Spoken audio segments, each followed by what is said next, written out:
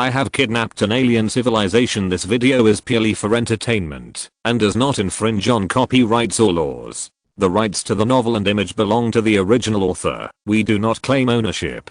Don't like waiting and want to listen to this fanfic in full now? Subscribe to our Patreon, where you'll find the best fanfics. Chapter 701. Just when Captain Umazlala was puzzled, the pyramid creature woke up from his sleep. He pondered for a moment and said, "No, your power is too weak. Just now, under your attack, my consciousness has disappeared by 1%. If you can become a 9th level great divine magician, you will definitely help me fulfill my wish." Captain Umazlala nodded silently. Although his divine magic came from the goddess of the night of the Crusoe creature, he was indeed not as good as the ordinary divine magicians on the gay star. The pyramid creature continued, "From today on, I will follow you. Wherever you go, I will follow you, until one day you have the ability to kill me. This is really great." Captain Umazlala was overjoyed. No matter what the purpose of the pyramid creature was, as long as it was with him, he would have an extra bodyguard. This is a space creature. Thinking of this, Captain Umazlala couldn't help but slightly curl up the corners of his mouth, and his face was filled with uncontrollable excitement. "Boy, don't be too happy too soon. I just agreed to follow you, but I didn't say I would definitely protect your safety." The pyramid creature seemed to understand his thoughts and said slowly. Captain Umazlala was a little confused by these words. He asked timidly, "If I die before becoming a 9th level great magician, then your plan to commit suicide will be hopeless." The pyramid creature laughed and said, "Haha, if I met you billions of years ago, I might really do everything I can to protect you, and I might even find ways to improve your strength as soon as possible. However, I have figured it out now. I was born by the opportunity of the universe, and I will eventually die by the opportunity of the universe. If you die before you have the ability to kill me, then it means that this is the will of the universe. The sky is big, the earth is big, and the universe is the biggest. I can only wait for thousands of years, tens of thousands of years, 10,000 years, until the next opportunity comes." Captain Umazlala pursed his lips. This bodyguard was unwilling to take up his post. This won't do. After thinking about it, Captain Umazlala thought of a way. He said slowly, "However, since you have decided to follow me, you should show some value. Otherwise, when I become a 9th level great magician, I will never fulfill your wish." The pyramid creature was silent for a while and replied, "What you said makes sense. In this case, what do you want me to do for you?" When Captain Umazlala heard that the pyramid creature had taken the bait, he suppressed his excitement and smiled. "I'm going to deal with an alien fleet. Are you interested in going with me?" "Alien fleet? Is it the team that flew from the Mothra starfield?" They are now near the Kokomi star, 1.5 light years away from the gay star. The pyramid creature asked. Could this guy have ultra long range detection capabilities? Captain Umazlala was delighted. Although the pyramid creature made it clear that it would not care about its own life or death, it would not let itself die in the enemy's fire when it came to the battlefield. After all, opportunities in the universe are not so easy to come by. Captain Umazlala nodded heavily. "It is that fleet. They are heading for Gay Star, and I plan to lead a team of divine magicians to attack them." "Okay, I can serve as your spaceship and use my stealth ability to sneak near the fleet, but I will not attack them personally," the pyramid creature replied. This is exactly what Captain Umazlala was thinking. He smiled and said, "That would be the best, but we will be partners in the future. You are already fully aware of my abilities. Should I also know yours?" He did not dare to call the pyramid creature a bodyguard, for fear of angering it. The pyramid creature was silent for a long time. Captain Umazlala thought that the pyramid creature was unwilling to reveal its privacy. After thinking for a while, he smiled and said, "Of course, space creatures do not want others to know their skills. It doesn't matter if you don't want to reveal it." The pyramid creature sighed and explained, "It's not that I don't want to say it, but I have too many abilities. I don't know where to start." "Too many? Then tell me all." Captain Umazlala was overjoyed and asked hurriedly, "The more powerful this guy is, the more secure he will be in the future." The pyramid creature smiled and said, "When I was born, I had endless life and super recovery ability. In the following years, every 100,000 years, I will awaken a new ability. Now I have more than 100 million abilities such as clones, teleportation, flying, invisibility, object control, and predicting the future. 100 million abilities. Are there so many abilities in this world? Captain Umazlala asked doubtfully. In his opinion, even if all the extraordinary abilities are added together, there are no more than 1,000. The pyramid creature explained with a smile. Of course, there are many abilities that are useless. For example, I have 20,000 name abilities. Name ability? Captain Umazlala was puzzled. The pyramid creature explained with a smile. Yes, for example, I can kill a person named Paparoti, which is an ability. I can make Paparoti laugh, which is another ability, and I can also make Paparoti fall, which is also an ability. All these name abilities add up to more than 10 million. Damn, this can be considered an ability. Captain Umazlala's heart was filled with 1,000 alpacas. He understood why the pyramid creatures had as many as 100 million abilities. If one calculated this way, and named all the creatures in the universe, the number of extraordinary abilities would probably exceed 1 trillion. The pyramid creature seemed to see through his thoughts, and said with a smile, in my opinion, there is no big or small ability, all abilities are equal, the key lies in the timing. Captain Umazlala nodded. If Paparoti was the name of another offensive space creature, then this ability would be extremely powerful. Although it has so many junk abilities, this pyramid creature is obviously an invincible and omnipotent existence. Captain Umazlala has more confidence in the future. 3 days later, at the Divine Magician Club, the Divine Magician God Dashan, who is in charge of guarding the door, was dozing off in a chair. Last night, he played in a private club in the city until the early morning. In the early morning, he squinted at home, and hurried to work. The Divine Magician God Lion Dog next to him was holding a novel in his hand, and reading it with relish. The content of the novel is that a Blue Star security guard has cultivated to become an immortal, but still stays in the parking lot under Mount Tay, in wind and rain, persevering, just to wait for the owner of a Mercedes-Benz to come back and pay the sky-high parking fee. Of course, in the career of a Blue Star security guard, it is inevitable to be surrounded by various beauties and various villains for him to slap in the face. The God Lion Dog muttered as he watched, this is how a security guard should live. When can I be like this Blue Star security guard, with beauties lining up in front of me for me to choose from? The other gatekeeper was God Peach, who was sitting on a chair, crossing his legs, and humming a tune. God Dashan and God Lion Dog became gatekeepers, because they made mistakes at work and were punished. God Peach was appointed gatekeepers, because his ability was too weak. His ability was to turn into a plump and juicy peach, nothing more. This peach had no function, except to be eaten by the enemy, and it couldn't even beat an ordinary person. Of course, God Peach also killed a divine magician who could transform into an ape. The ape divine magician had never eaten such delicious peaches, and he ate and ate, until he died of fullness. These three were the gatekeepers of the Divine Magician Club. Of course, the main reason why the Divine Magician Club was confident in letting these unreliable guys guard the gate was that no one had ever attacked the Divine Magician Club from the main gate. Even tying a rabbit at the gate was enough to deter those villains. The three gatekeepers were doing their own things when suddenly an inexplicable majesty descended from the sky. They shuddered all over and almost fell to the ground. When they looked up, there were only a few white clouds floating lazily in the sky. At this time, the pedestrians on the street were all pressed to the ground by the majesty. "What's going on?" reported to the great magician. Strictly speaking, the three door gods were still very dedicated. Under the pressure of majesty, they took out a square metal box from their pockets with trembling hands. There was a red button on the box. The three door gods pressed the red button together, and nothing unusual happened. However, in a hall 2 kilometers away from the gate, the alarm hanging on the wall suddenly rang, and the piercing sound startled the magicians in training. This alarm has never sounded since it was hung on the wall. The first person to react was the 5th level magician God Sword Guard, who was a security captain of the Magician Club. Oh my god, something happened at the gate. When the God Sword Guard saw the red words gate post under the alarm, he immediately understood. Upon hearing this, the well-trained divine magicians in the hall lined up in neat teams. "Let's go," Those 3 pieces of trash at the gate probably won't hold on for long. We must rush to support them. If we let the enemy rush into the Divine Magician Club, we'll just have to wait to be punished.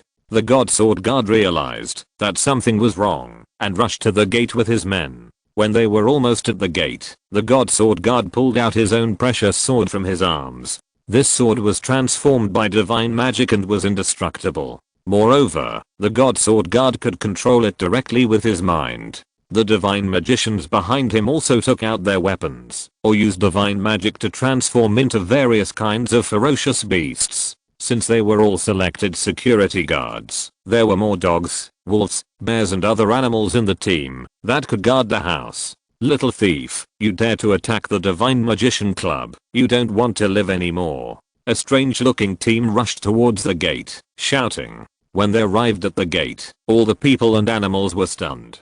Because the 3 useless door gods were still sitting on the chairs, and there was no sign of the enemy attacking outside. The god-bearing sword guard stepped forward, checked carefully, and did not find any sign of the enemy, and was immediately furious. God Peach, are you kidding? Where are the enemies? Do you know that you will be punished for lying about military intelligence? The 3 door gods all looked incredible. My lord, an inexplicable majesty just descended from the sky. This majesty is comparable to that of a 9th level great magician. So we sounded the alarm. 9th level great magician? Where is he?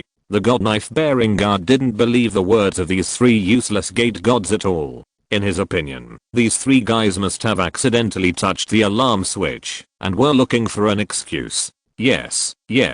The god Peach was frightened by the cold eyes of the god knife bearing guard, and his body trembled a little. This security captain is a ruthless guy. Last time, God Peach was 1 minute late for work, and the god knife bearing guard ordered him to transform into a peach and let each team member take a bite, which made God Peach cry for his parents in pain. At this time, God Dashan stood up and said with a smile, Captain, this is true. If you don't believe it, look at the passers-by on the street, who are still lying on the ground and haven't gotten up yet. The god knife bearing guard looked up, and sure enough, there were hundreds of people lying on the street. They were trembling all over, as if they were afraid of something.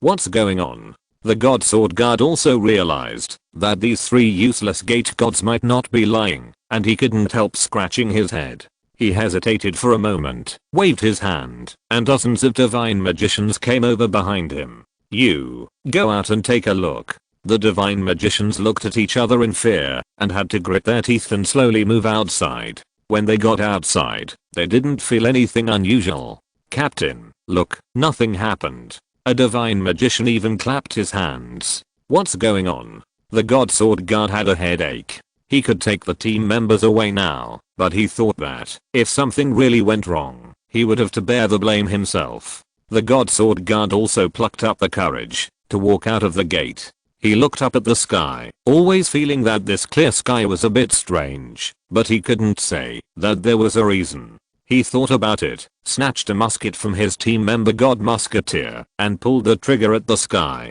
Snap. With a sound, the bullet flew into the sky, dragging green smoke. Just when the bullet flew to a place about 20 meters from the ground, it seemed to be half blocked by a transparent protective shield, and fell straight down from the sky. Seeing this scene, the god sword guard became nervous. Everyone be careful, there is an invisible guy in the sky. Everyone be on alert and form a defensive formation. The team members behind him were also holding various weapons and pointing them at the sky. Those divine magicians who had transformed into wild beasts scratched their heads awkwardly and looked at each other. When Captain Umazlala landed at the Divine Magician Club on a pyramid creature, everyone was shocked. Chapter 702. In the sky, Captain Umazlala, who was among the pyramid creatures, saw so many divine magicians gathered on the ground and scratched his head in embarrassment. Hey, brother pyramid, do you remember how to show your true form? The ancient and vicissitudes of life voice of the pyramid creature came from a meat speaker next to him. Sorry, let me think about it again. These billions of years of memories are entangled together and there is no way to distinguish them. Wait a minute.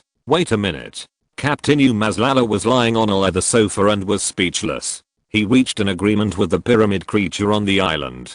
the pyramid creature would help him to a limited extent. In return, the first thing Captain Umazlala had to do, after becoming a 9th level Great Divine Magician, was to kill the pyramid creature. After the agreement was reached, a big mouth appeared on the surface of the pyramid.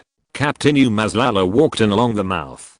The interior of the pyramid had been transformed into a luxurious villa by the pyramid creature, with a hollow relief door, a smooth white jade floor, mahogany furniture, a leather sofa, and artworks from various civilizations in the world hanging on the walls. These works of art were collected by the pyramid creatures over billions of years. However, when Captain Umazlala saw a piece of white paper on the wall, he thought that this guy had a problem with his brain. Captain Umazlala asked the pyramid creature to fly back to the Divine Magician Club so that he could take the carefully selected divine magicians to attack the outer fleet together. The flying speed of the pyramid creature was extremely fast. As soon as Captain Umazlala sat down on the sofa, the building of the Divine Magician Club was displayed on the large screen in front of him. However, when Captain Umazlala asked the pyramid creature to remove the invisibility, he encountered trouble. This guy forgot how to show his true form. Just as Captain Umazlala was anxiously waiting inside the pyramid creature, the 9th level divine magician Shen Void, who was in the Divine Magic Research Center, received a report from the gate guard. He closed his eyes tightly, and countless white mists flew out from the top of his head, floated out of the Divine Magic Research Center, flew outside the gate, and began to explore the invisible thing. After a moment, God Void was stunned, with sweat dripping from his forehead and panic in his eyes. Just now, through the white mist, he felt sorrow, endless sorrow, as if all the sorrows of this universe, since its birth, were superimposed together. This feeling almost made God Void explode and die. Fortunately, he immediately cut off the spiritual connection with the white mist and survived. Terrible, too terrible. There are such terrible creatures in this world. God Void took a deep breath, and it took a long time for him to calm down. He frowned and walked around in the hall, muttering to himself, why would such a terrible creature appear in front of the Divine Magician Club? Is he going to harm the Divine Magician Club? But why didn't he take action, but just stood there quietly? No, facing such a terrible creature, perhaps only the three of us divine magicians can have a chance of winning, if we work together.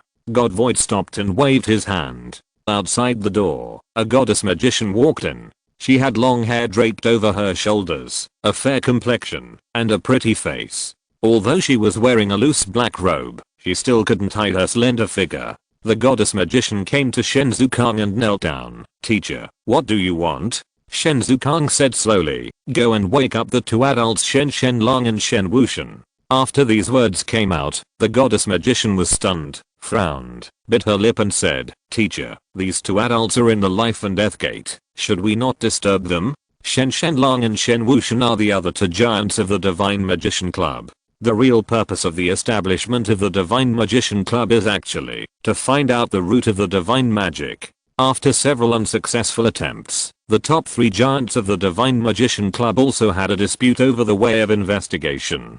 God Void, due to his expertise in space, has a deeper understanding of the planes. He believes that divine arts may originate from another plane. After discovering the existence of the Crusoe space on Gaystar, he became more determined to think so, and established a divine arts research center.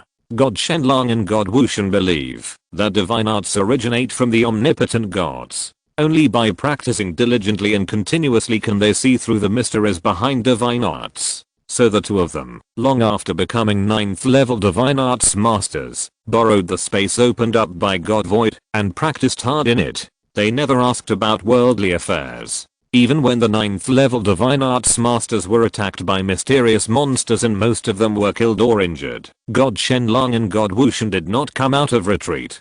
God Void sighed and said seriously, I think the monster that once slaughtered most of the divine arts masters on Gaystar has appeared again. Just this sentence frightened the female magician so much that she trembled all over and almost fell to the ground. Although that battle had been over for 10,000 years, the tragic scene still reverberates in the eyes of every divine magician who participated in the war. No, that cannot be called a war, because that terrible monster never took action. One day 10,000 years ago, a gay person discovered a pyramid-shaped monster running out of the 10,000 mountains, and it was moving slowly to the northwest. And the northwest is where Guyana is. This monster is heading for the Divine Magician Club. As the strength of the pyramid monster was unknown, the Divine Magician Club immediately sent a team of 50 level 6 Divine Magicians to intercept it. This team was already the top standing on the gay star at that time. The three giants of the Divine Magician Club believed that the monster would be easily defeated and had already ordered the people below to prepare a celebration banquet.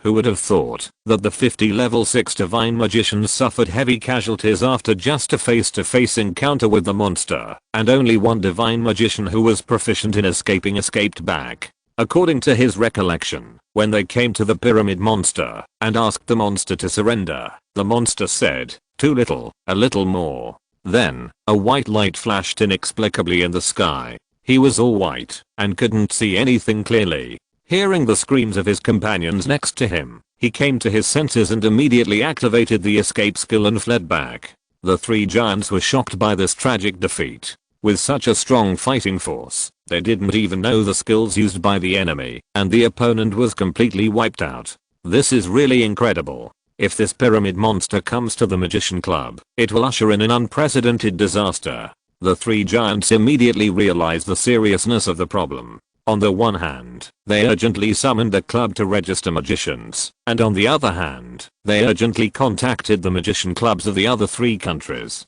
Since the Magician Club of the Eastern Dragon Kingdom is the location of the Black Tower, once the Magician Club is breached, it is conceivable that the Black Tower will also be lost. Could it be that this pyramid monster is coming for the Black Tower? The Black Tower is the lifeblood of the Divine Magicians. No one knows what will happen to the Divine Magicians on the gay star once the Black Tower is destroyed. They may lose their magic or die. Even if the Divine Magicians cannot be affected, they will not be able to use the Black Tower to create new Divine Magicians in the future. This is unacceptable to the Divine Magician Clubs of the three countries, so they quickly mobilized all the Divine Magicians to form a support team to support the Eastern Dragon Kingdom. This support team came to the Divine Magician Club through magic and joined the Divine Magicians recruited by the Divine Magician Club. In the end, they formed an almost invincible army of Divine Magicians. The Divine Magician Army consists of 29th level Divine Magicians,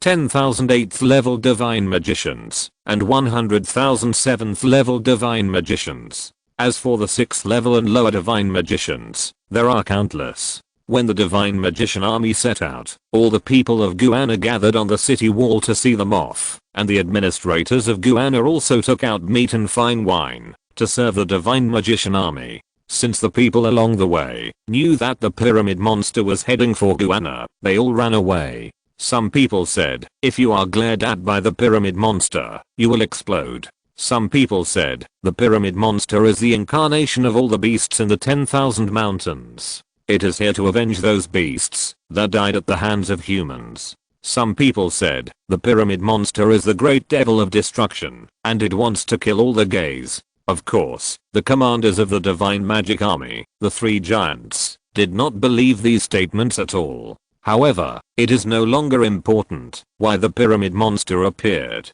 because it is about to die. The Divine Magic Army met the pyramid monster at the foot of a mountain called Yenshan.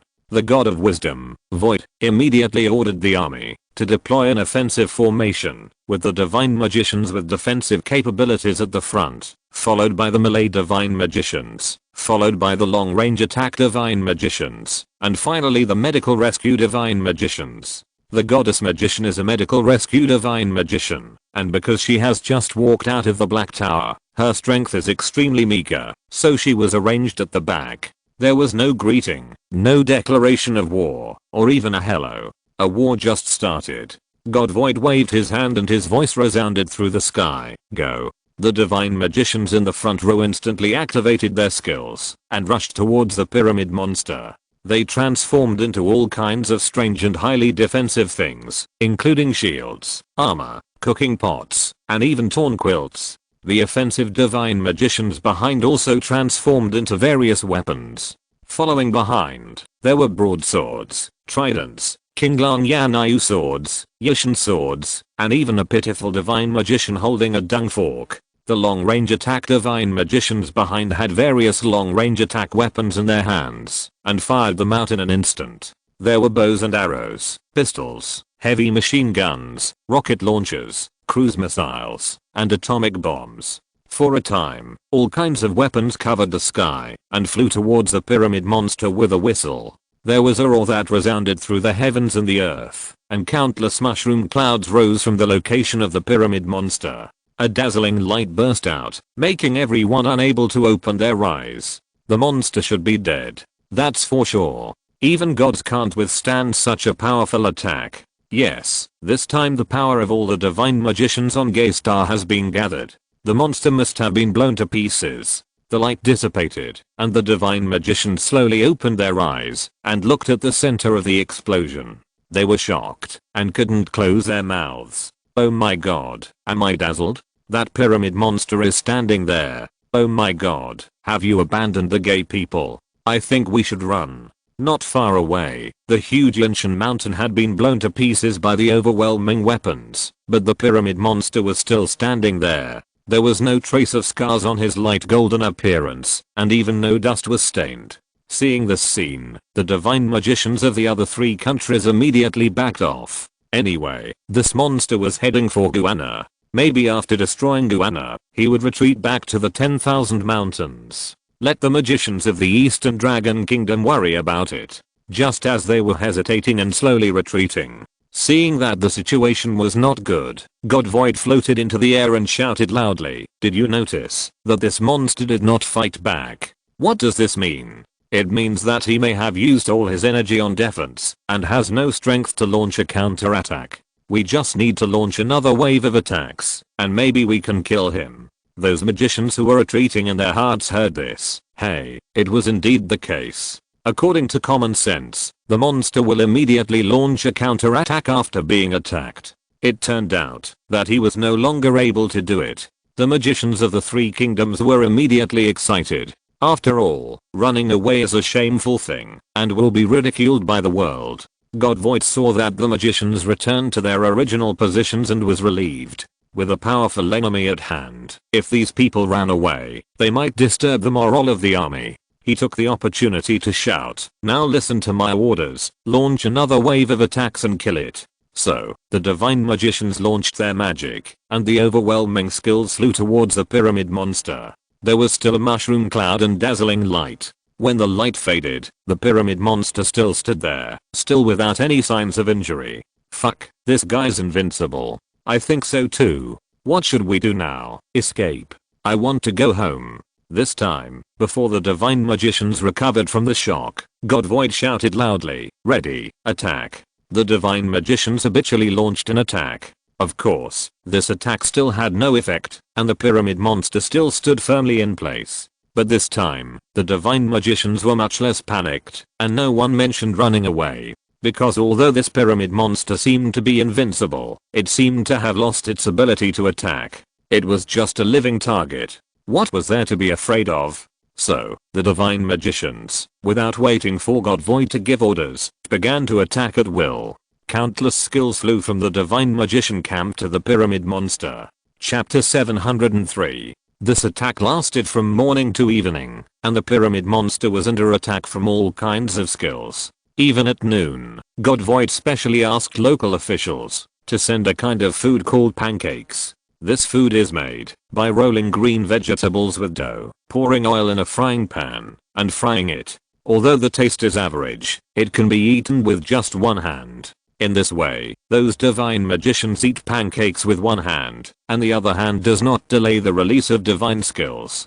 God Void looked at the pyramid monster in the carnival bombing, and his heart was full of expectations. He did not believe that there were invincible monsters in this world. The reason why the pyramid monster still stood here could only mean that the degree of attack was not enough. As long as the attack continued, its tortoise shell would always be broken. Time was approaching dusk unknowingly, and golden light fell on the tired faces of every divine magician. After a whole day of attack, the divine magicians were exhausted. Although they had the divine magic replenishment potion distributed by the divine magic club, they did not have to worry about running out of divine power, but the constant attacks made them completely distracted. They no longer paid attention to the invincible pyramid monster and only attacked subconsciously. At this moment, the pyramid monster suddenly sighed. Too weak, too weak. I thought your divine magic could help me realize my long cherished wish for billions of years, but now it seems that it is just wishful thinking.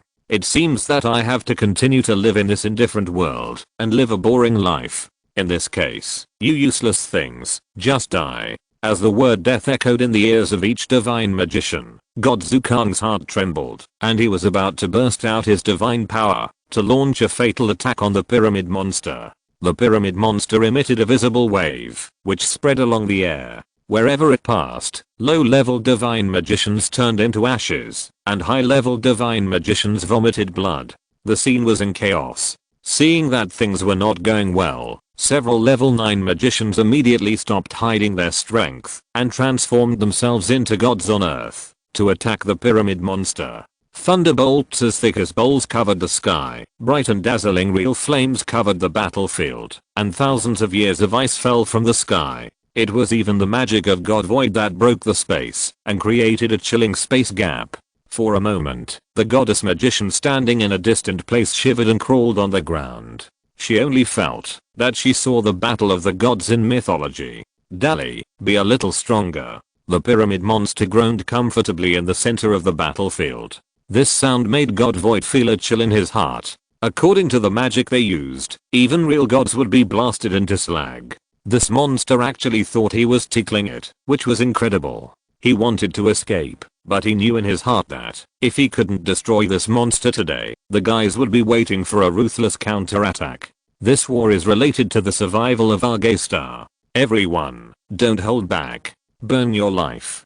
God Void roared, mobilized all his divine power, and condensed a void shadow in his palm. This void shadow looks like a dark lightning, but in fact it is a space gap connecting unknown time and space. Anyone who is hit by the void shadow will be sucked into the unknown time and space in an instant. With the void shadow, God Void can defeat countless divine magicians and become the most powerful divine magician on Gaystar. Of course, God Void has to pay a heavy price to cast the heaven-defying divine art of Void Shadow. Every time he casts it, his real lifespan will be reduced by 1 year, and this reduction cannot be restored by genius treasures. The 9th level great divine magician Godfire Dragon next to him saw the Void Shadow appear in the air, and knew that God Void had fought desperately. He gritted his teeth, and changed into a 9-clawed fire dragon that was a kilometer long. In the gaps between the golden scales of the 9-clawed fire dragon, hot flames burned fiercely. The 9th level great divine magician, God Death, also used his signature weapon, the Death Scythe.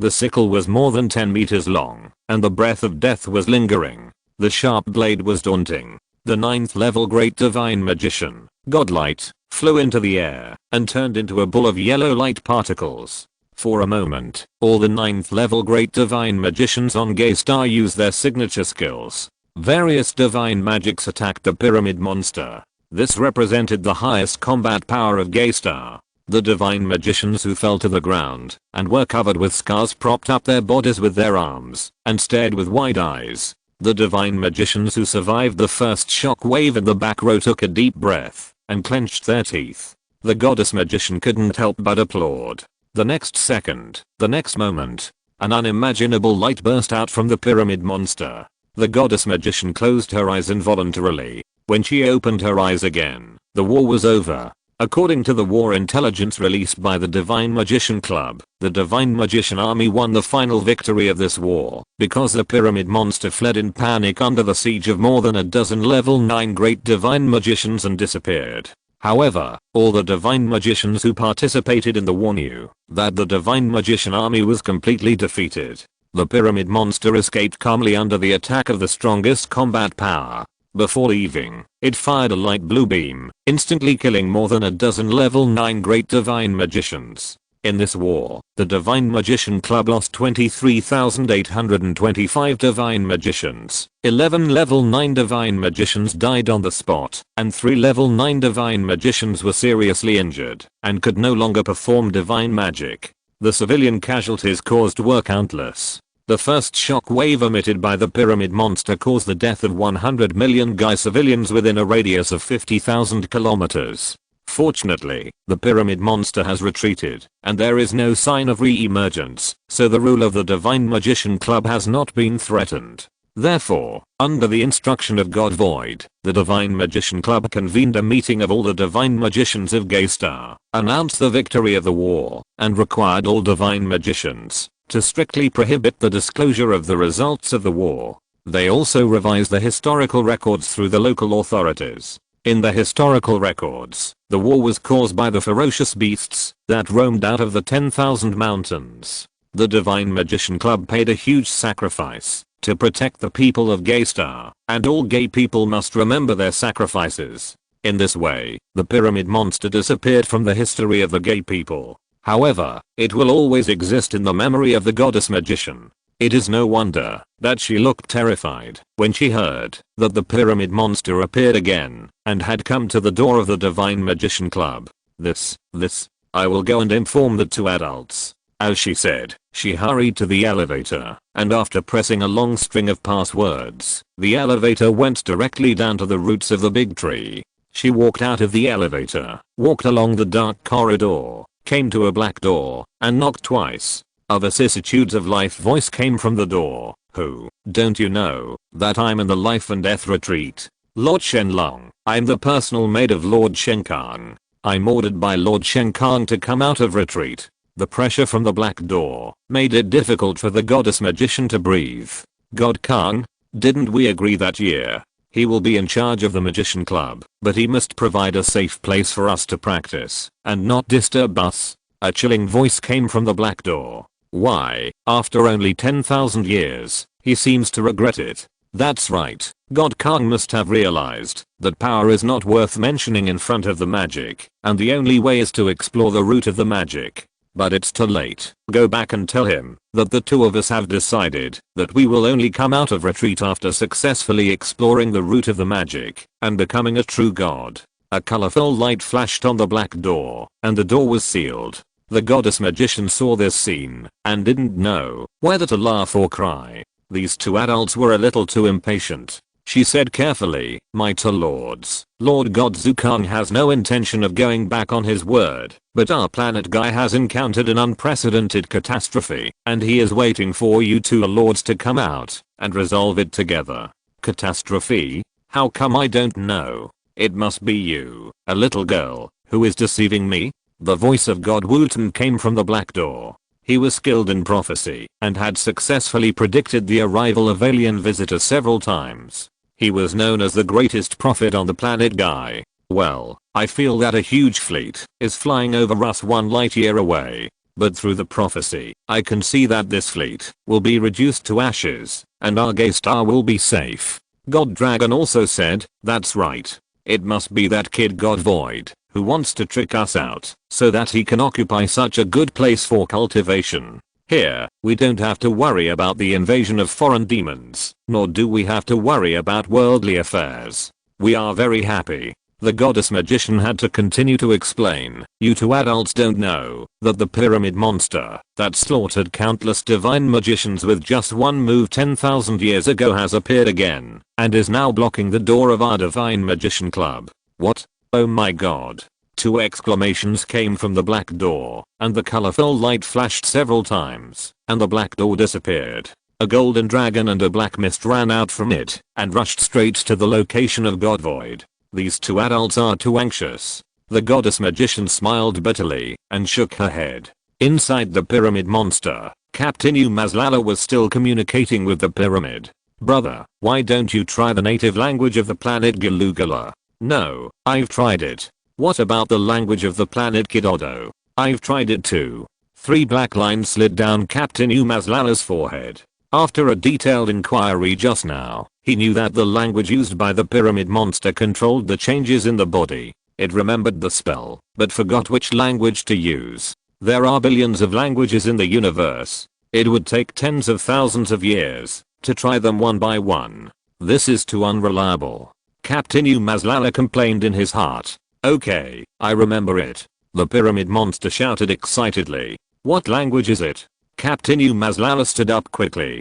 It's a language formed by the rupture of the cell membrane of a single-celled organism. It is considered the most primitive language. At the beginning, I learned this language from a group of single-celled organisms on a new planet. I found it interesting, so I used it to set it as a language code. The pyramid monster answered a little embarrassedly. With a strange sound that was not even a sound, the pyramid monster withdrew its invisibility. The soldiers outside the gate of the Divine Magician Club were trembling with fear when they saw a pyramid appear in the sky. Some of the more timid ones even threw away their weapons, took off their black robes, and turned around and ran away. Although the history of Gaystar has been tampered with, the civilians all thought that the tragic war 10,000 years ago was really a desperate battle between the Divine Magicians and the 100,000 mountain monsters to protect them. However, the Divine Magicians of the Divine Magician Club knew the truth through various channels. This pyramid monster is an invincible existence.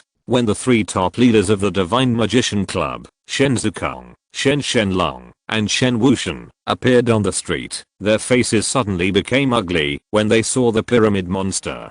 10,000 years ago, I thought this monster had wandered to other star regions and would never appear again. It seems that it was too wishful thinking. Chen Shenlong sighed. What should we do now? Chen Wuxian, who turned into black mist, was very confident in his escape skills. He decided to run away immediately if the situation was not good. Be patient, I don't think it is necessarily hostile to us. Godvoid warned his two colleagues. Think about it, 10,000 years ago, it could have killed us like crushing ants, and then occupied the entire Gaystar. But after destroying tens of thousands of divine magicians, it disappeared inexplicably. This shows that it is not hostile to us. The war that year may be just a misunderstanding. A misunderstanding almost wiped out the entire Divine Magician Club. This misunderstanding is too big. God Shenlong wanted to refute God Void, but after thinking carefully, he had to admit that there was such a possibility. However, we still have to prepare to escape first. Just as the three giants of the Divine Magician Club were all making their own calculations, a circular beam of light shot out from the bottom of the pyramid. Fuck, is it going to attack? No, run. Don't panic. Captain Umazlala, who had just walked out of the pyramid monster's body in a commotion, looked at the panicking divine magicians with a confused face. The guards were all lying on the ground, trembling. A big golden dragon flashed a golden light and fled far away, accidentally hitting a big tree. A cloud of black mist spread out. There was also a head in the air, which was his superior, the 9th level divine magician Shen Void. Hey, Lord Shen Void, how come you only have a head left? Captain Umazlala laughed. Shen Void was a little slow in action. When he was about to hide in the void, he saw that the person who came out of the pyramid monster was actually an employee of his Divine Magic Research Institute. He was immediately surprised. How did you get out of that thing? Chapter 704. That thing. On the street, Captain Umazlala was stunned for a moment when he heard what God Void said, and then he understood. He smiled and said, "You mean the pyramid creature? Now we are good friends." This sentence broke God Void's defense on the spot. He was shocked, and his magic became disordered and fell out of the void. Without using magic, God Void was just an ordinary person, and he fell and was bruised. God Void didn't care about crying out in pain. He was surprised and asked with a grin, "You just said that you and this pyramid creature are friends? This is an invincible existence that has slaughtered tens of thousands of magicians. How can it become friends with magicians? Are you kidding?" "Yes, after a friendly exchange, we became friends." Captain Umazlala explained with a smile. Of course, he would not tell God Void that the pyramid monster wanted to commit suicide through his hand. In fact, he is a very pitiful creature. He has been wandering in the universe for billions of years and has no friends. He is so pitiful. God Void took a breath of cold air. This invincible creature was actually pitiful. It was ridiculous. However, he soon realized that, since the pyramid creature had become friends with the Divine Magician, it would not attack the Divine Magician Club. This was a good thing. He hurried to Captain Umazlala and asked with a bow, "Can you ask, what is the business of this pyramid master coming here?" "Well, I invited him here. Our Divine Magician Club is going to deal with the alien fleet.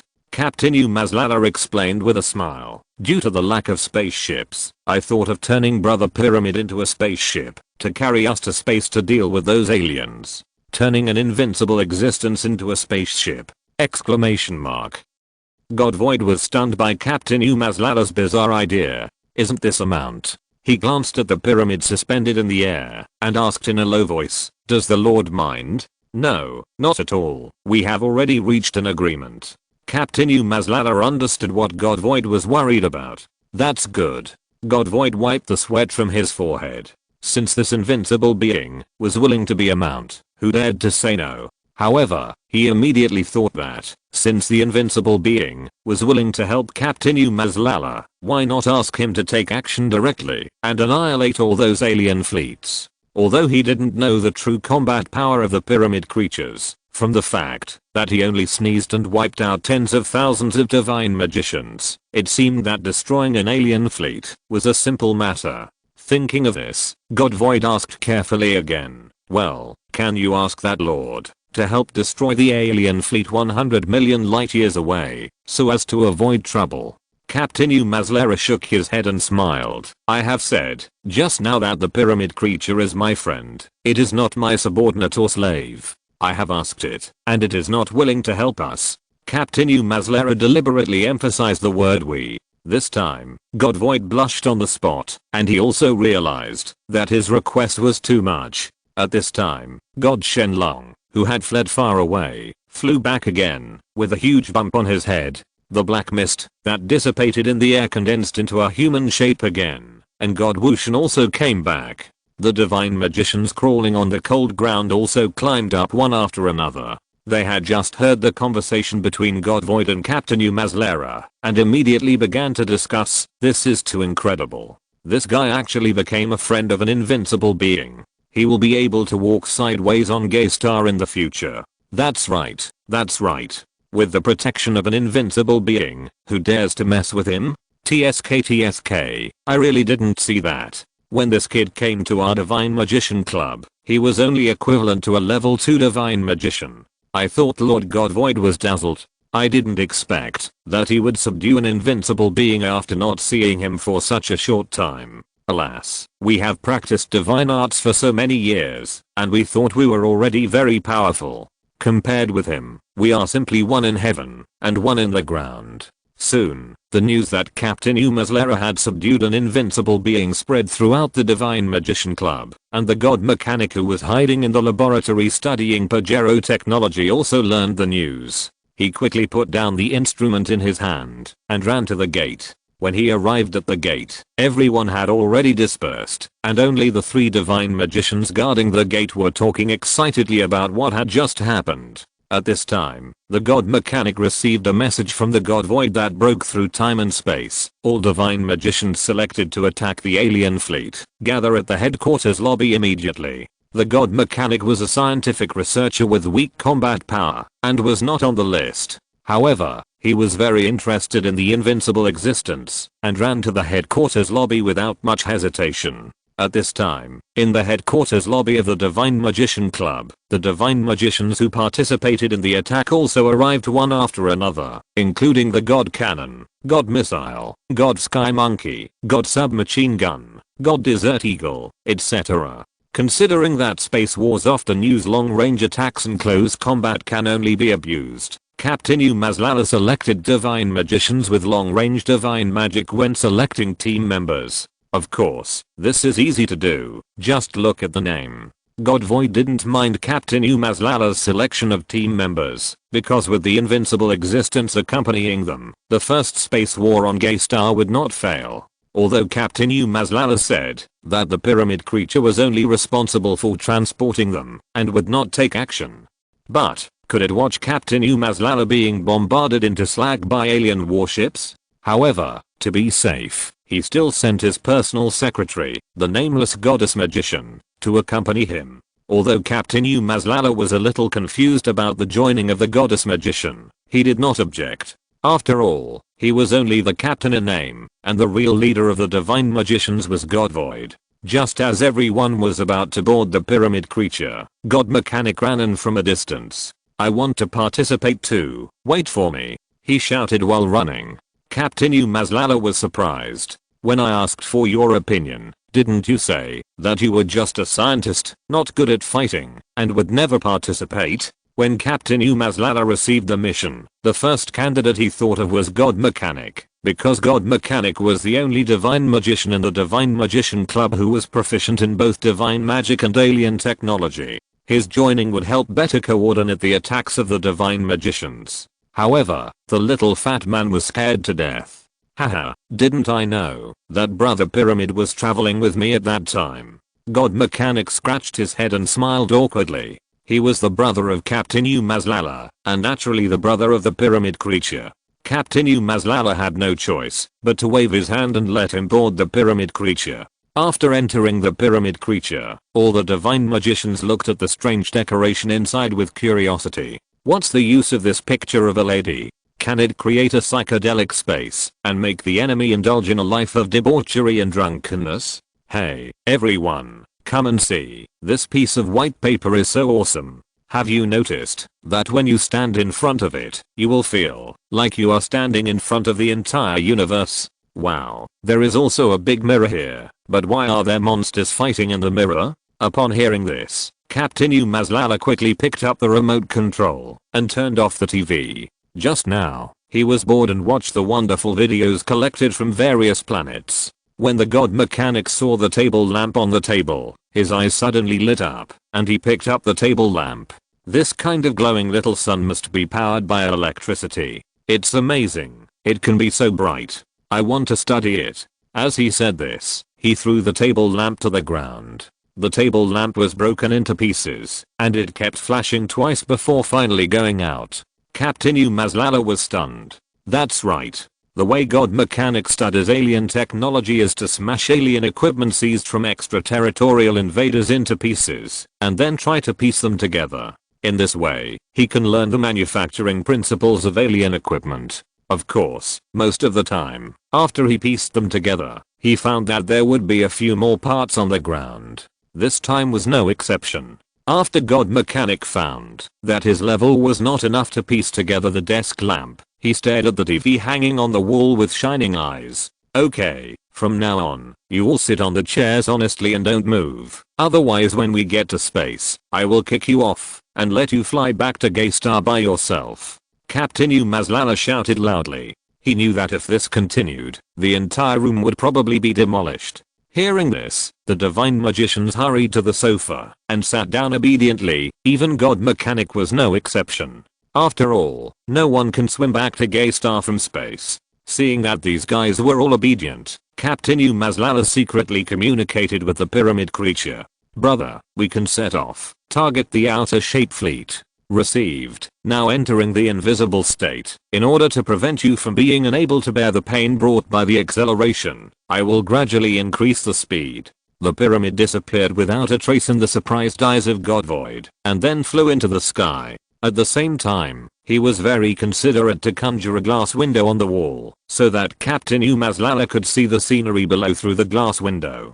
Captain Umazlala stood in front of the glass boat and saw that the mountains on the ground gradually turned into small black dots, and the rivers turned into ribbons. The God Mechanic sitting on the sofa had never been into space. He pursed his lips, raised his hand and asked, Captain, can I go and take a look? The other divine magicians were also a little envious and raised their hands. Captain, I want to see it too. This may be the only chance for me to enter space in my life. I want to see if Gay is really round. Me too. Although we divine magicians are omnipotent, we are just insects parasitic on Gay. I want to see the planet that raised us.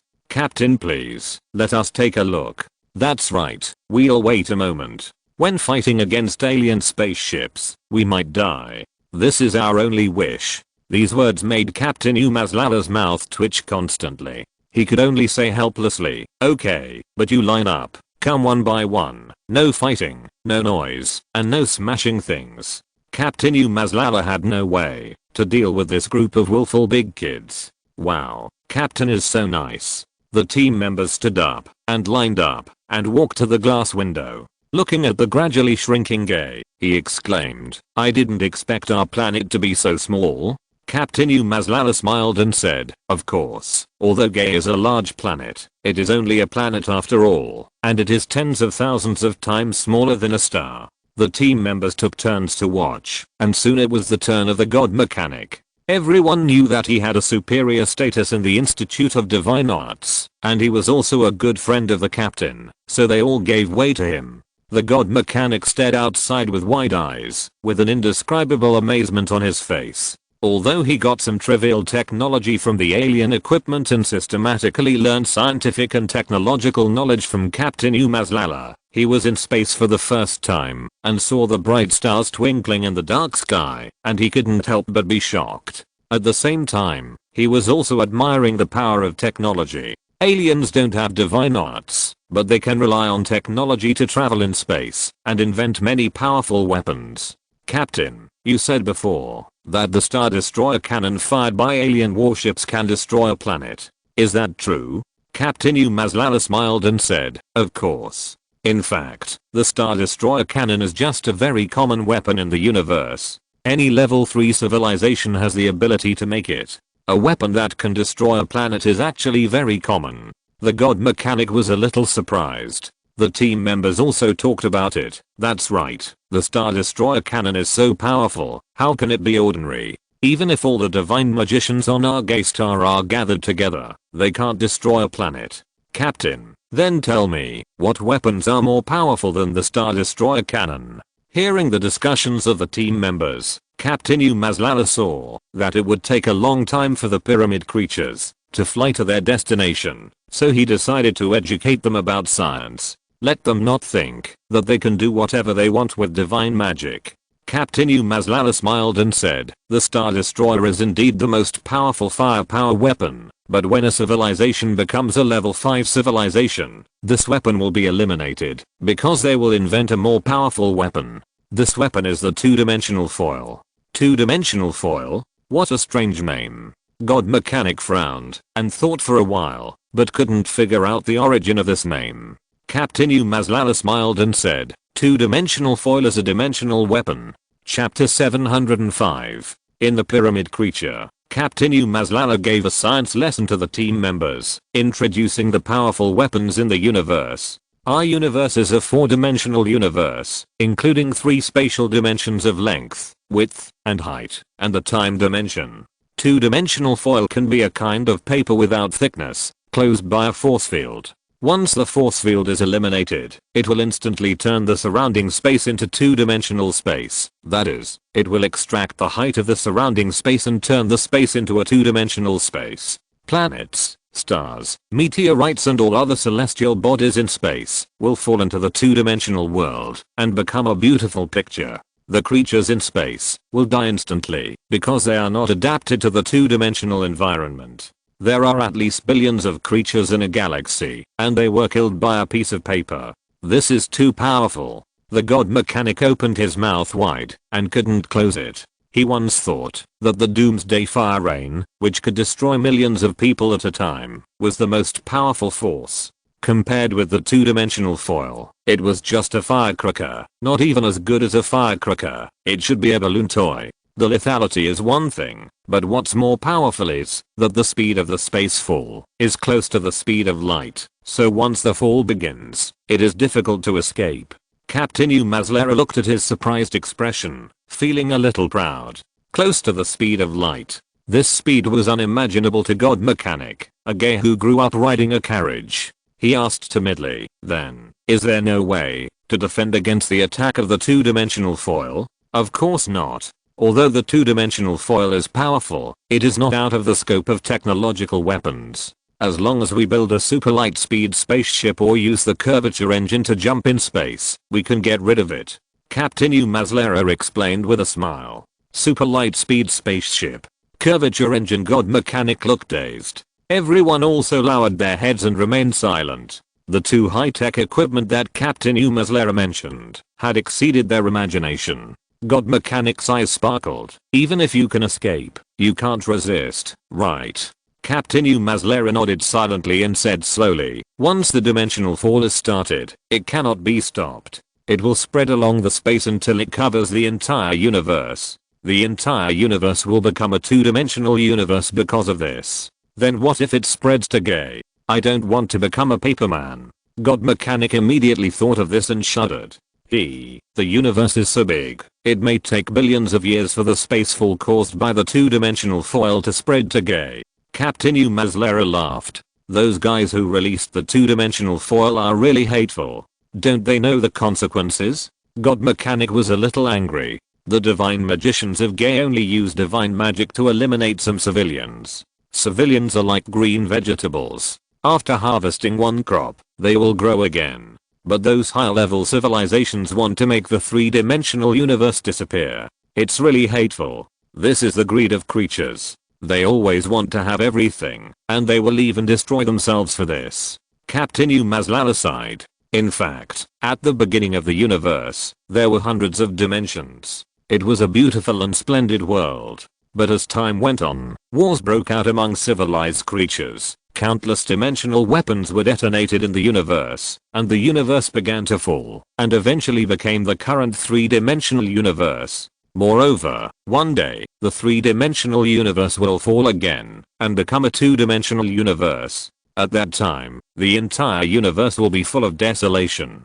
God Mechanic looked embarrassed. It seems that the most powerful weapon in the universe, the two-dimensional foil, is a weapon that kills 800 people and hurts itself 1000.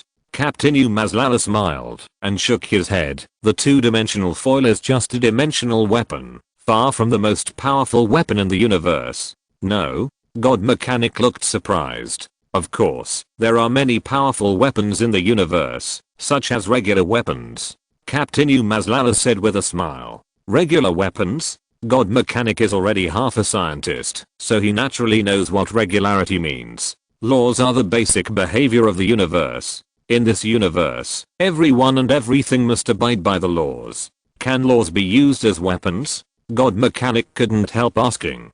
Captain Umazlala smiled and explained. Of course, since laws exist, they can be changed. In fact, there are many law weapons, such as mathematical law weapons, which can change the mathematical logic structure and make the mathematical theorems and axioms within the target range invalid. In this way, the technology developed using these axioms and the weapons manufactured will be ineffective. Take the alien fleet we are about to deal with, for example. I don't know what kind of civilization they are, nor do I know how they calculate, but I can be sure that their civilization must be built on the mathematical law that 1 + 1 = 2. God Mechanic nodded silently. He agreed with this point. Just like the gay civilization, although it uses a ternary algorithm, the basic mathematical law is still 1 + 1 = 2. He couldn't imagine any civilization in this universe that could escape this mathematical law. Captain Umazlala smiled and said, now, if we use the laws of mathematics to transform 1 + 1 = 2 into 1 + 1 = 0, what do you think will happen? 1 + 1 = 0? The God Mechanic couldn't help but gasp, his face grim. If 1 + 1 is not equal to 2, but equal to 3, or even equal to 0, then any scientific and technological invention based on this mathematical theory will be invalid. Those space battleships will disintegrate in the vacuum, and the crews on the battleships will die instantly. The Star Destroyer will be ineffective and become a pile of scrap metal. Even god-level weapons such as the two-dimensional foil will become a piece of transparent paper due to changes in its internal structure. Even planets, stars, meteorites, and black holes will collapse and turn into nothingness due to changes in mathematical laws, and then be reconstructed according to new mathematical laws. Changing the laws is equivalent to changing the universe, which is something that only the creator can do. God Mechanic couldn't help but ask, is there really such a thing as a digital law weapon? Captain Umazlala laughed and said, the universe is so big, and there are countless ancient civilizations. They have long surpassed the existence of time. In the long years, they have studied the entire universe thoroughly. To us, the mysterious universe is like a vegetable garden. They have studied every cabbage, every onion, every grass, and every small stone countless times. For them, the universe is a transparent existence, and any slight change cannot escape their eyes. Digital law weapons are not the most powerful law weapons. God Mechanic was stunned for a moment. The mathematical law weapons just now were weapons that only the creator could master, and they were already invincible. Is there a weapon more invincible than invincible? In this universe, are there weapons more powerful than digital laws? Captain Umazlala laughed and said, of course, the causal law weapons are the strongest. Causal law weapons? God Mechanic had never heard of this name, and was a little confused. Captain Umazlala smiled and explained, in this universe, everything has a cause and an effect. Take you gaze for example. You were born on Gaystar 100,000 years ago. It was actually the inevitable result of countless accidents. Without any accident, the gaze would not appear in this universe, and there would be no you, no God Magician Club, and no Guana. This kind of accident is uncontrollable and mysterious. It may happen in the next second, or it may never happen. The weapon of causal law can control accidents, and make such things never happen. It can eliminate the gaze fundamentally. In fact, using the law of cause and effect to manipulate planets can make a planet unable to be born in this universe. Using the law of cause and effect to manipulate galaxies can make galaxies explode at the beginning of their formation. Using the law of cause and effect to control the entire universe may make the entire universe not exist at all. Then, everything in the universe, including us, will cease to exist. This is the law of cause and effect, an existence that transcends the power of the creator. After hearing this, the God Mechanic sat on the sofa for a long time and couldn't say a word. The power of this weapon has exceeded imagination. Is this the power of technology? The determination of the God Mechanic to study technology has become stronger. In the journey that followed, there was silence inside the pyramid creature.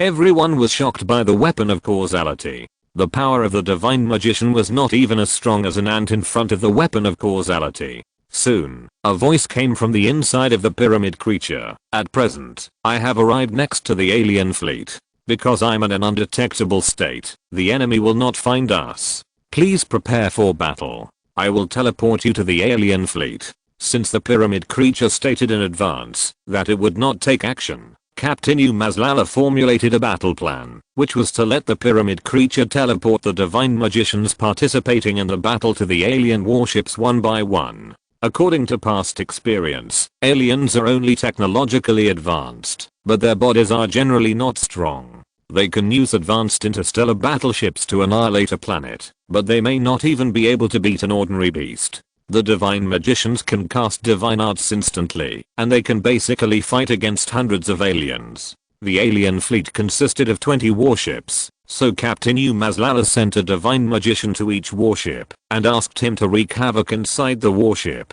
Now, the war is about to begin, because this war is related to the survival of your Gaystar and the honor and disgrace of the Divine Magician Club. I hope you can all do your best. You can have no mercy on the aliens, just like dealing with those ferocious beasts, and exert your most powerful strength. Captain Umazlala gave a pre-war speech. The divine magicians raised their hands and were excited. Fight. Fight. Fight. Kill these aliens completely.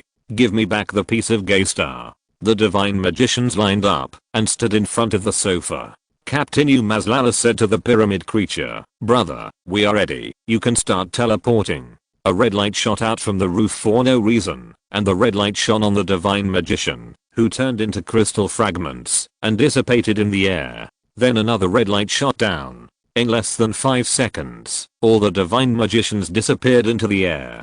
Finally, it was Captain Umazlala's turn. As a commander, he could have stayed out of the battle, but he wanted to see who would win in the battle between divine magic and technological weapons. A red light flashed, and Captain Umazlala's eyes blurred. When he opened his eyes again, he was already inside an alien warship. The inner wall of the warship was made of smooth silver metal, and several bright luminous bodies were inlaid on the top.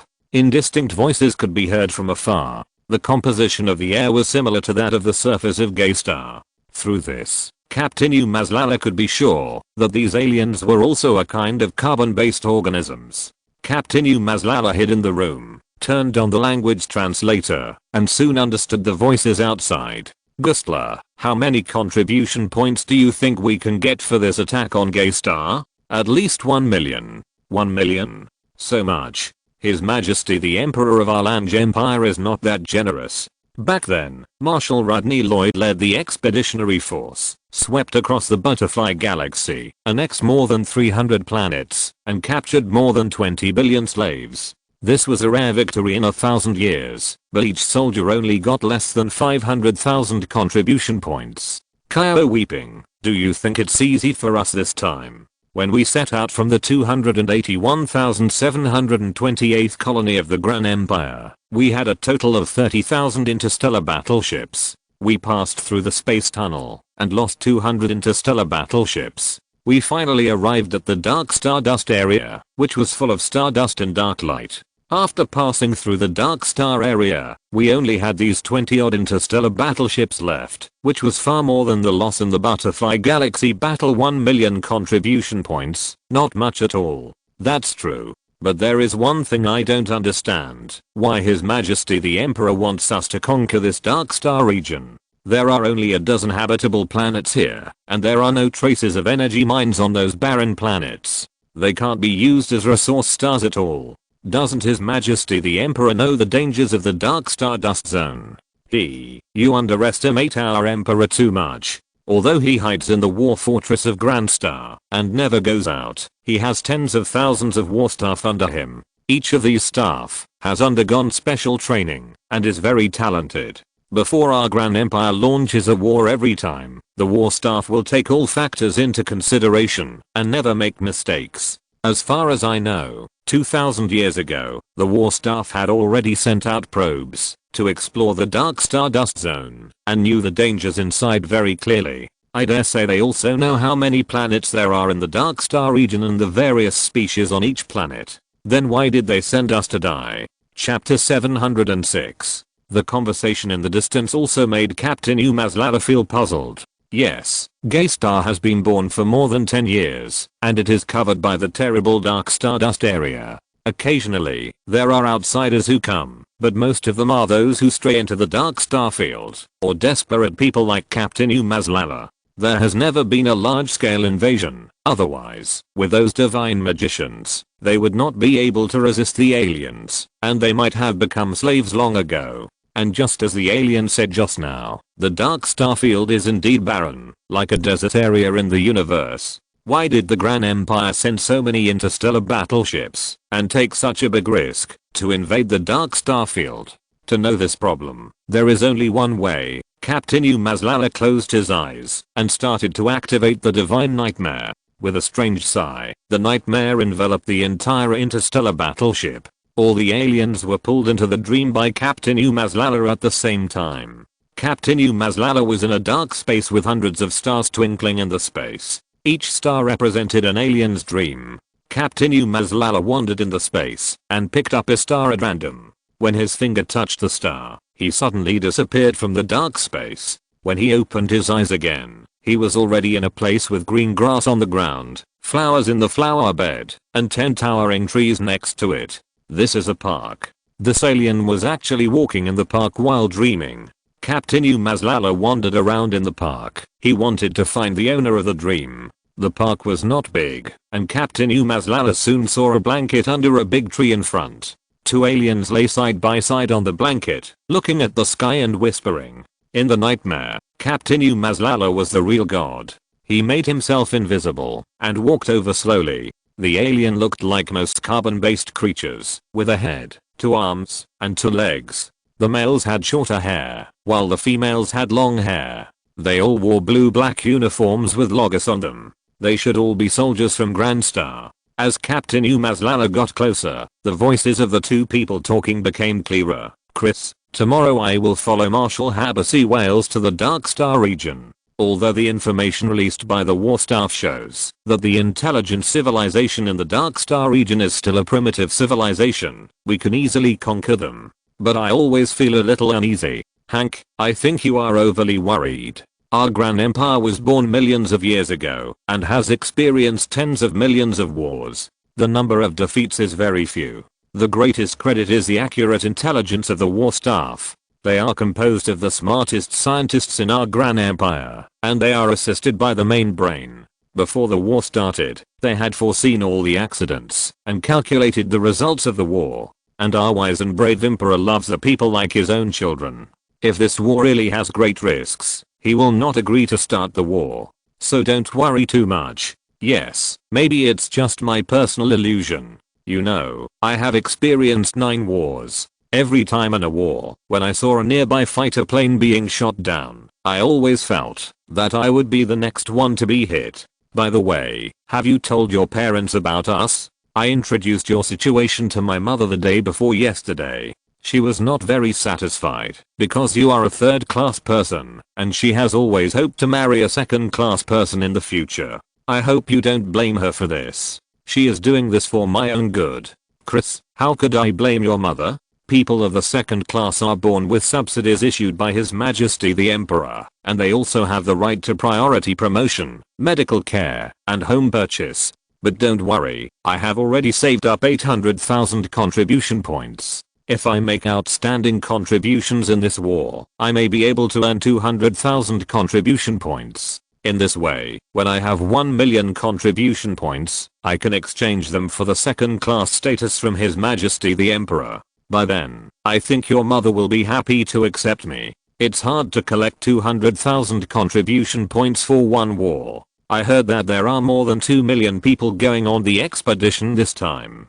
The total contribution points issued by His Majesty the Emperor for the war is 100 million. According to past practice, these contribution points will be equally divided among every soldier participating in the war. Even if they die, the contribution points will be inherited by their families. Unless you have made contributions that can turn the tide of the war, you may get 200,000 contribution points. Hank, are you so confident? Chris, you may not know this yet, but this time I have been assigned to the command ship of Marshal Habbassy Wales, and I'm also the Marshal's personal guard. As long as the Marshal is safe throughout the war, I can get an extra contribution point. Wow, you actually followed Marshal Habbassy Wales this time. He is a 5-star Marshal who has won 100 consecutive interstellar wars.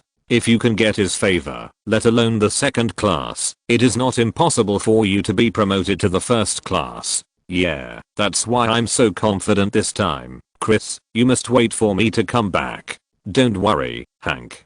I will still be on resource planet 1,827,881, praying for you. As they spoke, the two hugged each other. I'm so lucky that I randomly chose an alien spaceship, and it turned out to be the command ship of the alien fleet. Captain Umazlala smiled bitterly, shook his head, and snapped his fingers. The sky suddenly darkened, and a dinosaur more than 20 meters long attacked from a distance. Hank and Chris were so scared that they quickly stood up and ran away. However, their speed was obviously not as fast as the dinosaur. They were caught up after running less than 10 meters. The dinosaur drew and slapped Chris to pieces. It grabbed Hank with its sharp claws, put it in its mouth, and chewed it. With Hank's death, the entire dream was like a mirror, turning into crystal fragments. Captain Umazlala returned to the dark space. He knew that at this moment, somewhere on the spacecraft, there was a soldier named Hank who had turned into a pile of rotten meat and died. This is the horror of nightmares. If creatures in dreams are harmed, they will be fed back to the real world. Captain Umazlala wandered in the dark space, picked up a star at random, and entered the dream of an alien again. This time, he found himself in a movie theater. A cartoon was playing on the big screen, and the audience was sitting below. Good man, watching a movie in a dream, no one else can do it. There are so many people here, and if you want to find the owner of the dream, you need to use secret methods. But Captain Umazlala is a bit lazy. He snapped his fingers again, and a huge shark more than 50 meters long fell from the ceiling of the movie theater. The shark's sharp teeth gleamed even in the dim light. When the people in the movie theater saw the shark, they immediately cried and crowded towards the gate. But when they ran to the gate, they found that the gate had disappeared, and there was only a bare wall. The gate had long been changed by Captain Umazlala. The big shark swallowed all these people into its stomach at once, just like swallowing small fish. With the death of the owner of the dream, Captain Umazlala returned to the dark space again. Captain Umazlala was a little depressed looking at the hundreds of stars in the space because he wanted to sneak into the dream of Marshall Habasi whales, and the size and color of the stars were exactly the same, without any difference. Fortunately, the dark space belongs to the alien space, where time is stagnant, and Captain Umazlala has enough time to search one by one. He picked up the third star casually. This time it was the dream of a female alien. In the pink room, she was lying on the bed, chatting with a communicator. Captain Umazlala generally would not easily destroy such a dream that can collect information. He entered the invisible state and moved over to listen carefully. Hello, General Cusco, this is Butterfly. This is a confidential call. I have important information to report to you. But this information is very important, and I want a higher price. Butterfly, you are overdoing it. 5 years ago, I sent you to lurk beside Marshall Habasi whales, hoping to find out his scandal, so that he could step down. In the past 5 years, the intelligence you gave me was all trivial matters, such as Marshall Habasi whales having a new lover and Marshall Habasi whales asking his subordinates to withdraw more contribution points. Do you think these can overthrow a marshal who is deeply valued by the Emperor of the Empire? General Cusco, I admit that the previous intelligence may not be of much value, because I have never entered the core circle of Marshall Habasi whales. This time is different. I got the information from a war staff officer. War staff officer? You actually charmed a war staff officer. You are quite capable. Tell me, how many contribution points do you want this time? 200,000. 200,000? Why don't you rob it? Impossible. Absolutely impossible. Don't worry, General Cusco, I guarantee that the true value of this intelligence is far more than this price. Otherwise, I wouldn't dare to call you. 200,000. Let me think about it. This intelligence is about the dark star field, right? Yes, General Cusco is still wise. You saw the key to the problem at once. Don't you want to know why Marshall Habasi whales brought such a fleet this time, and whether there is any advanced civilization in the dark star region? Yes, it is indeed strange. According to the information released by the war staff, a space fleet consisting of 100 interstellar battleships can sweep across the dark star region. Marshall Habasi whales organized more than 200,000 interstellar battleships. What is he afraid of? If you want to know, 200,000 contribution points. Okay. But you'd better make sure that this information is worth the price. Otherwise, don't blame me for being cruel and sending you to the garbage planet number 93,829. 200,000 contribution points have been transferred to you, and you can tell me now. Well, I saw it. According to that war staff, there is a dark light star dust belt that is several light years long on the periphery of the dark star region. Dark light star dust belt. Is it the kind of natural cosmic trap that will leave the dark light in stagnant time when entering it? That's right, the war staff. More than 100 exploration spacecraft have been sent early on to explore the dark star dust belt, but unfortunately, none of them passed successfully. According to the calculations of the war staff, at least 200,000 spacecraft are needed, and only more than 10 spacecraft may pass through in the end. Now you understand. I understand, but I still have a question. Aren't there only a dozen barren planets in the dark star field? Why did His Majesty the Emperor sacrifice so many spacecraft to occupy it? General Cusco, I'm sorry, I don't know the answer to this question either. Of course, I also hinted at it secretly, but the war staff didn't seem to know either. He only knew that His Majesty the Emperor had given a death order, and they must plan a way to pass through the dark star dust belt. It seems that there is a big problem with this matter. After they finished talking, they hung up the phone. The female alien seemed to be in a good mood. She looked at the contribution points displayed on the instrument, and shouted and jumped for joy on the bed. Captain Umazlala snapped his fingers, and a huge python crawled into the house through the window. It took advantage of the female alien's joy, and pounced on her silently, entangled her in an instant, and with a sound of broken bones, the female alien's face turned pale, and lost her breath. The dream was broken again. Captain Umazlala returned to the dark space again. He felt that he was getting closer and closer to the truth. So he couldn't wait to pick up another star. This time the owner of the dream was a chef. He was wearing an alien chef's uniform, with his hands behind his back, directing his men to work in the kitchen. He scolded him from time to time, and sometimes hit the little chef's head with a spoon. Captain Umazlala called out a group of hunting dogs, and killed the chef. The dream was broken. Captain Umazlala then picked up more than a dozen stars, but did not get any useful information. Just as his confidence was gradually fading, he picked up a star, and found himself in the captain's command room. An old alien in marshal's uniform was meeting with a group of war staff. A war staff said, "Old Marshal, it is very unwise to invade the dark starfield knowing that there is a dark light stardust belt. I suggest you explain the situation to His Majesty the Emperor again. Our Grand Empire is indeed strong, but there are many outside. The insect civilization in the Land Cruiser Galaxy has not been heard from for a long time. They must be accumulating strength and preparing to attack us. There is also our old rival, the Moro Empire. After the last defeat, they fled to the end of the universe and seem to be on the verge of collapse. However, according to the information from the inside, a wise emperor was born in the Moro Empire. He is overlapping and integrating the power of the empire. Maybe he will come back to seek revenge on us soon." Another war staff said, "Yes, Old Marshal, you are the Emperor's childhood friend and the person he trusts the most. You will definitely be able to persuade him." Chapter 707. Marshal Habasi Welsh looked at several war staff officers, frowned, and sighed. "At that time, I had already stated the interests to His Majesty and handed him the data you analyzed.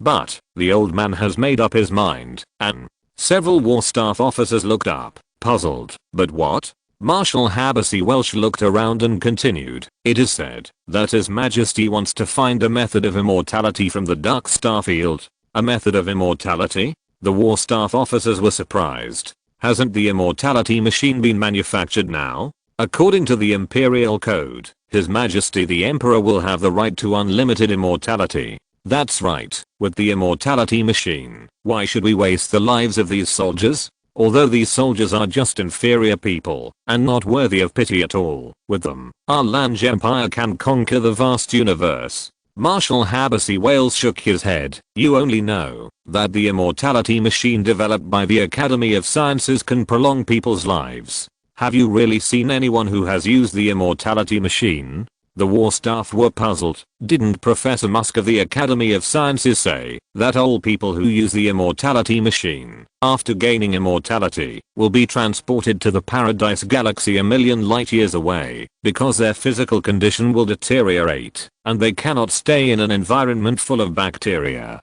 The Paradise Star is an artificial star system built by our Grand Empire at a cost of 1 trillion contribution points. The planets inside it are like heaven, with endless beauty and unlimited food. Moreover, the Empire has built a protective barrier outside the Paradise Galaxy, which is enough to block any substances harmful to the human body from passing through. One of my relatives has gained immortality, and is currently in Paradise. I spoke to him last week, and he is very happy there, enjoying the mountains and rivers every day. It is really enviable." Marshal Habasi Wales smiled bitterly and said, "You have all been deceived by Professor Musk. Paradise has never existed." "It doesn't exist?" The war staff looked stunned. Marshal Habasi Wales continued to explain, "That's right. There has never been paradise. It is a huge lie made up by His Majesty the Emperor to appease the people." "Are you talking about the galaxy-wide riot 10,000 years ago?" The staff seemed to be thinking. Marshal Habasi Wales continued to explain, "That's right. 10,000 years ago, more than 500 star systems under the rule of the Grand Empire all experienced riots. Those inferior people hoped to overthrow the rule of the Empire and gain enough rights. At that time, the Interstellar Legion led by Marshal Moragu and I were fighting against the Butterfly people in the Butterfly Galaxy. We couldn't get out to rescue them at all. Seeing that the riots were getting more and more intense, His Majesty the Emperor was about to be pulled off the throne by the mob. Professor Musk of the Academy of Sciences announced that he had created an immortality machine and claimed that using the immortality machine would give people immortality as well as allow them to enter the Paradise Galaxy and live a carefree life. Anyone can use the immortality machine as long as they pay 100 million contribution points. Although 100 million contribution points are a lot, if an inferior person does not rest for a lifetime and does the hardest and most tiring work, they may be able to accumulate them. In this way, the inferior people had hope, and the riot was quelled without a single soldier. In fact, there is no heavenly planet. Those immortal people were actually transmitted to a virtual reality world by the Academy of Sciences using an ancient technology. They are just a memory, and everything they see and feel is false. His Majesty the Emperor naturally knows this, so he must find a way to keep his youth forever before his artificial body ages again. According to the observations of the super eyes of the Academy of Sciences, there is an abnormal fluctuation in the dark star field, so we are here. Hearing this, Captain Umazlala understood everything. An emperor who was afraid of death, in order to prolong his life, did not hesitate to sacrifice the lives of his soldiers. This kind of thing has been too common from ancient times to the present. Captain Umazlala sighed and snapped his fingers. A raging fire suddenly ignited on the floor of the conference room. Marshal Habasi Wales and the group of war staff quickly turned into smoke and dust in the fire. Captain Umazlala returned to the dark space again, and this time he snapped his fingers at all the stars floating in the space. A giant dragon appeared out of nowhere, opened its bloody mouth, and swallowed all the stars into its mouth at once. So far, all the aliens on this battleship have been annihilated. Big Brother Pyramid, teleport me back. Captain Umazlala muttered in his heart, and suddenly his eyes blurred. He couldn't help but close his eyes. When he opened his eyes again, he was already inside the pyramid. At this time, all the divine magicians have completed their missions and returned. Looking at the excited expressions on their faces, Captain Umazlala knew that these guys had successfully completed their missions. It's understandable that those weak aliens could not be the opponents of the divine magicians. Then the pyramid creatures sent Captain Umazlala and the divine magicians back to the Divine Magician Club. The three giants of the divine magicians were anxiously waiting for news. Suddenly, they saw them appear in the hall and immediately couldn't help but greet them. Then there was a grand celebration ceremony. At the call of the Divine Magician Club, the entire city of Guyana was immersed in a sea of joy. The celebration lasted for 10 days. On the 10th day, Captain Umazlala could no longer bear it. He found Godvoid, who was practicing. Master Divine Magician, I want to go home. Go home? Godvoid looked surprised. Captain Umazlala, who possessed the pyramid creature, was now the top combat force of the Divine Magician Club. Moreover, if Captain Umazlala returned to his original planet and the pyramid creature was unwilling to follow him, it would be miserable. He hurriedly advised, are you not happy on our gay star? Or you feel that the power is not enough? I will let the Emperor give up the throne for you and let you become the most powerful person on gay star. The most powerful person. Captain Umazlala knew that the so-called Emperor was just a puppet, and the real power was always in the hands of the Divine Magician Club. And he was not interested in the so-called power. Captain Umazlala smiled and explained, Lord Godvoid, you misunderstood. I miss home. At that time, I left to Anta City under your coercion, and my wife was already pregnant. It's not coercion. It's an invitation. When Godvoid heard that Captain Umazlala was not really going to leave Gaystar, he was relieved. He smiled and said, Sir, you are homesick. I can understand. How about this? I will send someone to send you back, and give you Huangtu City and 20 nearby cities. 20 cities. This is not a small number. Generally speaking, a divine magician can only get 1 city, and only divine magicians above level 5 can get 2. I appreciate your kindness, but you also know that I'm not interested in external things such as money and power, and I don't want to disturb the peaceful life of the mother and son. Captain Umazlala said with a smile. So, I want to go back alone, with only 1 horse and no followers. I believe that with my strength, I can guarantee my own safety. Of course. Godvoid felt a little regretful. He wanted to use money to tempt Captain Umazlala to let Captain Umazlala stand on his side in the future. The 3 giants of the Divine Magician Club are not a monolithic entity, and their internal conflicts are also full of disputes. With the support of Captain Umazlala, Godvoid will completely suppress the other 2 giants. However, he did not dare to refuse Captain Umazlala's request, because who asked this guy to bring a terrifying creature? You can go back without worry. The door of the Divine Magician Research Institute is always open to you. After Captain Umazlala bid farewell to Godvoid, he rode a bay horse and rushed to Huangta City. He wanted to let the pyramid creature carry him, but he thought that such a top-level combat power friend should be kept for use at a critical moment. Huangtu City is more than 5,000 kilometers away from Guana. Fortunately, the bay horse was obviously carefully selected and could travel day and night. Captain Umazlala was able to reach Huangtu City 10 days later. As soon as he entered Huangtu City, Captain Umazlala felt a sense of desolation. The shops on both sides of the street were half closed. There were few pedestrians on the road, and even the big willow trees on the roadside had drooping branches and leaves, looking listless. The whole city was dead silent and lifeless. Captain Umazlala rode the bay horse and walked along the street, frowning. Although Huangtu City was very poor in the past, the streets were still bustling. Vendors hawked their wares along the streets, and children played on the streets. There had never been such a desolate scene. Did something happen? Captain Umazlala clamped his legs on the horse and ran quickly towards the Huang family mansion. The Huang family mansion is located in the west of the city. It is a manor-style house, covering an area of more than 50 acres, with hundreds of houses inside. From a distance, Captain Umazlala saw two servants standing in front of the Huang family mansion. He immediately breathed a sigh of relief. Since there was a gatekeeper, it meant that the Huang family was fine. The two gatekeepers saw Captain Umazlala and came up to him with a wary look on their faces. "Sir, who are you? Do you have an appointment?" The word appointment made Captain Umazlala confused. This word is not gay dialect. Could it be that Huang Mings who taught them? Captain Umazlala smiled and said, "I'm your uncle. Go and report to the lady." "Uncle? We are your uncles." The little brat from Wind City dared to run to the Huang family alone to show off his eloquence. "You don't want to live anymore." The servant took something out of his pocket, put it in his mouth, and blew it hard. A sharp whistle broke the silence in the air. "Fuck, there's even a whistle." Captain Umazlala was about to continue explaining when dozens of servants wearing plate armor and holding long hairs rushed out from the gate. It was this kid who insulted our Huang family mistress. "Brothers, don't let them go.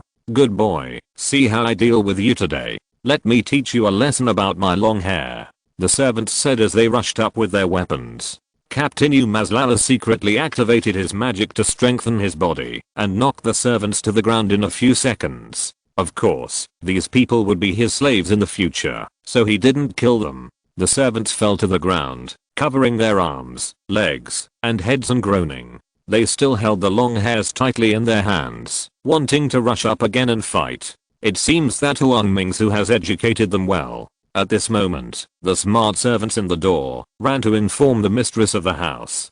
Huang Mingsu was counting the silver in the basement. She frowned as she looked at the rows of silver boxes, muttering to herself, "It's not enough. There are only 500,000 taels here, which is far from enough to compensate the Wu family of Kuangfeng. What should I do?" At this moment, the hurried voice of the servant came from outside. "Madam, a burly man riding a chestnut horse came outside. He claimed that he wanted to see you. Our people went up to stop him, but were knocked to the ground by him." Huang Mingsu was shocked. Could it be the god Kuangfeng? She sighed. "It seems that I have to fight to the death with this 4th level divine magician today. Anyway, Zhe has been settled, and I have no worries. My husband, I will come to accompany you now." Thinking of this, she gritted her teeth, took out a chainmail, and put it on, then pushed open the door, and said to the frightened servant, "Lead the way." Huang Mingsu walked out of the gate quickly, and saw a burly man standing in front of the gate from a distance, and the servants were lying on the ground in a mess. "You thief, you dare to hurt my people." Huang Mingsu was about to make a hand gesture and cast a magic spell. Suddenly she was stunned. Why did this burly man look so familiar? She took a closer look and found that this was Captain Umazlala, who was captured by the magic club. "He is back alive. My husband is back alive." Huang Mingsu greeted him with surprise. "Husband?" The word husband confused the servants on the ground. They all joined the Huang family 2 years ago, and they only knew that the husband of the richest man in Huangtu City was captured by the magic club. At that time, they were still wondering why the Magic Club, which has always been overbearing and has always implemented a policy of killing all, would let the Huang family go. And now this person who was captured by the Magic Club is back intact. Captain Umazlala sensed the surprise of the crowd and said with a smile, "Let's go in and talk about it." Huang Mingsu nodded happily like a child. Okay. The two came to the main hall. Huang Mingsu poured tea for Captain Umazlala and could no longer hold back her inner doubts. "Husband, in order to prevent us mother and son from being implicated, you took the initiative to be taken away by the people of the Divine Magic Club. I know all about this." "Really? I thought I did it very cleverly." Captain Umazlala smiled. At that time, the situation was critical, and there must be some omissions in the rush. "Divine Magic Club, why did you let you go back?" Huang Mingsu asked. If you're listening to this novel on a channel other than Fanfic World, it means they downloaded and uploaded it without effort. We cordially invite you to visit our channel, Mundo Fanfic Novelos. There you'll find the original version of this story and you can explore many other novels of various genres. We're waiting for you to immerse yourself in a world of incredible novels. Chapter 708. In the Huang family mansion. Captain Umazlala smiled and explained to Huang Mingsu, "Well, they caught the wrong person. In fact, they were not coming for me. They were just passing by and accidentally bumped into me." "Really?" Huang Mingsu was half believing and half doubting. "Of course it's true. How can I lie to you? You also know that those guys in the Divine Magician Club are a bunch of beasts. I was locked up there for a few months before they realized that they caught the wrong person. They let me back." Captain Umazlala smiled and explained. "The Divine Magician Club has always been overbearing. It's good that you can be released by them." Huang Mingsu gradually believed her husband's words. At that time, Captain Umazlala would rather blow himself up than save the Huang family. This already explains everything. Captain Umazlala looked around and didn't see the child. He wondered, "Madam, where is the child? A boy or a girl?" "Boy." Huang Mingsu was quite proud. "Boy, great. Where is he?" Captain Umazlala stood up excitedly. Although the Pajero civilization is already an advanced civilization, it is still a patriarchal society. In the eyes of the Pajero people, only male descendants can pass on the offspring. To his surprise, Huang Mingsu lowered his head, tears dripping from the corners of his eyes to the ground, looking aggrieved. "What's wrong? What's wrong with the child? Is there an accident?" Captain Umazlala felt dizzy and asked repeatedly. On the primitive planet of Gaystar, medical conditions are very backward, and a considerable number of children died at birth due to various reasons. "No, the child is fine. My parents took him away and hid in another place." Huang Mingsu wiped her tears and smiled. "Today is a happy day, so don't let these troubles disturb your good mood." "Hiding in another place?" Captain Umazlala looked suspicious. "In this situation, why does it look like he is fleeing? Is there an accident?" he asked again. Huang Mingsu didn't want her husband to get involved, but she knew Captain Umazlala's character. If he didn't ask clearly, he would definitely not be willing. She could only sigh and explain. After the death of God Guhuanishu, the Divine Magician Club divided Guhuai City and Ahuangtu City to a divine magician named God Kuangfeng, who is a 4th level divine magician. God Kuangfeng is a greedy divine magician. After he took office, he ordered a Huang family to pay 5 million taels of silver. 5 million taels of silver. Captain Umazlala couldn't help but take a breath. This amount is enough for the ancients to pay taxes for a year. No matter how rich the Huang family is, it is just a merchant family. How can they afford it? But Huang Mingsu herself is a strong woman, and she should have a way to deal with it. "Then how did you deal with them?" Captain Umazlala asked.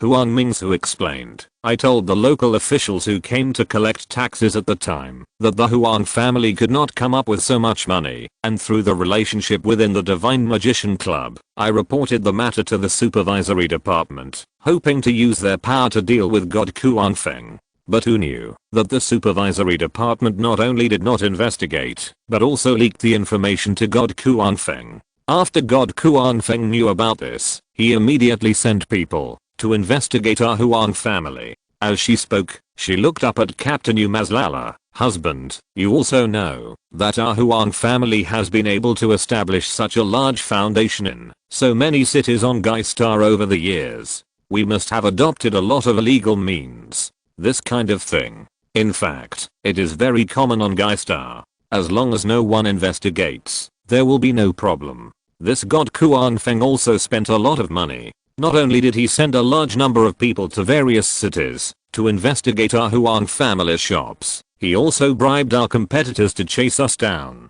He even sent people to arrest several managers in the manor and ordered them to reveal the business secrets of our Huang family. Soon, all our violations were discovered by him. So, God Kuang Feng threatened us that we must collect 1 million pieces of silver and hand them over to them within 10 days. But even if our Huang family sold all the shops, we couldn't collect that much silver. Because God Kuang Feng sent people to keep an eye on us, I was locked by him using his positioning magic and had no way to escape. So I asked my parents to take some silver and our children and escape to the Western Kingdom. Huang Mingsu is only a first level magician. Her curse technique could never have any effect on God Kuang Feng. Captain Umazlala was puzzled. Don't you know God Shadow? You can ask him to kill God Storm. Although God Storm is a 4th level divine magician, the Shadow organization is powerful enough to deal with him. Shortly after you disappeared, God Shadow mysteriously disappeared, and all members of the Shadow organization could not be contacted. It is very likely that he has been wiped out by the Divine Magician Club. I have been mentally prepared for this day to come, so except for God Shadow, other members of the organization do not know my identity. Maybe God Shadow withstood the torture and did not reveal my identity. Huang Mingsu explained.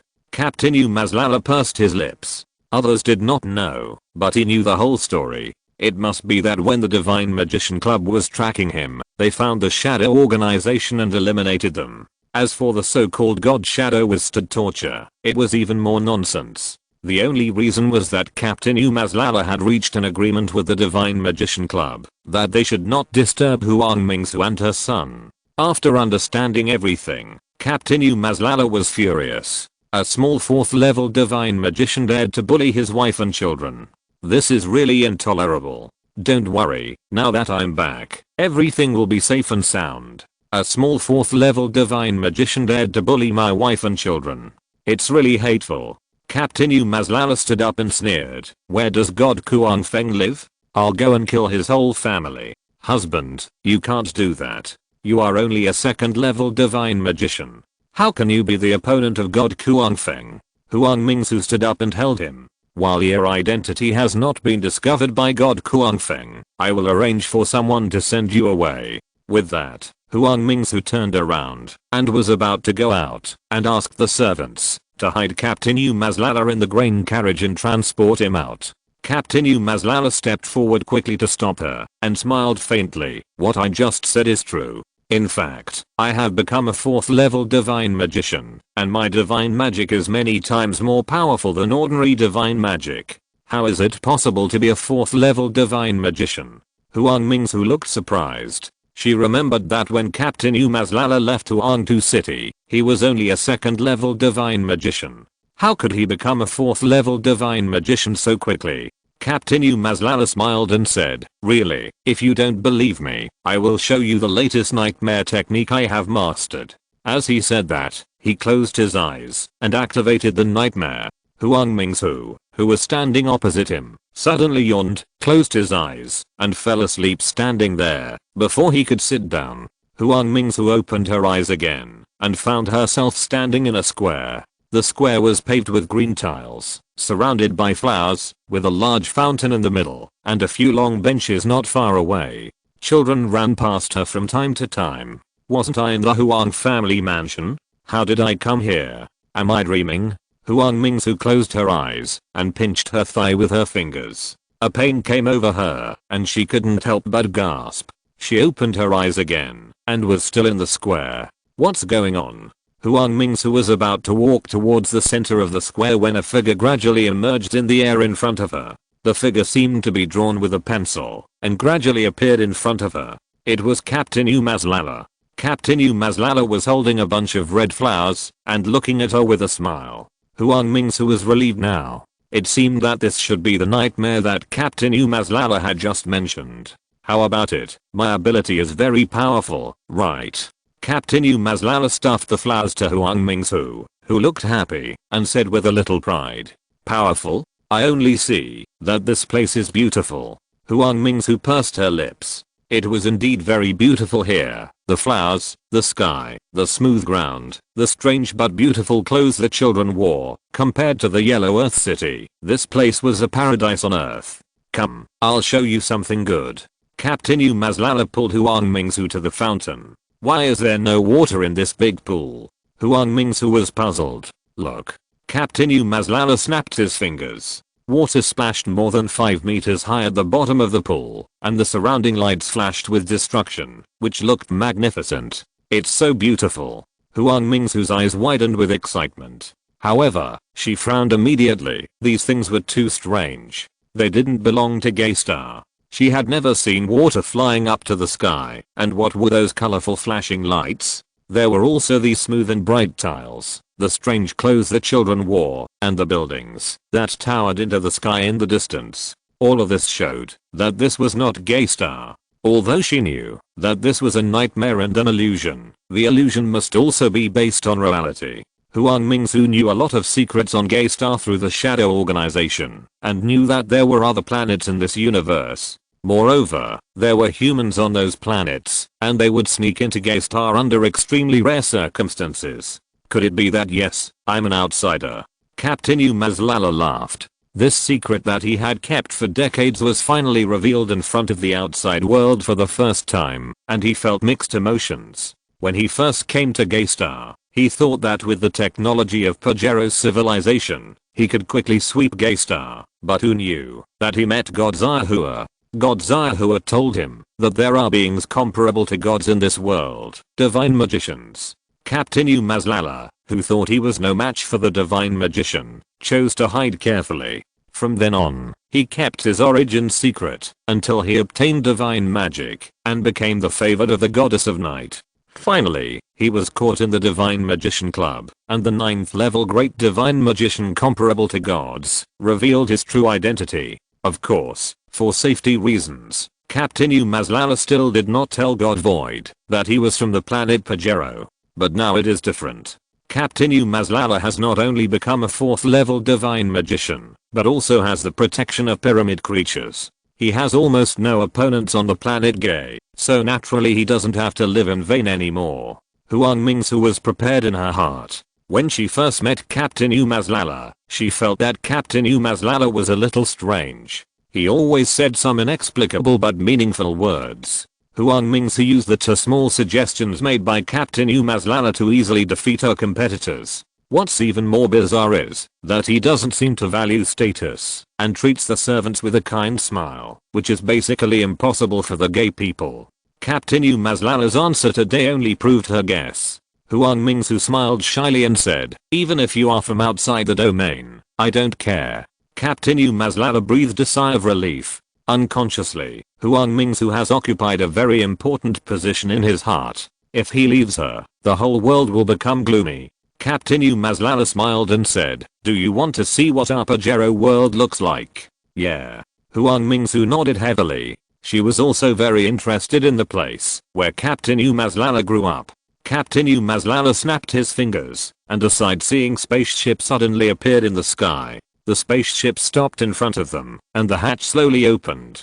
Huang Mingsu was stunned. This guy made of steel and glass looked so bulky. How could it fly in the sky? This is a spaceship. It is powered by quantum thrusters, and can fly in the sky. It is the most commonly used means of transportation for us Pajero people, just like the carriage on Gaystar. Captain Umazlala explained with a smile. Amazing.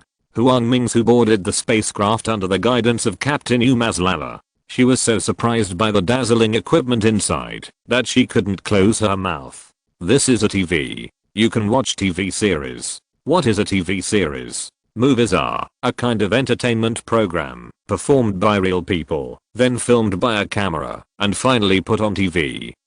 This is an air temperature regulator, which can adjust the temperature of the air. Captain Umazlala pointed to a round box and introduced it. The temperature can be adjusted. Huang Mingsu was stunned. This kind of thing has exceeded her cognition. Of course, look, I'm raising the temperature now. Captain Umazlala pressed the button on it. Huang Mingsu immediately felt a gust of hot wind blowing on her face. It's amazing. Huang Mingsu saw a handrail at the back and wondered, what is this? As she said, she wanted to pull the handrail. Hey, this is a catapult whoosh. Chapter 709. Captain Umazlala and Huang Mingsu were ejected into the air. They immediately fell straight down. Husband, help.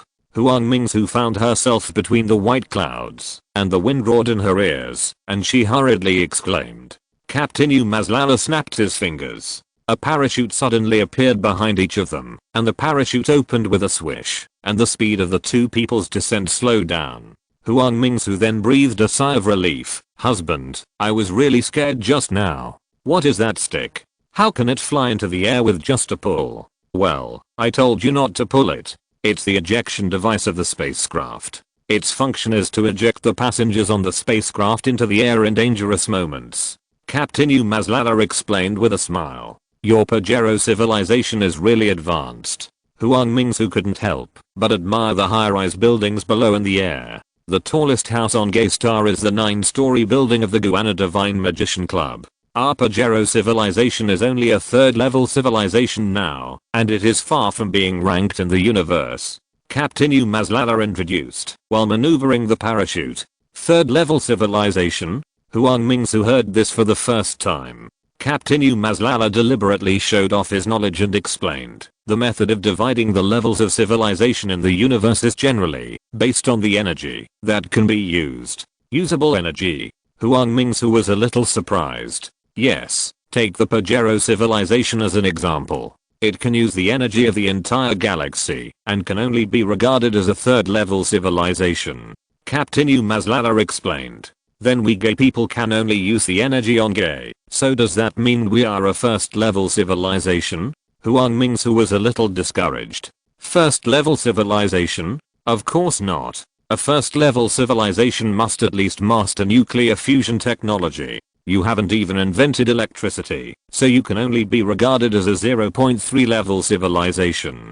Captain Umazlala explained. Those technologies researched by Divine Arts, because they did not follow the regular scientific and technological route, and were not supported by scientific principles, of course, they could not be counted. Level 0.3 civilization. Huang Mingsu knew that Gay was backward, but she didn't expect it to be so backward. But what is nuclear fusion technology? If Gay has nuclear fusion technology, wouldn't it be able to become a level 1 civilization? Individual creatures in any civilization have a sense of honor for civilization, and Huang Mingsu is no exception. She is kind and has seen too much poverty and hardship on Gay. She knows that if the technology on Gay can be developed to a certain level, those civilians struggling on the starvation line can also live a better life. What is nuclear fusion technology? Can you teach us, Gay? Huang Mingsu asked timidly. Captain Umazlala smiled bitterly and said, nuclear fusion is when light atomic nuclei combine to form heavier atomic nuclei, releasing huge amounts of energy. I would like to teach you, but I have already explored your planet, Gay, and have not found any raw materials for nuclear fusion. And nuclear fusion requires a series of pre-technologies, such as electricity, computers, high-energy physics, atomics, etc. Technology is different from magic. As long as you know the rules of magic and have complete control over it, you can fully unleash the power of magic, but technology is different. Technology needs to start from scratch and study the most basic technology first, such as electricity. Only with electricity can we create computer technology, and then we can calculate the internal motion of atoms. Huang Mingsu pursed her lips when she heard these words. These technologies have exceeded her imagination. She has an idea of opening a school on Gay to teach children about science and technology. The two of them took a parachute and swayed down to the street. On both sides of the street, there were shops, and on the glass cabinets, there were paintings of all kinds of tempting delicacies. Captain Umazlala saw Huang Mingsu looking at a cake shop with envy and smiled. Do you want to eat? Yeah. Although Huang Mingsu didn't know what the food in the picture was made of, it looked delicious. The sensitive feeling of food is the nature of carbon-based creatures. Captain Mazlala took Huang Mingsu to the cake shop. Entering the cake shop, Huang Mingsu was obviously a little nervous. It was so beautiful here. Various lights on the roof shone brightly, and the ground was covered with fine blankets. Only the divine magicians of Gaystar could afford such blankets. The walls were painted white and the air was filled with soothing music. The food that looked delicious was placed in the cabinet, exuding an attractive aroma. "Guest, what do you need?" The waiter saw the two of them coming in, and greeted them politely at the counter. Captain Mazlala smiled and looked at Huang Mingsu. "What do you want?" Huang Mingsu stared at the cakes in the cabinet with light in her eyes. These foods looked delicious, and she wanted them all. Seeing that she couldn't choose, Captain Mazlala randomly pointed at the cupboard and ordered two things, this cake and that cake. The cakes were both large, enough to fill Huang Mingsu up. Cake, this delicious food, is called cake.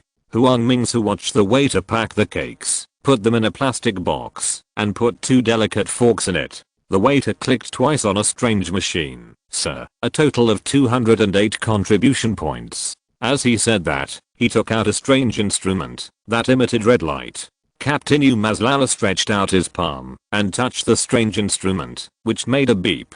Then he picked up the plastic box and pulled Huang Mingsu out of the cake shop. "You just stretched out your hand, and it counts as paying the bill?"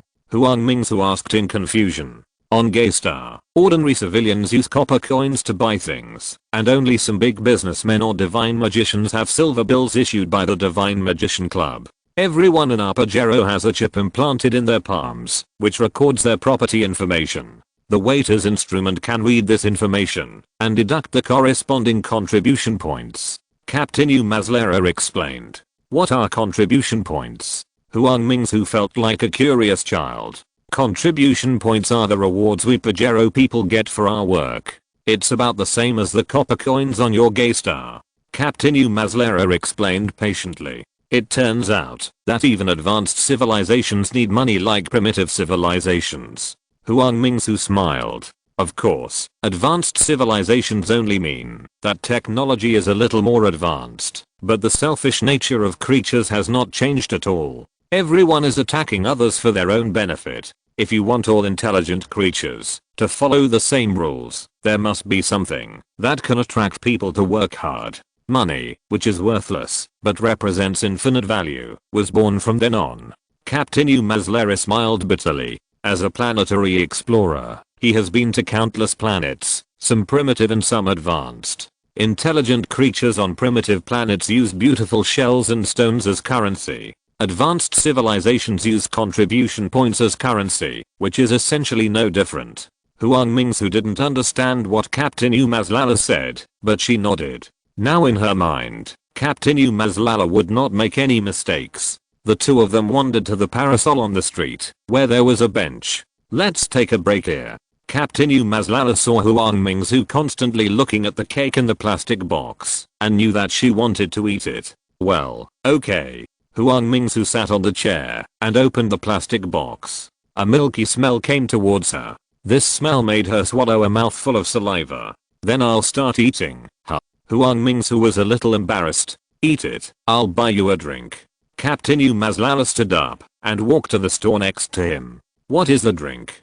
Huang Mingsu was a little suspicious, but it was obvious that the cake in the plastic box was more attractive. She opened the box, picked up the cake and ate it. Well, the cake is delicious. Although Huang Mingsu knew that this was a nightmare and everything in the nightmare was fake, she couldn't help but eat the two cakes quickly. At this time, Captain Mazlala also came back with a glass bottle. The bottle was filled with blue liquid and a straw was inserted on it. "Here, this is blueberry juice, which helps digestion." Captain Mazlala handed the blueberry juice to Huang Mingsu. Huang Mingsu took it and took a sip with the straw. It was icy, sour and sweet, and very delicious. She was a little surprised. "It's summer now, why is this drink cold?" If the Huang family can also make this kind of icy thing, it will definitely be popular on Gaystar and earn countless silver for the Huang family. This.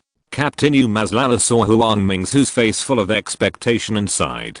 He could only use easy to understand knowledge to slowly explain. Do you know why water gets hotter when it is placed in the sun for a while? Why? Huang Mingsu had never thought about this question. In her opinion, this kind of thing is natural and there is no reason. That is because the molecules in the water move faster under the sun. In this way, the temperature becomes higher. Captain Mazlala explained. What is a molecule? Huang Mingsu asked, while drinking a drink. Captain Mazlala pursed his lips. This question is more complicated. Let's discuss it later. Huang Mingsu also knew that her question might involve more advanced knowledge. Captain Mazlala could not explain it clearly, so he had to give up. After eating cake and drinking drinks, the two came to the center of the city together. Looking at the people coming and going, Huang Mingsu clearly felt the pressure they were carrying, which was no less than that of the people on Gaystar. In addition to paying grain as rent to the landlords every year, the civilians on Gaystar also had to pay 1/10 of all their harvests to the Divine Magician Club. After paying these taxes, there was not much grain left. Often, they would run out of food before the harvest season. I think they don't seem happy either. Huang Mingsu thought that as the people of a high civilization, they would have food without farming, clothes without spinning, and travel around the world without walking, and the gays would live a happy life. Now it seems that this idea is completely wrong. Of course they are not happy. In fact, the pressure on the Pajero people is much greater than that on you gays. Captain Mazlala sighed. After a Pajero is born, every one of them has to take an intelligence test, and their future jobs are assigned based on the test results. Those with high IQs will be instilled with scientific and technological knowledge, and then sent to special schools to receive education 24 hours a day. They also have to take exams every year. If they fail the exams, they will be eliminated and assigned to learn special skills. Those with slightly lower intelligence will be instilled with various special skills, such as spacecraft pilots, biological planters, knowledge indoctrination personnel, planetary explorers, and more than 2,000 other professional skills. Once a professional skill is instilled, it means that you can only work in this profession for the rest of your life and you cannot change it. Of course, after the knowledge is instilled, it does not mean that you can get this position. You still need to take an exam. If you fail the exam, you will be eliminated. Those who are intellectually unqualified and eliminated will be sent to refugee camps. Where are the refugee camps? Huang Mingsu looked surprised. This was also a new word for her. Captain Mazlala explained with a grim expression. The refugee camp is the Pajero Academy of Sciences, a place established on a remote planet to accommodate unqualified Pajeros. Of course, unqualified Pajeros can no longer be considered Pajeros. The refugee camp only provides a small amount of food every day, and almost pitiful sewage. Few refugees sent to the refugee camp can survive for a year. This was a little unbelievable to Huang Mingsu. In her opinion, the Pajero civilization had developed to such a high level that meeting everyone's food needs had long been no problem. Why can't you Pajero people support those eliminated Pajero people and let them do some work within their ability? Captain Mazlala smiled bitterly and shook his head. In highly developed civilizations, all physical labor has been replaced by robots, right? There are no jobs left for those eliminated Pajero people. Moreover, in Pajero's civilization, there is a general view that no resources can be wasted. Those eliminated people can only waste resources if they live. It is already a special favor of the Pajero Academy of Sciences to let them spend a year in the refugee camp. Also, in Pajero's civilization, as long as civilians commit crimes, they will be thrown into refugee camps and left to fend for themselves there. It seems that Pajero civilization is even more cruel than Gaystar. Huang Mingsu originally thought that the highly developed Pajero civilization was a paradise on Earth. Now she can't help but feel a little disappointed. She asked curiously, did you run from Pajero civilization to our Gaystar because you committed a crime? Yes, not only did you commit a crime, but you also committed a serious crime. Captain Mazlala smiled bitterly. I was the captain of a space exploration team. When I was escorting a group of advanced people to an alien planet, an accident occurred, and the aliens were eaten by wild beasts. I had no choice but to flee to Gaystar with my crew. Chapter 710. After listening to Captain Umazlala's story, Huang Mingsu suddenly realized that even in advanced civilizations, inequality between people is a normal thing. She sighed in her heart. It seems that the law of the jungle is a universal truth everywhere. Huang Mingsu's original hope to change the current situation of Gaystar through technology has gone down the drain. Therefore, she suddenly lost interest in the various high-tech products on Gaystar. Husband, let's go back. I'm afraid that if we delay for too long, God Kuan Feng will bring people to attack. We will definitely not be their opponents with those servants. Huang Mingsu said worriedly. Captain Umazlala smiled and explained. Don't worry, madam. This space is a different space. It is in stagnant time and space and will not consume time. Even if we stay here for 10,000 years, there will be no accidents. Different space? Huang Mingsu heard this for the first time, and her eyes lit up. As a divine magician, she knew that divine magicians would be able to comprehend space magic after reaching a high level, but these space magics were generally just teleportation and would not form a different space. It seemed that her husband's strength was already among the best divine magicians, and Huang Mingsu could not help but be full of confidence. Since it would not take up time here, Huang Mingsu was relieved and decided to follow Captain Umazlala for a stroll, taking advantage of this rare opportunity to appreciate the scenery of Pajero. Follow me, I'll take you to see the most important part of Pajero. Captain Umazlala snapped his fingers, and a spaceship appeared beside him. The two got on the spaceship. The spaceship flew in the air for 2 hours before arriving in front of a tall building. The tall building was painted with light gold, soaring into the sky and inserted into the clouds, and the top could not be seen. Standing in front of the two of them, it was like a huge mountain range, towering and full of despair. This is too high. Huang Mingsu pursed her lips. This huge thing has exceeded her imagination. This building is 9,999 meters high and 2,000 meters deep underground. It is the tallest building in Pajero. Captain Umazlala explained. It took Huang Mingsu a long time to recover from the shock. What is this building used for? Captain Umazlala's eyes were full of admiration. This is our Pajero's highest command center, the Great Academy. Pajero's territory is 100,000 light years. 500 trillion people and 300 trillion space battleships are all under the command of this building. The Great Academy in the building is the backbone of Pajero civilization. It is because of the Great Academy that Pajero civilization can quickly develop into a third-level civilization. Captain Umazlala was also full of excitement. Nightmare has a characteristic, that is, it can only transform objects or places that Captain Umazlala has seen. For things beyond his cognition, it is absolutely impossible to transform. Captain Umazlala once discovered a planet with rich energy during his exploration of a planet, and then he was fortunate to enter the Page Academy. The main door of the building is a bronze metal door, shining in the sunlight. Some people were curious about why the Academy of Sciences chose such an antique door instead of the most advanced suspended air door. The great scientists of the Academy of Sciences gave an explanation that this was to make all Pajero people remember history. Let's go in. Captain Umazlala waved at the door, and the huge door slowly opened. As in the past, ordinary people could not enter the Pajero Academy of Sciences at all. They had to be high-ranking people and apply for it several months in advance. Before entering the Pajero Academy of Sciences, they also need to undergo strict inspections and cannot carry any items that may pose a hazard to scientists. The ultrasonic wave detector next to them can even detect a toothpick. Now Captain Umazlala is the master of the nightmare. Everything here was created by him, so naturally he does not have to follow this constraint. He just waved his hand, and the bronze metal door slowly opened. The guards holding high energy laser guns next to him seemed not to see him, and still looked into the distance. Okay, come in with me. Captain Umazlala first took Huang Mingsu to the main brain room. Huang Mingsu looked at the tall cabinets lined up in the wide hall and was stunned. These metal lumps looked very textured, and there were countless cables extending from the side. They should be very useful, but what exactly are they? This is the main brain of the Pajero civilization. Captain Umazlala explained.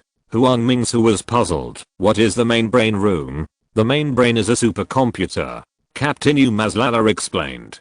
Huang Mingsu was puzzled. What is a supercomputer? Captain Maslala, but he thought about it and explained, a supercomputer is a machine that can calculate quickly, just like our Huang family does business. We always have to settle accounts. Yes, our Huang family owns more than 30,000 stores of all sizes, and a large number of accounts are generated every month. Several old managers and I have to calculate for several days. Huang Mingsu nodded. Your accounts can be calculated by the main brain in just 1 billionth of a second. Captain Maslala smiled arrogantly. 1 billionth of a second. Huang Mingsu was half believing and half doubting. Of course, this main brain controls all the intelligent robots, intelligent factories, breeding equipment, and monitoring equipment of the Pajero civilization at the same time, and also provides computing support for more than 20,000 astronomical telescopes. Captain Maslala explained, the most important thing is that she is an intelligent creature with a much higher IQ than the Pajero people. Huang Mingsu was even more confused. She widened her eyes and looked at Captain Maslala with disbelief. You mean, this metal guy is actually a creature with the same intelligence as us? Captain Maslala nodded heavily. Of course, the main brain has her own ideas and can adjust the Pajero civilization according to her own wishes. Then aren't you afraid that she will rebel? After all, the main brain is not a Pajero. Huang Mingsu asked. Captain Maslala replied, of course I'm afraid. In fact, hundreds of thousands of years ago, artificial intelligence life had already appeared in the Pajero civilization. The great scientists at that time considered the unreliability of artificial intelligence life and had been restricting its development and stipulated that all key positions must be staffed by humans. However, with the development of science and technology, the speed of human response is far inferior to that of intelligent life. This also seriously restricted the development of Pajero civilization. So, the Pajero Academy of Sciences had to do its best. After hundreds of years, it imposed multiple layers of restrictions on artificial intelligence life, and wrote tens of thousands of restriction rules into its core code. This rule determined that it could only obey the orders of the Pajero people and act according to the wishes of the Pajero people. After tens of thousands of years of testing by the Pajero Academy of Sciences, it was felt that artificial intelligence life would not cause any harm to the Pajero civilization at all. An intelligent life code named Tomorrow was officially built, and it became the supreme power that ruled the Pajero civilization. Since intelligent life can predict the future in real time, Pajero science and technology developed rapidly during that period. Robots became the main labor force of Pajero, and even robot soldiers and robot interstellar battleships appeared. Compared with weak humans, robots, silicon-based creatures, are obviously more adaptable to space. So, the Pajero people regarded intelligent life as their gods, and believed that under the leadership of intelligent life, the Pajero civilization would be able to quickly develop into an advanced civilization.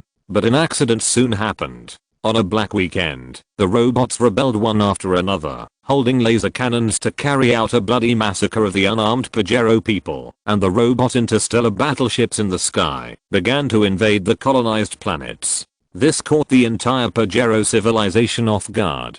Soon, intelligent life occupied most of the Pajero civilization and treated the captured Pajero people as slaves. Fortunately, the Great Academy of Sciences seemed to have foreseen the occurrence of such a thing. The 20 interstellar fleets that had been conducting expeditions on the periphery were not robotized. After receiving the alarm information from the Great Academy of Sciences, they gave up the victory that was within their grasp, allowed the alien fleets that were already powerless to escape, and then turned around and returned to the Pajero civilization. Thus, a war that lasted for 100 years began. Since robots are replicable and repairable, they relied on a steady stream of troops to take the initiative in the early stages and defeated the interstellar fleet. At this time, an unprecedentedly great computer expert appeared in the Academy of Sciences.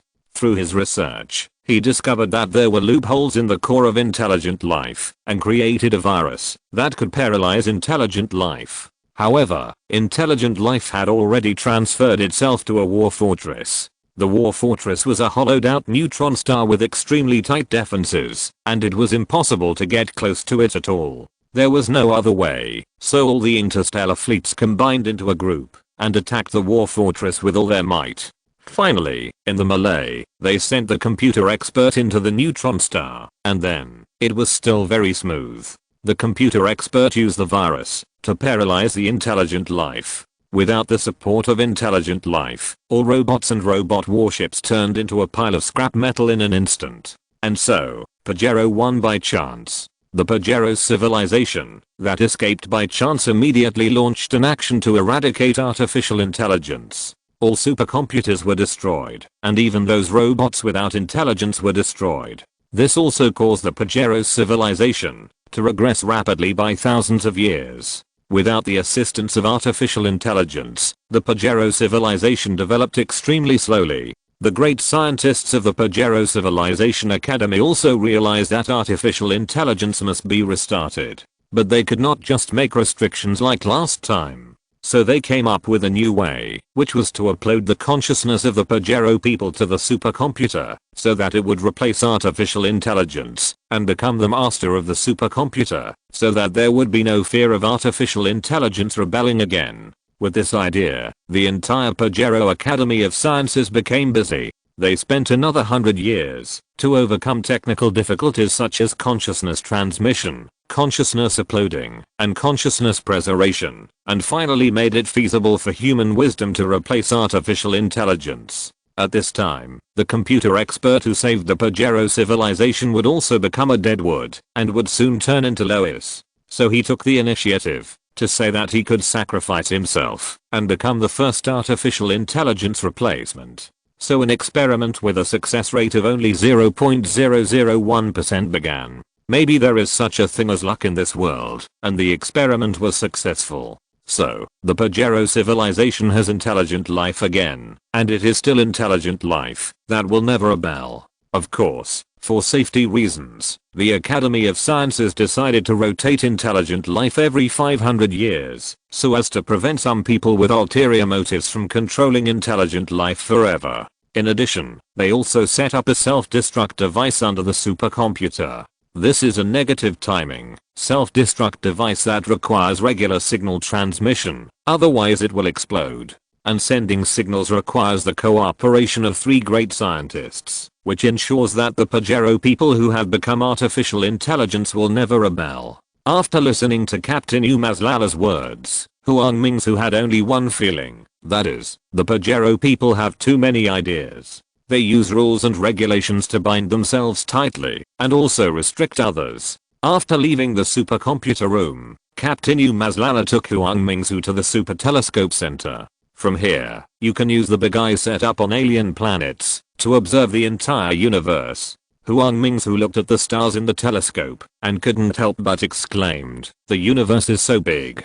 Captain Umazlala smiled and explained, "In fact, even our Pajero civilization has not calculated the size of the universe, but according to the big eye, the diameter of the currently observable universe is about 93 billion light years." What is a light year? Huang Mingsu wondered. A light year is the distance that light travels in 1 year, and the speed of light is 300,000 kilometers per second, so 1 light year is 109.5 million kilometers. Captain Umazlala explained. "The universe is too big at such a distance," Huang Mingsu exclaimed. Captain Umazlala explained, "Of course, take your gay star for example. There are about 200 billion galaxies in the universe. These 200 billion galaxies contain roughly 100 trillion stars, and there are more brown dwarfs and planets than the number of stars. In addition, in the void, there are countless small celestial bodies such as space dust and meteorites. Compared with the entire universe, your planet Gay is not even the smallest particle. Even our Pajero civilization, which has occupied more than 500 star systems and has more than 30,000 planets, is just an ant." Huang Mingsu was stunned. She had always thought that the planet Gay where she lived was very big, so big that you could not reach the end of it in a carriage. She did not expect it to be so small. The universe is really too big. Thinking of this, she raised a new question. "So, does the universe have an end?" Captain Umazlala smiled bitterly and said, "This is a question without an answer. Perhaps only a higher civilization can answer this question." Chapter 711. Huang Mingsu felt very small in front of the brilliant Pajero civilization, like a small ant, and immediately lost the desire to continue the visit. Husband, let's return to Gaystar. Okay. Captain Umazlala snapped his fingers, and the two reappeared in the Huang family mansion. At this time, there was a noise outside. God Kuan Feng rode a bay horse, brought more than 200 followers and more than 200 carriages, and came to Huangtu City together. Although he was a 4th level divine magician and originally owned a town, he had been supporting hundreds of sons for many years, and was on the verge of bankruptcy. After learning the news of the death of God Gu Huaishu, God Kuan Feng was overjoyed. This was definitely good news for him. So, God Kuan Feng took a lot of money and jewelry, and went to Guana, to find a divine magician responsible for allocating towns. Generally speaking, a divine magician needs to reach level 5 to be eligible for the allocation of 2 towns. However, the divine magician saw that God Kuan Feng gave a lot, and Guhuai City was indeed very remote, and there were not many divine magicians willing to go there to guard it, so he agreed. God Kuan Feng was overjoyed, and hurriedly brought his followers to Guhuai City, but found that it was indeed remote. The land had long been plundered by God Guhuai Tree, and even the taxes had been collected. After 300 years, what was left for God Kuan Feng was a complete mess. Maybe he couldn't even get back the little money he invested, which disappointed God Liming Kuan Feng. Just when he was worried about the overwhelming bills, the neighboring Huangtu City came into his sight. Although Huangtu City was not rich, it had a wealthy family, the Huang family. After discovering the Huang family, the little fat sheep, God Kuan Feng asked people to collect information about the Huang family. The result was a great surprise. The Huang family had more than 500 shops in more than 200 cities on Gaistar, and the family wealth could be counted in tens of thousands. More importantly, the Huang family had no divine magician, and the head of the family was a woman. In a primitive society like Gaistar, women are a symbol of weakness. Although Huangtu City did not belong to his management, it was not difficult for a divine magician. God Kuan Feng took a generous gift, and went to Gua to take it away. Huangtu City was not considered a city, so it was naturally under the jurisdiction of God Kuan Feng. As soon as God Kuan Feng got Huangtu City, he sent people to order the Huang family in Huangtu City to pay a large amount of money immediately, otherwise he would confiscate their property and kill the whole family. In the past, those merchants would not hesitate to offer their property in exchange for the lives of their entire family when they received such an order. From then on, they became the big fat pigs of the divine magicians, and were eventually eaten up by them, bit by bit, until there was nothing left. However, Huang Mingsu, the head of the Huang family, not only did not follow the order after receiving it, but also sent people to the Guana Magician Club to file a complaint. Fortunately, God Kuan Feng had bribed some people in the Magician Club, so he was able to intercept the complaint in time. This woman is too hateful. This time, I must tear her into pieces.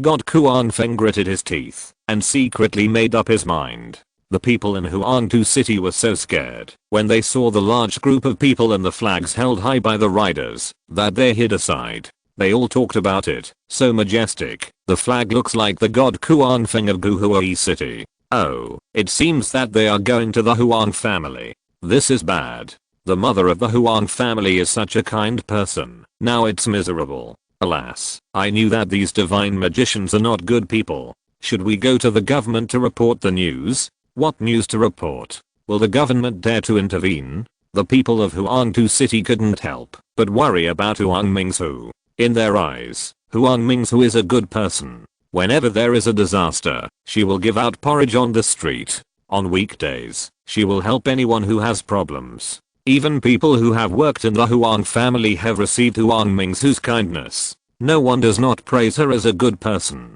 But in front of the divine magician, these people dare not speak out, and can only pray for Huang Mingsu silently in their hearts. God Kuan Feng looked at the fearful expressions of the residents, and felt very proud. He galloped to the Huang family mansion. At this moment, the head of the Huang family had received the letter, and was guarding the door with all the servants. At the same time, he sent someone to inform Huang Mingsu to flee quickly. The steward grew up in the Huang family, and was the confidant of old master Huang.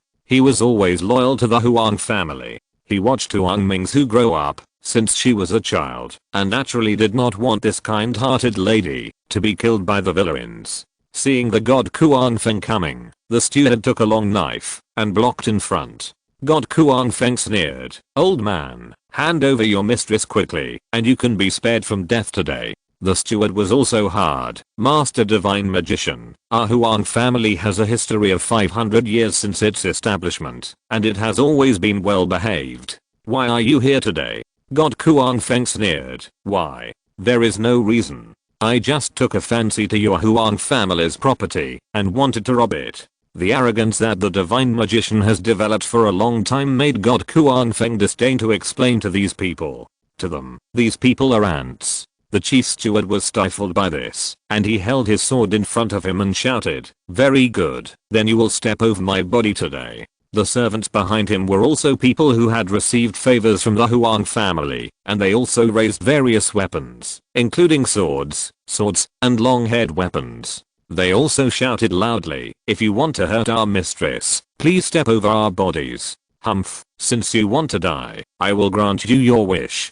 God Kuan-Feng naturally would not pity these civilians. He waved his hand and shouted, "Divine art, Kuan-Feng." The sky and the earth suddenly changed color. The sky was originally clear, but now it was suddenly covered with dark clouds. A gust of wind came from a distance and directly rolled up the chief steward and the servants, and they disappeared in an instant. The people watching nearby were terrified. "Oh my god, is this the power of a divine magician? It's too powerful. The Huang family is in trouble now. There is no escape." At this moment, two people rushed out of the door. People saw that it was Huang Mingzu, the mistress of the Huang family, and a strange man. God Kuan-Feng had seen Huang Mingzu's portrait before, so he naturally knew her. As for the ordinary looking man next to him, he didn't care at all. God Kuan-Feng sneered, "Ha ha ha, you finally can't help but come out to die, but it's a pity that you are a step too late. I don't know where your servants and the old housekeeper have been swept away." Huang Mingzu was shocked when he heard it. "Uncle Huang." Captain Yu Mazlala stepped forward and sneered, "God Kuan-Feng, right? Come down and die now, otherwise I will make you regret it later." God Kuan-Feng only then focused on Captain Yu Mazlala. He frowned. There was no information about this young man in the relevant intelligence. Could it be the divine magician Huang Mingzu invited? On Gaystar, many wealthy businessmen would hire some divine magicians for protection at a high price. God Kuan-Feng originally wanted to kill Captain Yu Mazlala directly, but when he saw Captain Yu Mazlala's confident look, he also had doubts in his heart. He sneered, "Brother, you are also a divine magician, right?" Captain Yu Mazlala puffed out his chest and smiled, "Yes, you are not wrong when you say I'm a divine magician." God Kuan-Feng's heart moved, and he used a secret method to send Captain Yu Mazlala's appearance back to his acquaintances in the Divine Magician Club for them to verify. Then he stalled for time. "Brother, I'm a 4th level divine magician, proficient in the powerful Kuan-Feng. Even if you give me a face today and step aside, I will definitely reward you handsomely afterwards." "Step aside? The person standing behind is my wife." Captain Yu Mazlala sneered. A small 4th level divine magician dared to be arrogant in front of him. Too arrogant. "Your wife?" God Kuan-Feng was stunned. He knew that Huang Mingzu had a husband, but wasn't he captured by the Divine Magician Club? Did he escape from prison? Although the prison of the Divine Magician Club was known as an iron wall, this possibility could not be ruled out. He immediately thought that, if he could be captured, it would be a great achievement. The reward from the Divine Magician Club alone would be enough to make up for the deficits of so many years.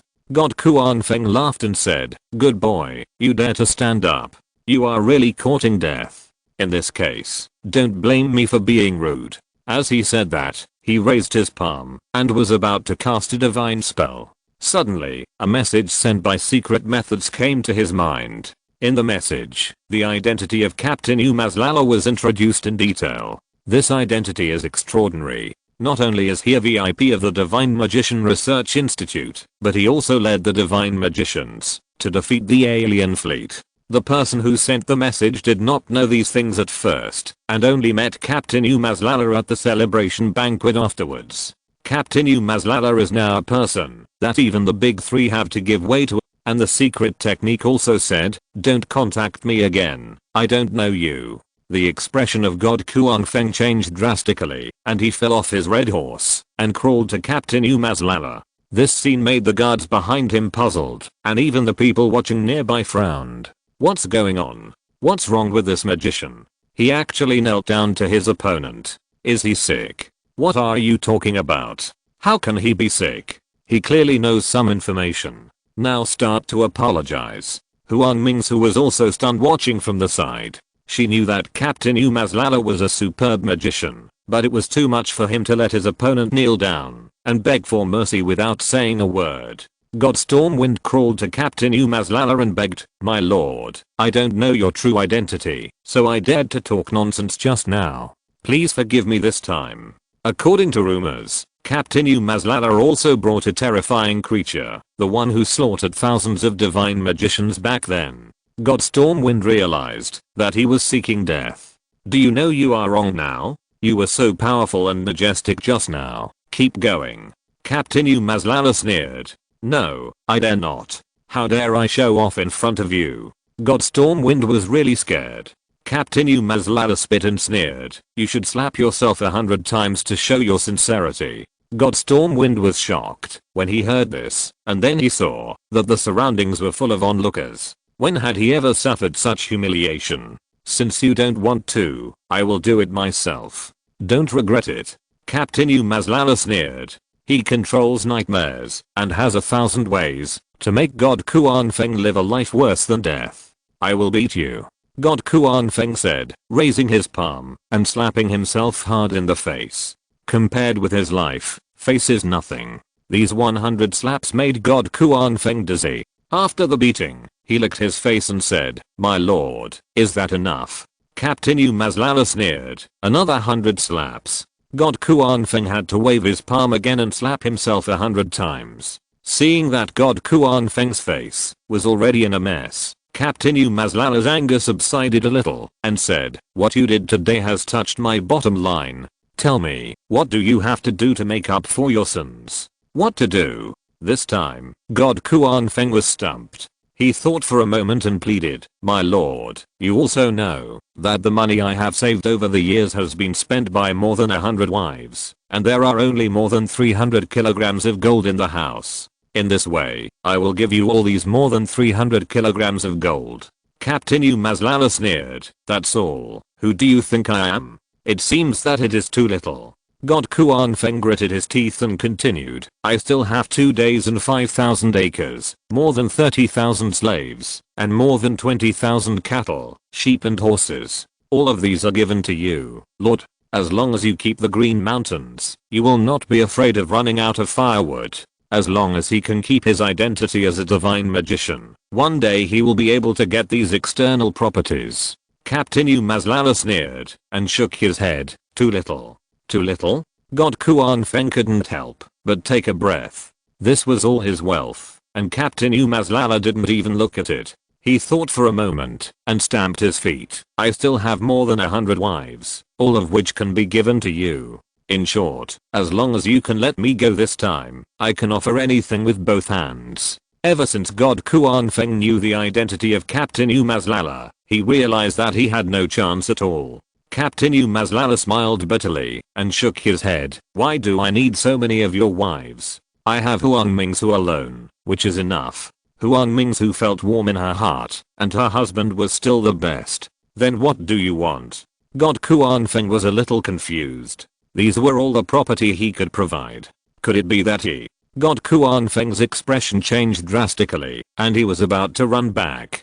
Captain Umazlala sneered. Yes, I just want your life. As he said that, he secretly activated the nightmare. God Kuan Feng's eyes blurred, and he found that he was in a lava world, surrounded by hot lava. No.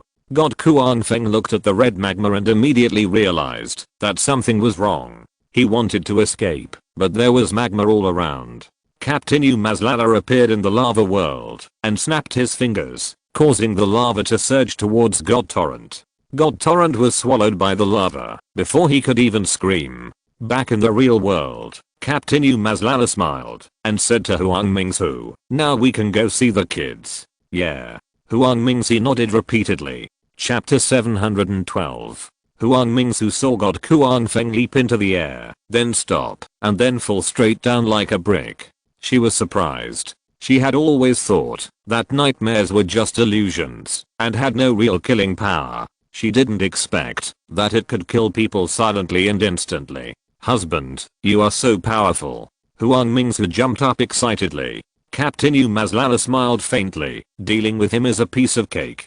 The crowd watching around were also surprised. "Who is God Kuang Feng?" "He is a 4th level magician. On Geistar, magicians are invincible. No matter how powerful a person is, he has no chance of survival when he encounters a magician." Everyone woke up and talked about it. "This is Huang Mingsu's husband. He is really powerful. He killed the magician with just a snap of his fingers. I think he should also be a magician. Otherwise, how could he be so powerful?" Yes. The Huang family will really rise in the future. With the Huang family, the civilians of Huangtu City can live a good life again. The followers of God Kuang Feng saw their master die in the battle. Their faces suddenly changed. They trembled and stood there without daring to move. They have been rampant in the countryside with God Kuang Feng for many years. Wherever they went, there was chaos. The civilians knelt on the ground and waited for the harvest. Just now, the villain killed a magician with just a snap of his fingers. When have they ever seen such a scene?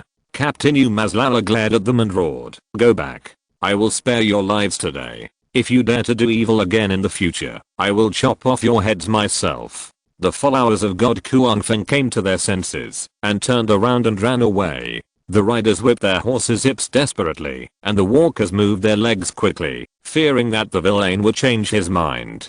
Seeing that all the criminals had fled, Captain Mazlala turned his head and looked at Huang Mingsu. "Let's go see the child."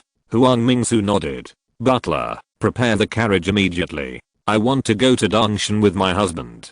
Huang Mingsu instructed the old butler. The old butler hurried into the courtyard. The bravery of the mistress and her husband just now had completely conquered him. With such a person who is more powerful than the divine magician sitting in the Huang family, those scoundrels dared not harass them anymore. Soon, he pulled out a carriage. The carriage was pulled by 4 chestnut horses. The inside was covered with soft cushions, and the walls of the carriage were hung with wind chimes. On one side was a low table, a chair, and a set of tea sets. Huang Mingsu got on the carriage, poured a cup of tea for Captain Mazlala, helped Captain Mazlala sit down, and then told the old housekeeper, "Let's go to Uncle Huang in Danshan." "Okay, miss." The old housekeeper was an old coachman who had learned how to drive a carriage when he was young. He shook the reins lightly, and the carriage started steadily without feeling any bumps. At the door of the carriage, Huang Mingsu looked at Captain Mazlala, hesitated for a long time, and finally decided not to ask him how he got such a powerful magic. As long as he is her husband, isn't it enough? Captain Mazlala knew that Dongshan was about 300 kilometers away from Huangtu City. It was located in the border area of the Eastern Dragon Kingdom, and was an almost uninhabited mountainous area. He took a sip of tea, looked at the radiant Huang Mingsu, and asked softly, "Who is Uncle Huang in Dongshan? Is our child hiding with him?" Huang Mingsu said, "Our Huang family originally lived in Guana. Our ancestor was God Carpenter, a 2nd level divine magician. At that time, divine magicians were rare, so we could gain a foothold in the big city of Guana. Later, there was a riot. At that time, countless houses in the city were burned down, and even the headquarters of the Divine Magician Club was mostly burned down. God Carpenter led the workers to repair these buildings in a short time, making great contributions, and was rewarded by the Divine Magician Club with a large house and countless gold. But it was this money that brought disaster. The God Carpenter was targeted by a group of magicians with ulterior motives. They set a trap and swindled all of the God Carpenter's money. In order to prevent the news from leaking out, they rushed into the mansion of the God Carpenter at night and killed people wantonly, leaving no one alive. Fortunately, the 2 sons of the God Carpenter happened to be visiting relatives, so they escaped. However, they were afraid that the criminals would wipe out the whole family, so the 2 sons had to go their separate ways. One came to Huangtu City, established the Huang family, and started a business, while the other ran to Dongshan, became a bandit, and became a mountain king. Captain Mazlala finally understood. He was still wondering why Uncle Huang of Dongshan would take in his children, even though he knew that the Huang family was being hunted by the god Kuangfeng. It turned out that there was such a connection. It seems that this time, when I go to Uncle Huang's house in Dongshan, I must thank them a lot. Thinking of this, Captain Mazlala said, Mingsu, when we pass by Hurricane City later, let's go to the city to buy some gifts, so that we can reward Uncle Huang handsomely. Huang Mingsu smiled and said, my husband, I was planning to do that. As she spoke, she pulled out a dozen silver bills from her bosom and smiled. Look, I have all the money ready. Hurricane City is the largest city within 100 miles. It is managed by a divine magician named God Hurricane. He is a 4th level divine magician. It is said that he can launch countless hurricanes and destroy houses. His strength is very strong. To enter Hurricane City, you must pay a 2 liang silver entrance fee, and the old housekeeper has already prepared it. My lords, this is our entrance fee. Please keep it. 2 guards came up and said with gloomy faces, what's in the car? We need to check it. The old housekeeper quickly took out another ounce of silver from his bosom and handed it over. My lords, my mistress and master are in the car. They are not in good health and are not willing to see people. Please be kind. The 2 guards saw that the carriage was very luxurious and inlaid with blue gems on the surface. They knew that it must be a wealthy family and did not want to cause trouble. They waved their hands and let the carriage in. Okay, thank you, my lords. The old housekeeper pulled the reins and the carriage started slowly. After entering the city, Captain Mazlala opened the curtain and looked out. This city is obviously much larger than Huangtu City. The ground is paved with long strips of stone. There are many shops on both sides of the street. There are many people on the street, and the clothes they wear are very neat. There are no refugees with pale faces and thin bodies. Obviously, this god Hurricane is also a master at managing the city. Huang Mingsu pulled open the front curtain and said to the old housekeeper, Uncle Huang, let's go to the underground auction house. Uncle Huang smiled and said, okay, mistress. Underground auction house. Captain Mazlala was puzzled. Generally speaking, if you want to buy gifts, shouldn't you go to the big shops in the city to buy them? Huang Mingsu smiled and shook her head. Although this husband was very powerful, he rarely went out and was a little ignorant of the world. She explained with a smile, on Geistar, those valuable items often have unknown origins. Some are dug out from ancient tombs, some are snatched from other people, and some are strictly prohibited by the government from appearing on the market. Once these things appear in large shops, they will inevitably cause great trouble. So, underground auction houses came into being. There, the organizers will take out precious items and let the guests bid. The highest bidder wins. Then the money is exchanged, and the goods are delivered. Neither party will leave any self-identity, and the guests will not reveal their identities. Just like the underground auction house we are going to this time, called the Dark Dragon Auction House. It is the largest underground auction house on Geistar. Captain Mazlala thought thoughtfully. It seemed to be a place where stolen goods were sold illegally. However, does the Divine Magician Club not care about this kind of thing? Does it? Huang Mingsu seemed to have heard something funny and continued to explain with a smile. How do they care? These auction houses are hidden in the dark, and the entrances are not fixed. Not only do they need special people to lead the way, but it is said that behind the auction houses are some high-level divine magicians. Just like the Dark Dragon auction house this time, it is said that its real owner is a 9th level divine magician. It's just that no one dares to say it out loud.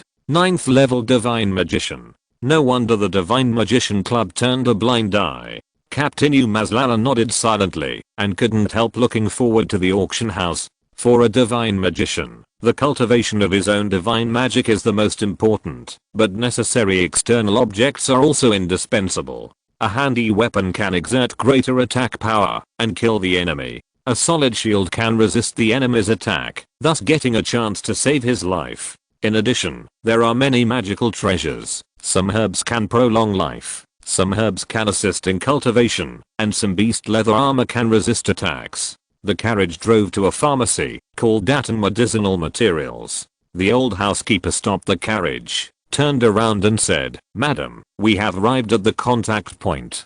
Huang Mingsu seemed to have been prepared. She took out a black scarf from the package and wrapped it around her face. "My husband, I will go down and ask about the location of the auction in the next 2 days." Captain Umazlala could not let Huang Mingsu go back to danger alone, so he quickly stopped her. "Can I go with you?" Huang Mingsu felt warm in her heart and took out another black scarf from the package and handed it to Captain Umazlala. "My husband, put it on. Anyone who enters the auction house must conceal their identity. Now we only cover our faces. When the auction is held, we need to change into uniform black clothes and wear black hats. No body features can be exposed. Otherwise, once we buy precious items, we may be targeted and attacked in secret, which would be bad." Captain Umazlala took off the black scarf and got off the carriage with Huang Mingsu. The pharmacy was very shabby, with mottled vermilion paint on the wooden counter. A customer was buying medicinal materials. A man who looked like a shopkeeper in his 50s saw the two people wearing black scarves coming in and hurriedly came out from the back and greeted them. "What kind of medicine do you want to buy?" Huang Mingsu smiled and said, "1 liang of sedum, 1 liang of ligusticum chuangsheng, 3 liang of solanum nigrum, 5 liang of irigeron pilosa, 2 liang of jacaranda, 4 liang of Paris polyphila, and 5 liang of SYNOPSIS pilosa." Captain Umazlala next to him grinned. Huang Mingsu was able to memorize so many medicinal herbs in one breath, and even brought the quantities, which showed his memory. The shopkeeper heard that all the secret codes were correct, and said loudly, "The medicinal herbs that the guests want are all in the store, but they are all in the warehouse at the back. Please follow me." As he said that, he turned and walked towards the warehouse at the back, and Huang Mingsu and Captain Umazlala followed closely behind. After entering the warehouse, the old shopkeeper turned around and locked the door, then pointed to the medicinal herbs in the cabinet next to him. "Sir, look, are these the herbs? You are not really buying medicinal herbs, right?" Just when Captain Umazlala was surprised, Huang Mingsu continued, "Old shopkeeper, these herbs are not enough. I want some more. Do you have any?" The old shopkeeper said expressionlessly, "Sir, please tell me, so that I can help you find them." Huang Mingsu said slowly, 1 liang of birilla leaves, 3 liang of autumn mulberry, 2 liang of birilla, 6 liang of indigo, 8 liang of pinelia, 1 liang of angelica, 2 liang of birilla, 5 liang of zelan, and 6 liang of purple lotus. The old shopkeeper frowned and thought for a while, then replied, "If we don't have birilla leaves, can we use red leaves instead? Is red leaves a medicinal herb?" Captain Umazlala pursed his lips. Huang Mingsu smiled and said, "Of course, the medicinal effect is even better." Only then did the old shopkeeper confirm that these two were the guests who were going to enter the auction. He smiled and said, "You two have come at the right time. The auction will be held tomorrow. According to the chief steward, there will be 3 more innate treasures at this auction." "Innate treasures? The kind that can directly improve the level of divine magicians?" Huang Mingsu was surprised. The old shopkeeper nodded heavily. "This kind of treasure has not appeared on our Star for a long time. This time, 3 of them appeared at once. I really didn't expect it. Innate treasures can directly improve the level of divine magic?" Captain Umazlala pursed his lips. "If I can get the innate treasure, wouldn't I be able to upgrade 3 levels at once? However, the competition for that kind of treasure must be very fierce. I'm afraid it won't be possible without 1 million taels of silver." Huang Mingsu's eyes dimmed. The old shopkeeper smiled and said, "That's for sure, but don't be disappointed, customers. I heard that there are many weapons suitable for divine magicians at the auction this time. You know, there are not many weapons suitable for divine magicians in this world. But let's talk about business. I need to see your funds first." Huang Mingsu took out a stack of silver bills from his arms. The silver bills were printed by the Divine Magician Club, with a vermilion seal on them, and there were anti-counterfeiting marks. It is said that there are also divine magic marks, which are absolutely impossible to forge. The old shopkeeper counted the silver bills and his expression was moved. 500,000 taels. It seems that you are a big customer. I'm sorry for your disrespect. Captain Umazlala smiled secretly in his heart. Huang Mingsu must be ready to run away at any time by holding so many silver bills in his arms. The old shopkeeper handed the silver bills back to Huang Mingsu and then bent down and took out a silver grey wooden sign from the medicinal materials next to him. There were complex patterns and strange words carved on the wooden sign. Even Captain Umazlala used a language translator, but he couldn't translate it. It was as if these words had no meaning at all. The old shopkeeper handed the silver wooden sign to Huang Mingsu and said with a smile, "You are a Silver Snake member for this auction. This is your certificate. Please keep it. Of course, since you are also an old customer, I don't need to repeat the rules." Chapter 713. After leaving the pharmacy and entering the carriage, the old butler pulled the reins and the carriage swayed forward. Captain Umazlala couldn't wait to ask, "Madam, what exactly is the innate thing? What is it?"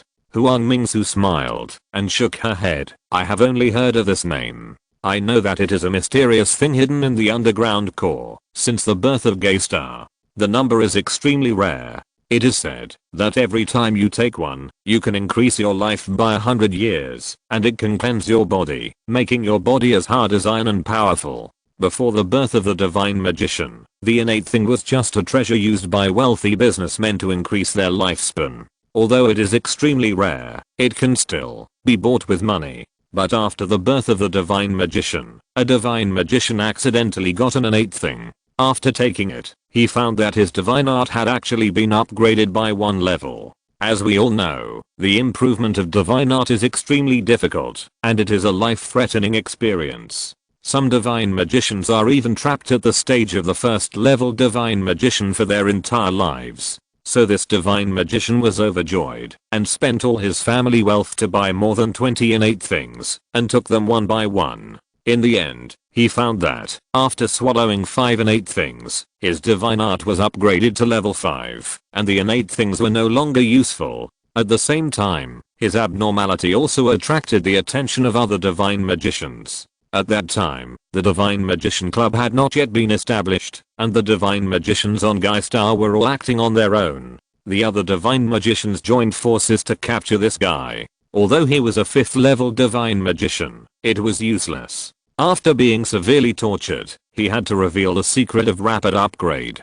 So a bloody storm suddenly broke out on Gaystar, and all the divine magicians desperately searched for innate objects. Even those above level 6 were no exception, because they had many offspring. In this way, the few innate objects were quickly divided up, and the divine magicians who got the innate objects immediately took them, otherwise they would be attacked by the crowd. After all, everyone wanted divine items that could be upgraded. For a long time afterwards, there was no information about innate objects on Gaystar. On the one hand, it was because innate objects were very rare. On the other hand, those who discovered innate objects were afraid that the news would leak out and attract siege from divine magicians. As she said that, she also became suspicious and frowned, but the Dark Dragon auction house actually took out 3 innate objects this time, which is really rare. What do you think if I get the innate objects? Captain Umazlala laughed. You? Huang Mingsu smiled bitterly and shook her head. Husband, I know you want to improve your divine magic level, but the appearance of innate objects will definitely attract the attention of countless divine magicians. Although our Huang family is a big family in Huangtu City, it is not worth mentioning in the entire Gaystar. Captain Umazlala smiled and did not explain. He has pyramid creatures, so does he need to pay for them? Just wait for the 3 unlucky guys to appear tomorrow. Huang Mingsu is a very scheming woman. She has already booked a room in the largest restaurant in Windy City. Like all restaurants on Gaystar, restaurants in Windy City are also divided into different levels. The lowest level is the Cattle and Horse Inn on the outskirts of the city, followed by ordinary small restaurants, and the highest level is the big restaurant where only the upper class can stay. After getting off the carriage, Captain Umazlala was a little shocked. The Windy restaurant is a 5-story building. The purple-red paint shines brightly under the sunlight, and the gilded signboard shines golden in the red light. There is also a long river next to it.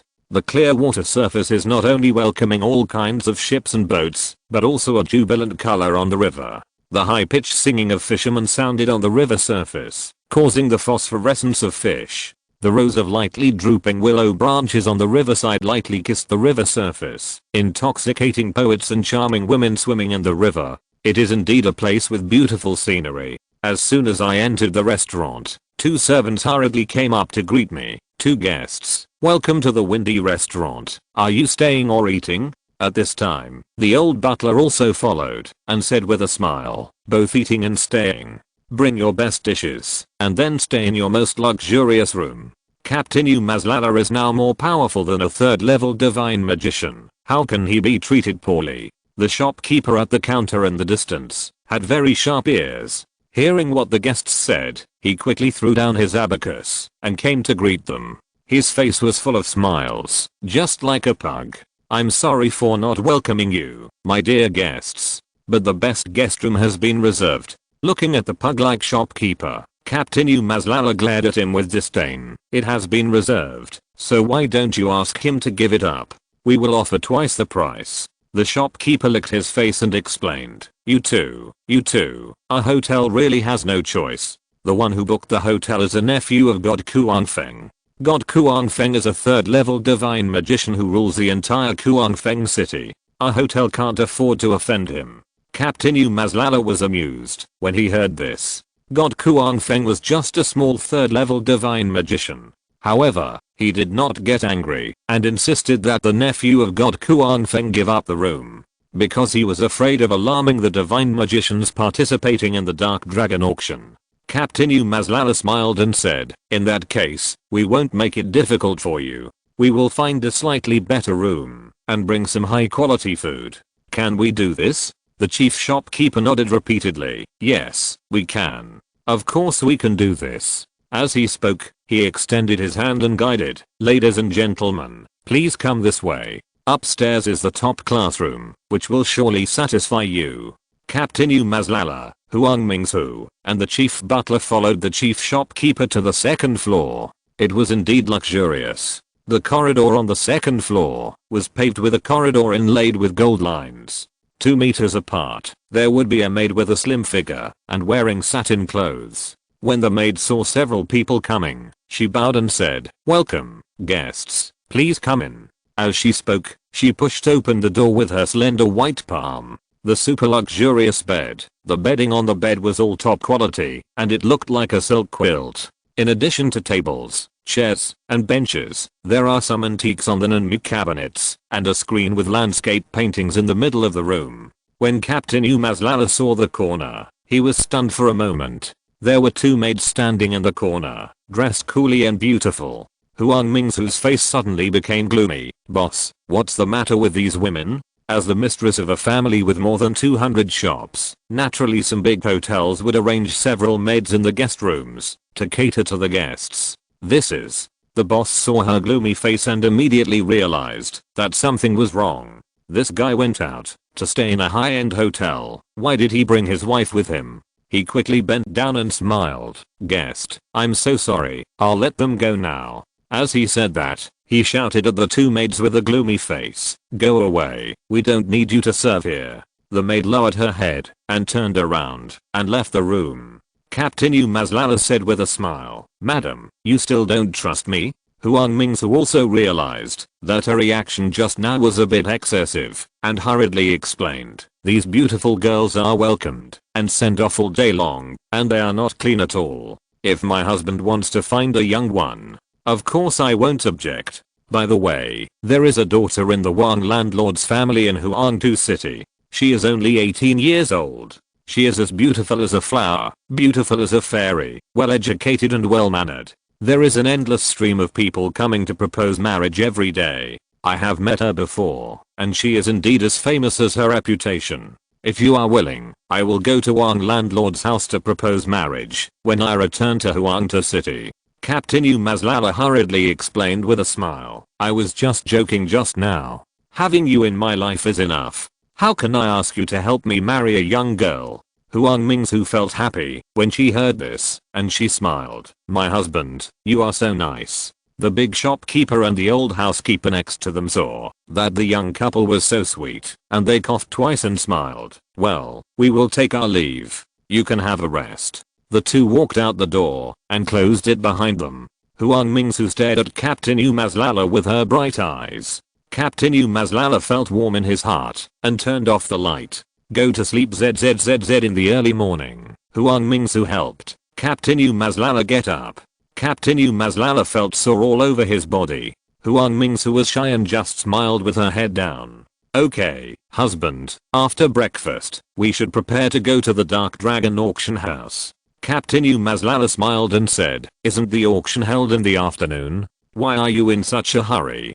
Huang Mingsu explained, "Entering the auction requires strict inspection, which will take a lot of time, so we must go to the auction house in advance." Captain Umazlala was also anxious when he heard it, and he quickly stood up and put on his shoes. The two asked the hotel to prepare some dry food, and then got on the carriage driven by the old butler and went to the auction house. The auction house is located in a small alley in the south of the city. When the carriage reached the entrance of the alley, it was stopped by two men wearing black night clothes and holding long knives. "What are you doing? This is private territory, strictly prohibited from entering."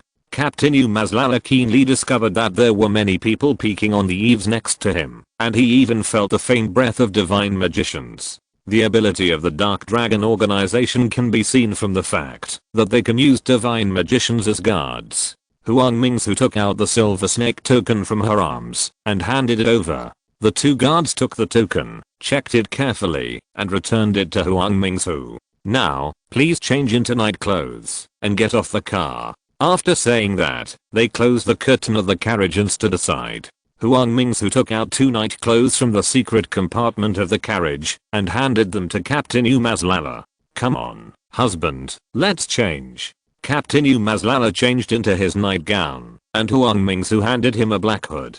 "Put it on." After Captain Umazlala put on the black hood, only his two eyes were exposed. After the two put on their nightgowns and hoods, they got out of the carriage. The two guards said with stern faces, "You two, follow me." After that, they turned around and walked into the alley. There were 10 gates on both sides of the alley. The guard walked to the second to last gate, pushed it open, and looked at Captain Umazlala. "Go in. This is the passage for you to enter the Silver Snake auction."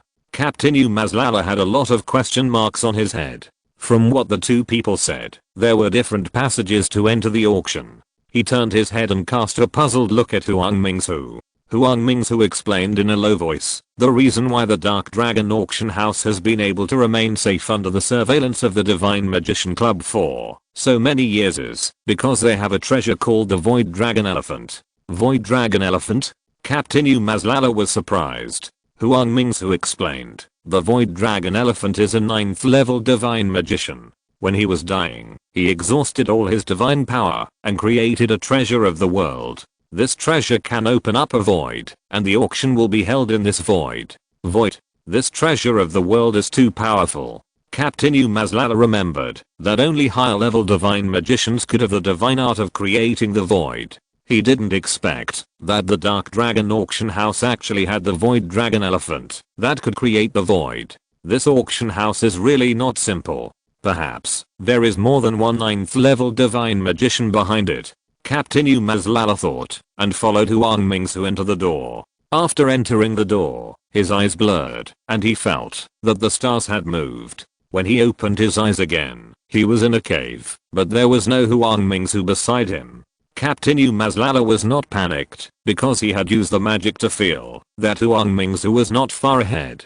What caught his attention was the golden rocks inlaid on the wall of the cave. Captain Umazlala reached out and touched it, feeling the unique cold feeling of metal. My goodness, the Dark Dragon auction house is really good at playing. It actually created a golden cave in the virtual space. Captain Umazlala activated the magic, stretched out his finger, and tapped the metal cave. The golden light of gold suddenly dimmed. Captain Umazlala nodded proudly. It seems that this virtual space can't trap him. Although he has a pyramid creature as a support, he doesn't want to use it until the critical moment, because he can't be sure that the pyramid creature will obey his orders.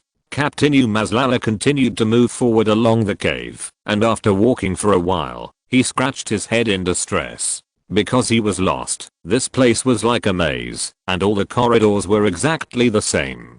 Captain Umazlala thought for a long time, but he still had no clue. He could only sigh and exchange in his mind, "Pyramid brother? Pyramid brother?" Soon, a pyramid appeared in front of him. A mouth appeared on the surface of the pyramid, opening and closing. "I'm sleeping. What do you want?" Captain Umazlala smiled and said, "Brother, look, I'm lost. Can you help me?" "You are lost? Let me help?" the pyramid creature asked in a daze. Captain Umazlala also felt that this request was a bit embarrassing, so he could only smile and say, "Brother, I really have no choice but to ask you for help. You see, this is a virtual space. If I die here, will your wish be over?" Chapter 714. 10,000 alpacas galloped through the heart of the pyramid creature. It regretted meeting Captain Umazlala from an alien civilization. Although the pyramid creature was ready to use Captain Umazlala to implement his self-destruction plan, as an ancient creature that was born at the same time as the universe, he did not intend to become anyone's vassal, let alone anyone's younger brother. Captain Umazlala actually asked him to find a way to crack the maze. It was really wishful thinking. The pyramid creature said angrily, "This is your own business. You should solve it yourself. Don't be wishful thinking. Get my support. Also, from now on until you have the ability to kill me, I will enter a deep sleep. Don't disturb me anymore. Even if you call me, I will not respond." Captain Umazlala was shocked when he heard this and couldn't help but take a breath. The rejection of the pyramid creature was beyond his expectation. Captain Umazlala thought that the pyramid creature had completely trusted him and could exist as a super invincible fighter. It seems that he still underestimated his personality as an independent creature. In movies, TV shows and novels, it seems that it is almost impossible for the protagonist to take a super invincible creature as a pet with a tremor of his body. While secretly doubting his charm as a protagonist, Captain Umazlala began to look for a way to pass through the maze. He continued to move forward along the corridor, and soon he reached the end. At the end of the corridor were two other identical corridors. Captain Umazlala continued to move forward and found that the front was still the same. This dark dragon auction house was really too much. It was holding an auction and making customers take detours. Captain Umazlala was also extremely angry. He secretly activated the magic. An inexplicable divine power gushed out from his 5 organs and 6 internal organs, and his muscles and bones were instantly strengthened. He stretched out his palm towards the golden wall, and the palm of his hand flashed. The next second, the metal wall collapsed, and the gold shattered into small pieces, and then turned into black smoke, and disappeared in the air. Humph, the maze is solved just like this. Captain Umazlala hummed a little tune, and raised his legs to move forward. Then he came to another wall, stretched out his hand and pushed it, and the wall disappeared again. In this way, Captain Umazlala lifted his legs and eliminated the walls one by one. Hey, it feels a bit like playing Candy Crush. Until the last wall collapsed, several men in night clothes and several guards holding long knives appeared on the opposite side. They all stared at Captain Umazlala with their eyes wide open. "Oh, everyone is here. Am I late?" A guard was stunned for a moment and first answered in a daze, "No, no." As soon as he said this, he realized that something was wrong and quickly raised his long knife, waved his hand, and shouted, "This guy has unknown origins. Everyone, hurry up." The guards all surrounded him and stared at him with a wary look. Captain Umazlala took a step back, shouting, "Everyone, don't get me wrong, I'm here to participate in the auction." But he secretly activated the magic on his hand and prepared to launch an attack. Without the help of the pyramid creatures, he didn't believe in his own strength and was a little timid. At this moment, a clear voice came from a distance, "Everyone, don't do it, that's my husband." Everyone looked up and saw a pale yellow figure running from a distance. She was very fast and looked like a yellow light from a distance. Captain Umazlala was delighted when he saw the person coming, because the person was none other than his wife Huang Mingsu. When Huang Mingsu ran to the front, her forehead was already sweating, and she was panting. She stood still and quickly took out the silver token from her arms. "We are silver VIPs. Get out of the way." The guards were moved when they saw the token, because according to the rules of the auction house, the guests participating in the auction house are divided into 3 levels. The highest level is the gold guest, and 1 million taels of silver are required to become a gold guest. The second level is the silver guest, and it takes 500,000 taels of silver to become a silver guest. The third level is a bronze guest, and it takes 100,000 taels of silver. Of course, there is also a kind of Dark Dragon VIP, which is the super VIP of the Dark Dragon auction house. It is said that super VIPs are all divine magicians above level 6, who need to have 20 million taels of silver and spend 5 million taels of silver at the Dark Dragon auction house. However, the guards have never seen such a thing, because the Dark Dragon VIPs do not need to go through the main entrance of the auction house. They have a special entrance. Seeing Huang Mingsu holding a silver token, the guards quickly stepped aside. "Please, both of you." The people waiting to enter the venue also talked about it. "Silver token. It's actually a silver token. This is the first time I've seen a silver token. It seems that a silver token costs 500,000 taels of silver. This woman is so rich." "That's right, but I heard that there will be 8 things appearing in the auction house this time, and there must be many great divine magicians coming out. Alas, we have no hope." Amid the discussion of the crowd, Captain Umazlala and Huang Mingsu pushed open the red door and entered the Dark Dragon auction house. The auction house is a huge cave with a huge curtain in front of the cave. Behind the curtain should be the auction table. In front of the curtain, there are rows of stools. Captain Umazlala and Huang Mingsu were guided to the middle position by the guards. The guard wearing a black hood spoke in a muffled voice. "You two, you are silver members. This is your seat." Captain Umazlala and Huang Mingsu sat on the bench. As time passed, guests who came to attend the auction entered the cave one after another, and the gold VIPs in front also sat down one after another. Captain Umazlala felt that they were all powerful divine magicians. Although everyone wore black hoods, they revealed their divine magician identities intentionally or unintentionally. One divine magician even released a small fireball with his fingers. However, before the small fireball was formed, a silver beam shot out from behind the curtain and froze the small fireball directly. The divine magician himself was also frozen into an ice crystal. Captain Umazlala laughed and scolded. "I told you to pretend to be dead." The divine magicians nearby couldn't help but gasp, not daring to say a word, nor dare to step forward to rescue, for fear that the divine magician behind the curtain would attack again. "Drag him out." A majestic voice came from behind the curtain. 2 guards wearing black hoods stepped forward to carry the ice crystal and walked out the door. After this little disturbance, all the divine magicians quieted down. After a long time, the curtain in front slowly opened. The auctioneer also wore a black hood and a black nightgown. He looked around with his majestic eyes and shouted, "You should know that our Dark Dragon auction house is the largest auction house in all of Gai. Since its establishment, no one has ever dared to cause trouble at the auction. What happened just now was just a minor punishment. If anyone dares to cause trouble here again, he will be severely punished." Seeing that the divine magicians in the audience kept silent, the auctioneer nodded, took out a piece of wood, and knocked on the table. "The auction officially begins now." Of course, everyone knows that our Dark Dragon auction house found 3 innate objects from the land of nothingness. As soon as these words came out, the divine magicians in the audience immediately talked about it. Innate things. There are actually innate things on our planet Gai. Oh my god, the Dark Dragon auction house is willing to auction innate things. It's incredible. That's right, if it were me, I would swallow the innate things directly into my stomach. The auctioneer knocked the wooden block on the table again and said sternly, "Everyone be quiet, the auction is now officially started. The first thing to be auctioned is a pet." As soon as these words came out, the divine magicians below burst into a commotion again. Pet. The Dark Dragon auction is really amazing. It can actually capture pets. Hiss, I didn't expect that I could have a pet in my lifetime. What are you thinking? Is this pet something you can own? Don't you see so many divine magicians waiting? The highest bidder wins. I can bring all my property for this auction. The appearance of the pet made Captain Umazlala grin.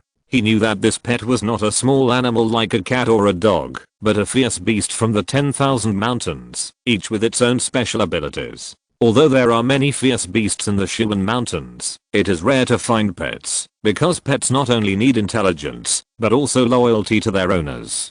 This is relatively rare. Captain Umazlala also had a pet, which was the three-headed jackal, that he waited for from the gods Iahua, but the three-headed jackal died in the strange space. It would be great if I could get a pet similar to the three-headed jackal here.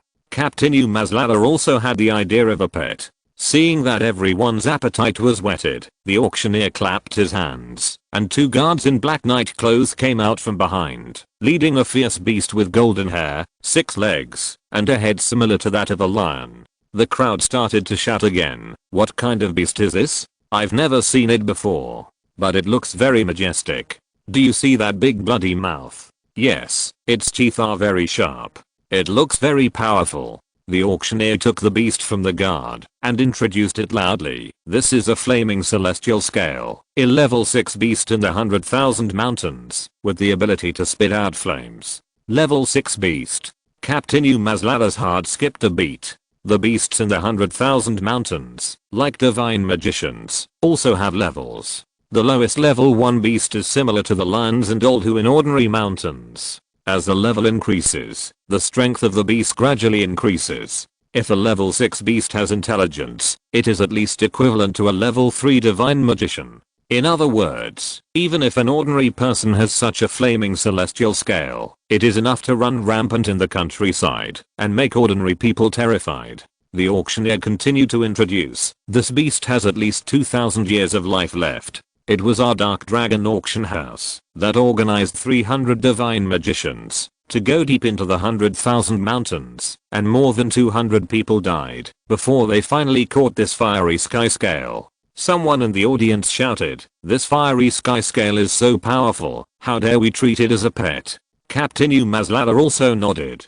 Generally speaking, the strength of a pet must be lower than that of its owner, otherwise it will wait for an opportunity to kill its owner. The auctioneer smiled and explained, everyone can rest assured that this fiery sky scale has taken the 9 revolutions loyalty pill from our Dark Dragon auction house. 9 revolutions loyalty pill?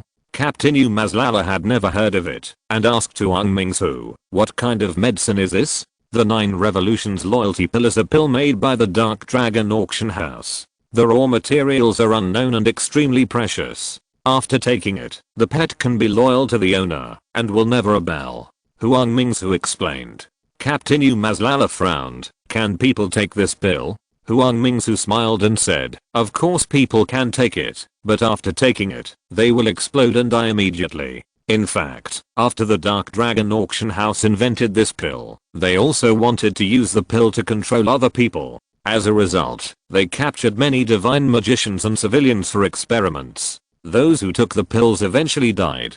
Captain Umazlala nodded. That's right. If the 9 revolutions loyalty pill can really control people, then the Dark Dragon auction house would have replaced the Divine Magician Club as the ruler of Gaystar. At this time, the auctioneer patted the table again. Now I will show you the ability of Lian Xianlin. As he said, he took out an iron rod, threw it into the air, and shouted, go. Lian Xianlin suddenly widened his eyes, opened his mouth, and sprayed a ball of flames at the iron rod. When the black iron rod came into contact with the flame, it instantly turned into molten iron, fell to the ground, and emitted bursts of black smoke. Everyone was stunned and started to talk. This is too amazing. An iron rod was melted like this. If it blows on people, wouldn't it turn into ashes in an instant? No, I want to buy it. I must buy it. The auctioneer was obviously a very experienced old auctioneer. Seeing that the time was right, he immediately knocked on the table with a wooden block and shouted, the auction officially begins now. The starting price is 1,000 taels, and the bid will increase by 1,000 taels each time. Of course, everyone knows the rules of our Dark Dragon auction house. Once the item is auctioned, those who have no money to pay will have all their funds confiscated and will be thrown out of the auction. As soon as the auctioneer finished speaking, a divine magician sitting in the corner stood up and shouted, I'll bid 2,000 taels. 2,000 taels? I'll bid 4,000 taels. 8,000 taels. 10,000 taels. 30,000 teals. Lian Qianlin was so powerful that the divine magicians gritted their teeth and kept adding money. Captain Umazlala saw that the situation was not right and secretly said to Huang Mingsu, "Madam, if I want to take down this pet, you will support me, right?" He regretted it very much now. When he left the headquarters of the Divine Magician Club, God Void wanted to give him a large sum of money and a large number of gold, silver and jewelry, and wanted him to take it back. At that time, Captain Umazlala felt that as a divine magician, he had the help of pyramid creatures, and he didn't need money at all. Huang Mingsu noticed Captain Umazlala's intentions, and hurriedly smiled and said, "Of course, you try your best to bid. We brought 500,000 teals of silver today, and we can sell it all." Hearing Huang Mingsu's words, Captain Umazlala felt very happy. If you're listening to this novel on a channel other than Fanfic World, it means they downloaded and uploaded it without effort. We cordially invite you to visit our channel, Mundo Fanfic Novelos. There you'll find the original version of this story and you can explore many other novels of various genres. We're waiting for you to immerse yourself in a world of incredible novels. Chapter 715.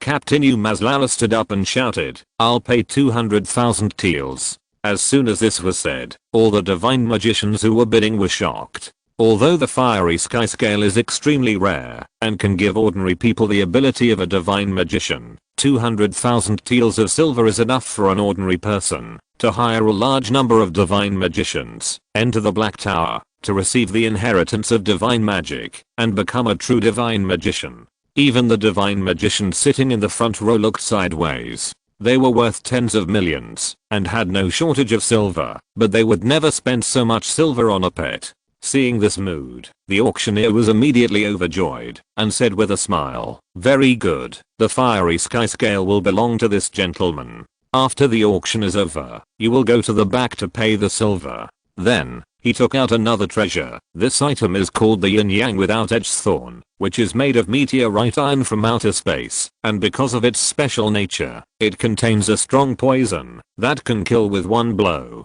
On Gaystar, weapon treasures are rare, and this kind of poisonous weapon is even rarer. Although a divine magician can kill the enemy without the help of external objects, a weapon that satisfies his needs is indispensable.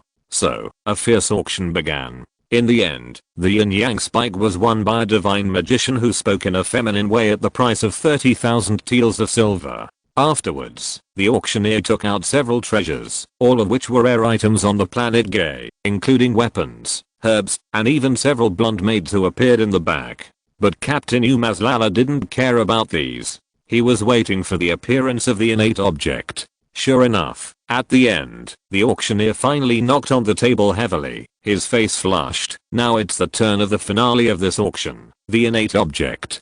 Captain Umazlala's eyes widened. He wanted to recognize this innate object carefully, to see what it looked like, so that he could secretly attack it later.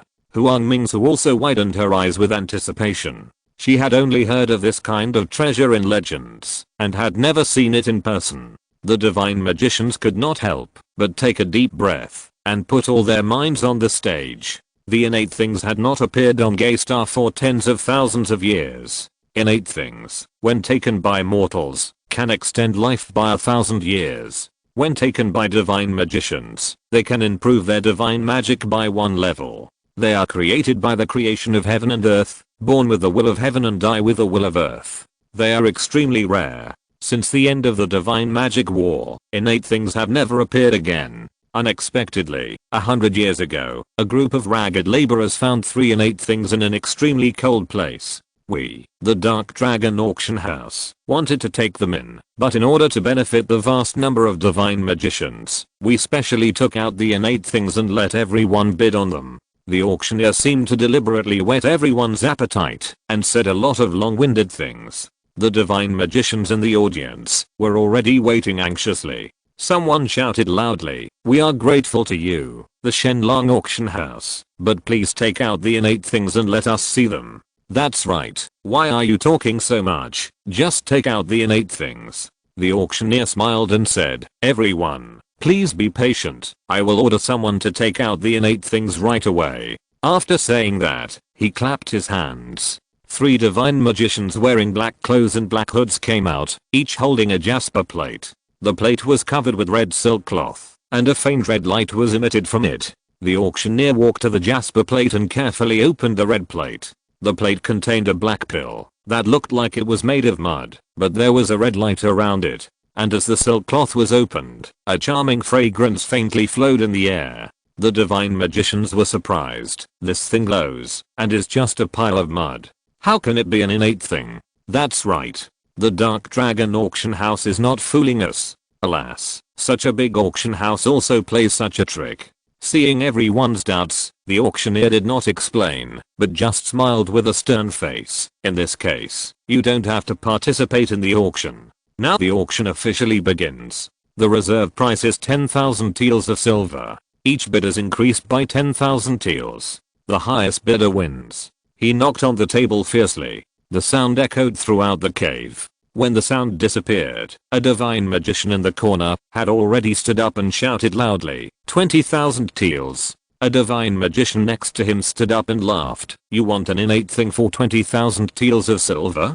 Dream on. I'll bid 80,000 taels. 90,000 taels. 200,000 taels. The divine magicians bid enthusiastically. When the price reached 900,000 taels, the bidding speed slowed down slightly.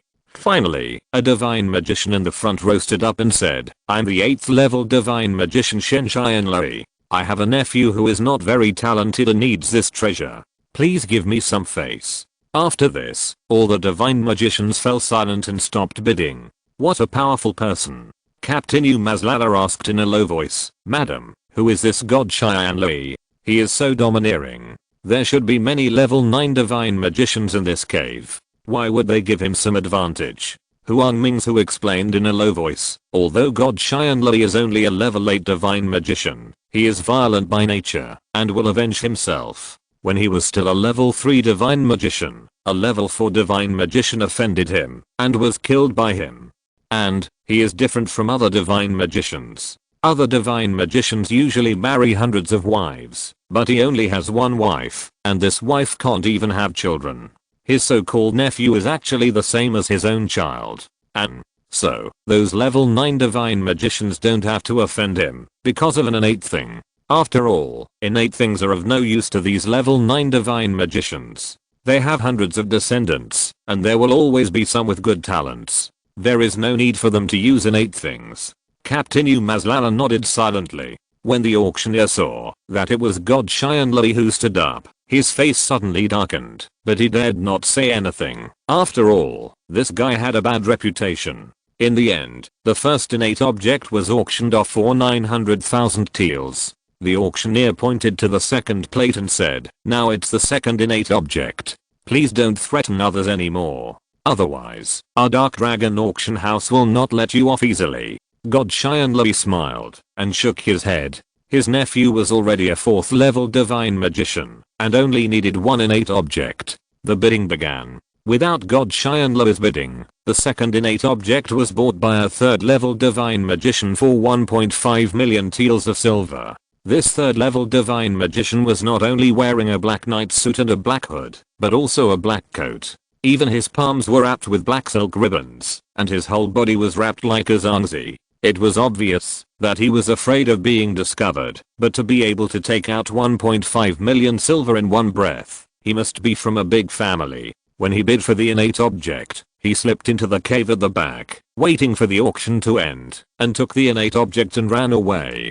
Captain Umazlala firmly memorized his physical characteristics. The auctioneer was very satisfied with the auction price of the second innate object, and his mouth was slightly raised, with an excited look on his face. Okay, now there is only one innate object left. Now officially start the auction. As soon as the voice fell, the divine magician below shouted out a high price of 1 million taels. The bidding for the last innate object was indeed fierce, and it was finally sold for 2 million taels. The auctioneer was so happy that he couldn't close his mouth. The Dark Dragon auction house had previously priced the innate object at only 1 million taels. According to the previous agreement, the auctioneer would get a share of the premium. He smiled and said, okay, the auction is over. Customers who successfully bid for the treasure, please go to the cave at the back to pay the money. God Xianlei laughed, but took off his mask, revealing a black face full of scars, and walked to the cave at the back with his hands behind his back. Other divine magicians were not so generous. They were all very cautious, fearing that they would be recognized by others. Captain Umazlala and Huang Mingzu came to the cave at the back. The cave was brightly lit, and there were more than a dozen divine magicians standing next to it. With a little detection, it can be found that these divine magicians are all divine magicians above level 6. It makes sense. Without strength, they dare not hold an auction. Huang Mingzu paid 200,000 taels of silver and took over Lian Xianlin from the staff of the Dark Dragon auction house. According to the instructions of the staff, the 9 revolutions loyalty pill was stuffed into Lian Xianlin's mouth. Lian Xianlin's eyes suddenly emitted countless green lights, and at the same time, he lay on the ground and rolled wildly, looking very painful. Is it okay? Huang Mingzu couldn't bear it, so she wanted to hug Lian Xianlin. Captain Umazlala reached out and grabbed her. It's okay, the drug is taking effect. It hasn't completely become a docile pet yet, you don't have to touch it. Huang Mingzu retracted her hand in a daze, and said a little worriedly, I'm afraid it will get hurt. This girl is really kind at heart. Half a moment later, Lian Xianlin finally recovered and looked at Captain Umazlala with a cracked mouth. Damn, is this guy laughing? Captain Umazlala then remembered that he could communicate with fierce beasts, and he secretly started the language translator. Then he squatted in front of Lian Xianlin. Lian Xianlin? Damn, this human can talk. Lian Xianlin was so scared that he stepped back again and again, almost bumping into Huang Mingzu. Captain Umazlala continued, don't be afraid, I'm a divine magician, and I have the ability to communicate with animals. Lian Xianlin tilted his head and thought for a long time, and felt that this situation was indeed possible. With his mouth open, he said, Master, please give me a name. Give me a name? Captain Umazlala thought for a while, and said with a smile, just call me Zhao Huang. It sounds friendly. Zhao Huang, such a casual name. Lian Xianlin wanted to refuse, but the effect of the 9-turn loyalty pill made it impossible for him to refuse any suggestion from Captain Umazlala. He could only nod his head heavily and grin. Okay, master, I will be Zhao Huang from now on. In Huang Mingzu's view, Captain Umazlala squatted on the ground and barked at Lian Xianlin, one with a smile on his face, and the corner of the mouth of a fierce beast was cracked and bent into an arc. He asked carefully, husband, are you chatting? Captain Umazlala stood up and explained with a smile, it can be considered a chat. I have learned how to communicate with animals since I was a child. Just now, I gave him a name, Zhao Huang, and he was very satisfied. Captain Umazlala reached out and touched Lian Xianlin's head. You are called Zhao Huang, right? Lian Xianlin sniffed, pouted, nodded helplessly, barked twice, and did not forget to wag his tail. Captain Umazlala, look, he is very satisfied. Huang Mingzu covered her mouth and laughed. This guy almost drove Zhao Huang crazy. The two took Lian Xianlin out of the void under the guidance of the auction house staff. After leaving the void and returning to the alley, Captain Umazlala and Huang Mingzu got on the carriage. Wait a minute, I have something to do. Captain Umazlala touched Lian Xianlin's neck. Huang Mingzu was puzzled. We still have to buy gifts for Uncle Huang in Danshan. Captain Umazlala explained, I'm going to snatch the innate things. Snatch them? They are all high-level divine magicians. Huang Mingzu found it unbelievable. Captain Umazlala continued to explain, don't worry, you don't understand your husband's ability. And, the innate things are of great use to me. Huang Mingzu immediately understood and said happily, if you have the innate things, you can become a high-level divine magician in an instant. She thought about it, then shook her head and said, no, I want to go with you and help you deal with those divine magicians.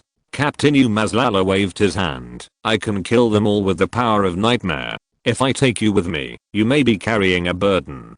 Huang Mingzu also knew that her ability was not strong, so she stopped forcing it. She just looked at Captain Umazlala with tears in her eyes. My husband, you must come back safely. We still have to raise the child together. Captain Umazlala nodded heavily. Don't worry. After that, he opened the door of the carriage, grabbed Lian Xianlin, flew out, and jumped onto the roof. Lian Xianlin didn't expect that he would fly into the sky, and fell to the ground and shivered. This stupid dog, is it really Lian Xianlin? I won't be fooled. Captain Umazlala looked at its bare appearance and shook his head helplessly. Lian Xianlin grinned. Damn it, Lian Xianlin, am afraid of heights, did you know that? And, without warning, he lifted someone into the air. Is this something that ordinary people can do?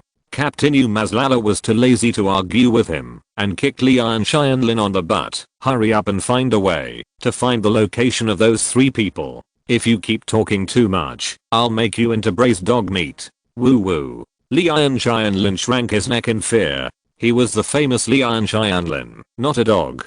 This barbarian actually thought of himself as a dog, which was really infuriating. He was about to get angry, but he saw the fierce light in Captain Umazlala's eyes. Damn, did this guy really stew me as dog meat? Lian Xianlin whimpered twice in a low voice, and began to sniff the air fiercely. Chapter 716. Lian Xianlin is worthy of being the top beast in the 100,000 mountains. He only sniffed twice, and smelled a few strange smells from the subtle smell. He pursed his lips and whiffed twice. These 3 smells are in the 3 directions of east, south and west. Should we chase them in that direction? Captain Umazlala frowned, and thought for a while, then asked, where is the weakest enemy? Lian Xianlin whiffed twice. In the east, it seems to be a 3rd level divine magician. Hey, this guy's really powerful. He can even smell the 3rd level divine magic. Captain Umazlala discovered this with his own supernatural powers. Let's go, let's chase to the east.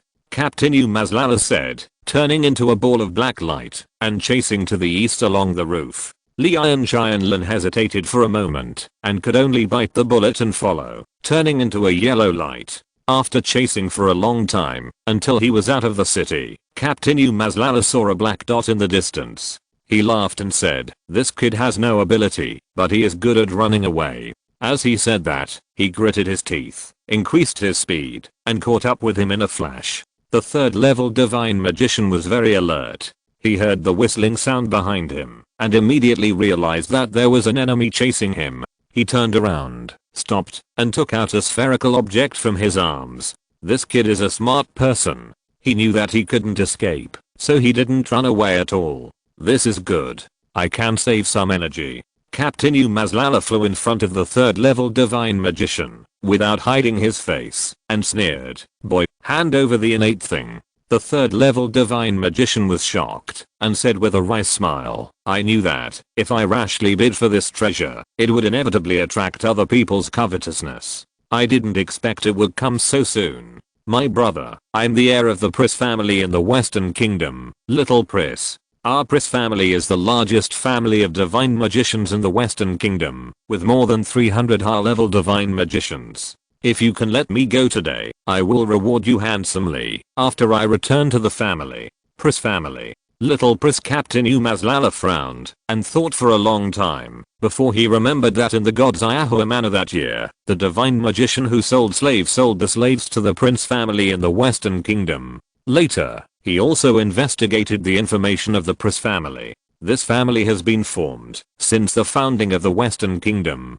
There have been more than 10 level 9 great divine magicians. They have become the largest divine magic family in the Western Kingdom. In the Divine Magic Club, they are a force that cannot be underestimated. They also use this power to monopolize all aspects of the Western Kingdom, especially controlling 90% of the farms, which requires a large number of slaves. However, this kind of power can't scare Captain Umazlala at all. He sneered, I don't care if you are Philip or Pris, I just want you to hand over the innate things, otherwise don't blame me for being vicious. Little Pris laughed in his heart, fortunately I was prepared. He raised the ball in his hand and sneered, see, I have the world famous divine bomb in my hand. As long as I activate the bomb, everything within 100 miles will be reduced to ashes, and we will die together.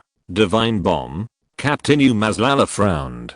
He didn't remember that there was such a technological divine product on Gaystar. Suddenly, an incredible thought suddenly occurred to him. Could it be that this thing was Little Pris sneered. Yes, you guessed right. This kind of divine bomb is the latest research result of your Eastern Divine Club and the Divine Research Institute. It seems to be developed by a genius divine master named Divine Mechanic. The Divine Mechanic is indeed this kid. Captain Umazlala sighed in his heart. He didn't expect that in less than half a year, after leaving the Divine Club, the Divine Mechanic had developed a bomb made by compressed divine magic. This kid's talent is really good. If given time, he might really be able to use divine magic to create a technological route. Little Pris saw Captain Umazlala standing there in a daze, and thought that he was afraid of him, so he sneered. Now you are afraid, right? Now you move aside. My promise is still valid, and I will definitely reward you when I return to the Western Kingdom. Captain Umazlala sneered with a straight face. Again, you can leave if you hand over the innate things now. Little Pris was shocked when he heard this, and then he looked at Captain Umazlala carefully, and his heart sank to the bottom of the valley. The attacker did not cover his face at all, and was obviously ready to kill and silence him. This is a dead end. Little Pris gritted his teeth and sneered. The reason why our Pris family can become the most powerful family of divine magicians in the Western Kingdom is that we are not afraid of death. In this case, let's die together. As he said that, he was about to turn on the switch of the divine magic bomb. Captain Umazlala snapped his fingers and activated the divine magic nightmare. Little Pris felt a flash in front of his eyes, and when he opened his eyes again, he found himself in a huge forest. The tall trees in the forest blocked out the sun, and a round sun hung high in the sky, with dark shadows on the ground. Where is this? Is it an illusion? Little Pris suddenly realized that the magic bomb in his hand had disappeared at some point. What happened? Little Pris looked around blankly and suddenly found that a figure slowly fell to the ground in the sky. When the figure gradually became clear, Little Pris realized that he was actually Captain Umazlala. Little Pris couldn't believe it. Did you conjure up this illusion? If you think it's an illusion, then it's an illusion. I'm too lazy to talk nonsense with you. Captain Umazlala said, and snapped his fingers again. Little Pris felt that the air around him suddenly became hot, like hot magma. He could only hold his breath. Hold your breath again. I want to see how long you can hold your breath. Captain Umazlala sneered. Sure enough, after holding his breath for a while, Little Pris felt a burning sensation in his lungs. His lung cells desperately sucked in air. He finally couldn't help it, and opened his mouth to breathe. As soon as he opened his mouth, the hot air rushed into his mouth, and went straight to his stomach along the respiratory tract. Finally, the whole person turned into a ball of fire in the burning of the hot air. With a few shrill cries, Little Pris finally turned into a pile of ash. Humph, fight me. Captain Umazlala walked to the pile of dust, and blew hard with his mouth. The dust flew, and revealed a ball of soil that was shining red. This is the innate thing.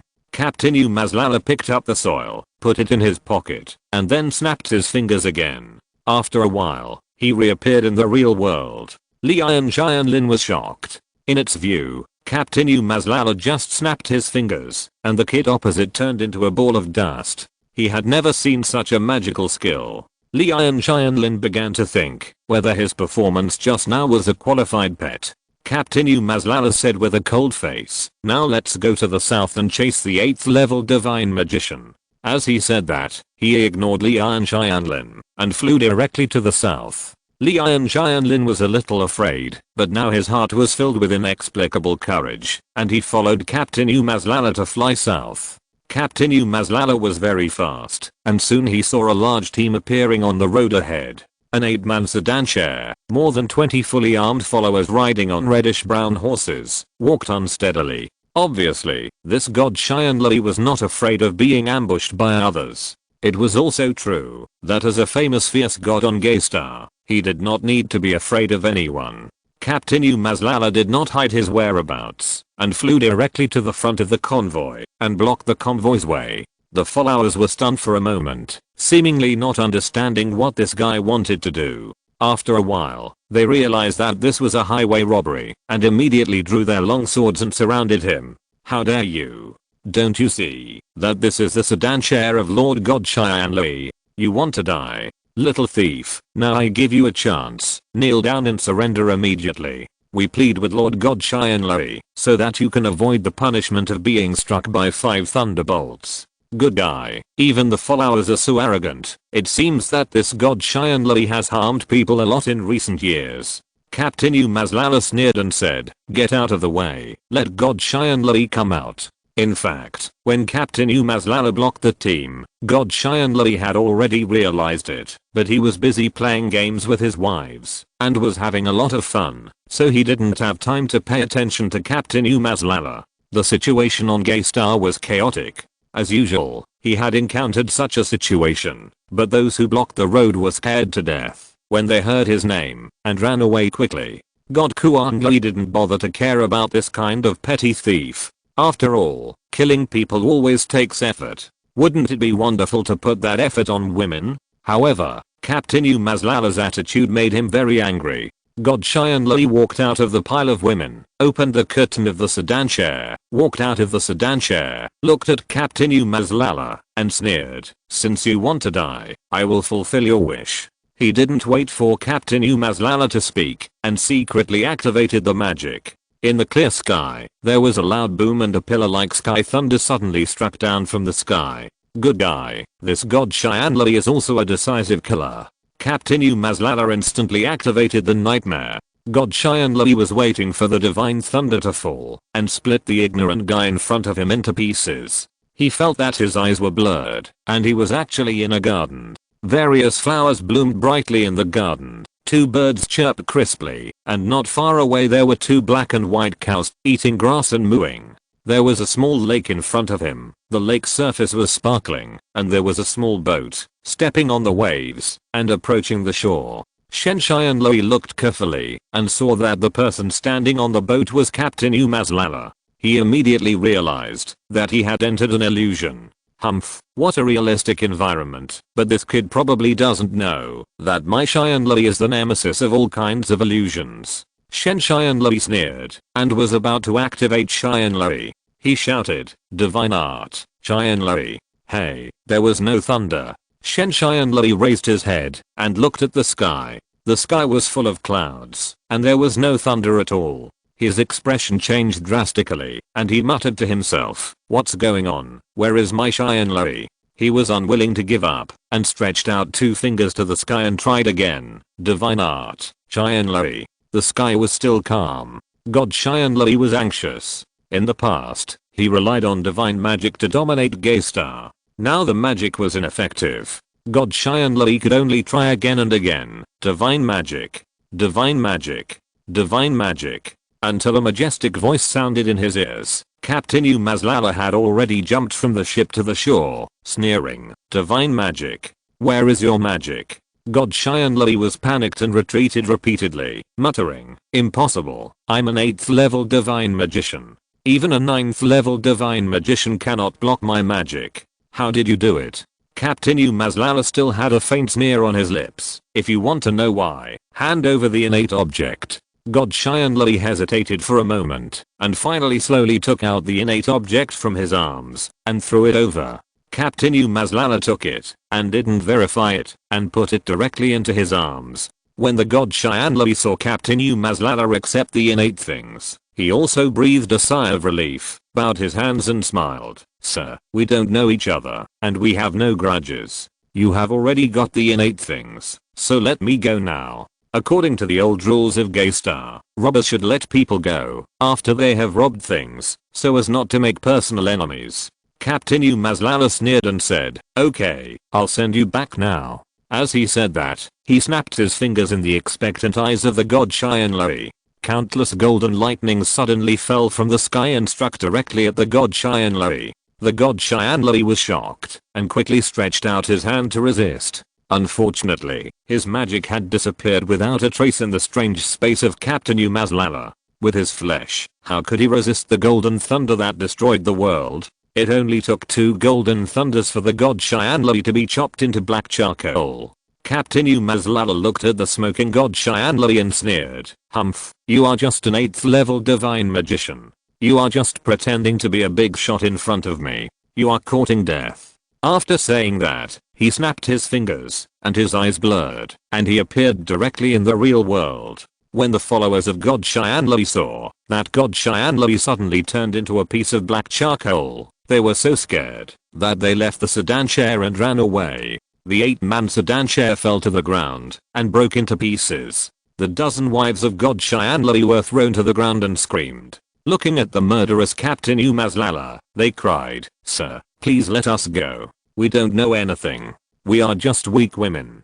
Captain Umazlala looked at them with disdain and waved his hand. The dozen wives of God Xianlui immediately staggered away. Chapter 717. The God Treasure Hunter is a 3rd level divine magician. He was born in a poor family. His family was just a small landlord with 3,000 pieces of thin land. It was impossible for him to get in touch with the circle of divine magicians. Because his father saved a big man in Guana City by chance, under the recommendation of the big man, he sold all his family property and collected 10,000 taels of silver. He used this silver to hire a group of divine magicians. Under the protection of the divine magicians, he was lucky to enter the Black Tower and became a divine magician.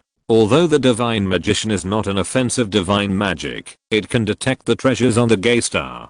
The God Treasure Hunter soon became the richest among the divine magicians with these treasures. After becoming a divine magician, due to his miserable life as a child, he was not like other divine magicians who indulged in wine, sex, money, and anger every day. What he did every day was treasure hunting and practicing divine magic. Therefore, although the God Treasure Hunter is not very old and his divine magic level is average, he has accumulated a lot of silver. This time, the God Treasure Hunter was originally exploring for gold in a volcanic crater. He received a pigeon message from his friend, saying that the news of the innate object appeared in the Dark Dragon auction house made the God Treasure Hunter overjoyed. After becoming a treasure hunter, the God Treasure Hunter had no worries about food and drink, and spent a lot of money every day. The only thing he worried about was the level of divine arts. After all, for a divine magician, the level of divine arts determines everything, and those external objects are just clouds. He was quite talented. In less than 200 years, he had cultivated to the level of a 3rd level divine magician. However, when he was trying to break through to the 4th level divine magician, he encountered difficulties and failed to break through repeatedly. Once, he was almost invaded by an extraterritorial demon because he was about to break through. Fortunately, before he broke through, he had hired 3 high-level divine magicians to protect him. With their help, he was able to escape. So when the God Treasure Hunter heard that there was an innate object that could improve the level of a divine magician out of thin air, he immediately sold a large number of treasures and came to the Dark Dragon auction with 2 million silver taels. If you don't have money, you can earn it again, but the innate things are extremely rare, so the God Treasure Hunter will spend a lot of money at the auction to get the innate things. After getting it, he knew that his strength was low, and he wanted to hire a high-level divine magician to protect him, but he knew that those divine magicians would definitely covet the innate things in his hands, so he could only cover his whole body tightly and quickly escape as soon as the auction was over. At this time, half an hour had passed, and the God Treasure Hunter was secretly happy and slowly removed the invisible camouflage on his body. The invisible camouflage was a treasure that the God Treasure Hunter bought from a friend at a high price. It was originally called the 5-colored glazed cloak. It is said to come from the Divine Art Research Institute and can use the principle of light refraction to achieve invisibility. There are pros and cons. The 5-colored glazed cloak can make you invisible, but it will greatly reduce the movement speed of the wearer. The God Treasure Hunter had just removed the invisibility and suddenly saw a man in a black knight suit standing in front of him. The man was also holding a big yellow dog. The person who came was Captain Umazlala. After killing the 8th level divine magician Chen Shuxian, he chased the 3rd person who bought the innate item. After running for more than 10 minutes, he felt that the target was right next to him, but he couldn't see it. He immediately realized that this guy must be wearing some kind of invisible device. Oh, this guy is rich. Captain Umazlala could only rely on his senses to follow the invisible man and wait for him to automatically show up. This guy can't just run for hundreds of kilometers. Sure enough, in less than half an hour, the guy suddenly appeared on the side road. Captain Umazlala flew in front of him and sneered, "Why don't you continue to be invisible? Shen Treasure Hunter realized that he was no match for him and hurriedly explained, "My lord, I'm a 3rd level divine magician who urgently needs the innate item. If you can let me go, I'm willing to give you 10,000 taels of silver." 10,000 taels of silver? It seems that you are also a rich man. Captain Umazlala sneered. Seeing that there was hope, the god treasure hunter smiled and said, "I don't deserve it. I'm a 3rd level divine magician with the ability to detect treasures, so I save this silver." As he said that, he took out a handful of silver from his pocket. Detecting treasures? This skill is very rare. With this guy, wouldn't it be possible to catch all the treasures on Gay Star? Captain Umazlala originally planned to capture him into a nightmare, but now he changed his mind and said with a stern face, "Now I give you 2 choices. The first is to turn into ashes, and the second is to become my slave. I will ensure your wealth and glory for the rest of your life." Slave? What a big mouth. As a 3rd level divine magician, the god treasure hunter has lived for more than 200 years and has experienced countless dangers, so he will naturally not be scared. As he said that, he stretched out his hand and grabbed a Shen cannon in the void, sneering, "Humph, let you taste the taste of the invincible Shen cannon." Captain Umazlala looked at him, and his eyes were straight. This guy's really rich and has a Shen cannon. The god treasure hunter sneered and pulled the trigger. A flash of fire flashed from the muzzle, and a black cannonball was towards Captain Umazlala. He also bought the Shen cannon from the God Magician Club.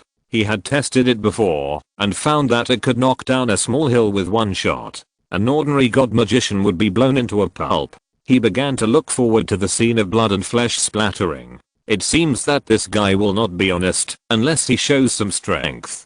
Captain Umazlala was calm for a moment and snapped his fingers. The god treasure hunter only felt a flash in front of his eyes, and when he opened his eyes again, he was already in the sea. The shadow of Captain Umazlala had disappeared in front of him. The cannonball exploded not far away with great power, creating white waves. Although the god treasure hunter was a god magician and much stronger than a normal person, he was a terrestrial creature after all, and could not live on the seabed. In a short while, the god treasure hunter felt his lungs stuffy. He desperately moved his arms and began to paddle upwards, but the sea seemed to have no end and he seemed to be unable to reach the end. The god treasure hunter was exhausted, and soon all the oxygen in his body was exhausted, and his consciousness gradually became hazy. Just when he thought he was going to die, his eyes lit up, and he returned to the real world and lay on the ground. Captain Umazlala walked up to him and kicked him hard. "Boy, are you convinced now?" The god treasure hunter nodded repeatedly. He also knew that there was such a thing as virtual space in this world. The treasure he used, the 9 Heavens mysterious ring, could produce a void, but this void could only be used as a storage space. Just now in the sea, the god treasure hunter really thought that he would die next. The god treasure hunter knew that only the best of the 9th level great magicians could produce a real void like this. Could it be that the man in black in front of him was actually a 9th level great magician? The god treasure hunter expert was able to develop from a small divine magician with no roots and no foundation to a 3rd level divine magician. He followed the strategy of hiding. When he met an opponent, he would fight if he could beat him and flee if he couldn't. He would never fight to the death. The god treasure hunter expert made up his mind to escape. Captain Umazlala stretched out his hand, pretending to snap his fingers, and sneered, "You want to run, right? Next time you go into a volcano instead of the sea." The god treasure hunter expert was halfway through the activation of his skills and suddenly froze, turned around and said with a wry smile, "Brother. No. Uncle. You will be my uncle from now on. Well, if you can't beat him, just join him." Captain Umazlala stretched out his hand. "Where is the innate object?" The god treasure hunter expert was shocked and subconsciously wanted to refuse, but he still took out the innate object from his arms and threw it out. Compared with his life, this kind of external object is nothing. The god treasure hunter expert is much smarter than ordinary divine magicians. Captain Umazlala took the innate object and took out 2 other innate objects from his arms. This made the god treasure hunter stare straight. He clearly remembered the other 2 divine magicians who took the innate objects. One of them was the notorious 8th level divine magician Chen Shuxian. This guy was more powerful than the average 9th level divine magician. This stunned the god treasure hunter. Then, something even more surprising happened. Captain Umazlala kneaded the 3 and 8 objects into a bowl like kneading mud, and swallowed them in one gulp. Then he sneered and said, I really don't know whether you are stupid or foolish. Why don't you swallow the innate objects directly into your stomach? Yes, why not swallow them into your stomach? Wouldn't it be safe and sound that way? The god treasure hunter felt regretful. In fact, it was not his fault.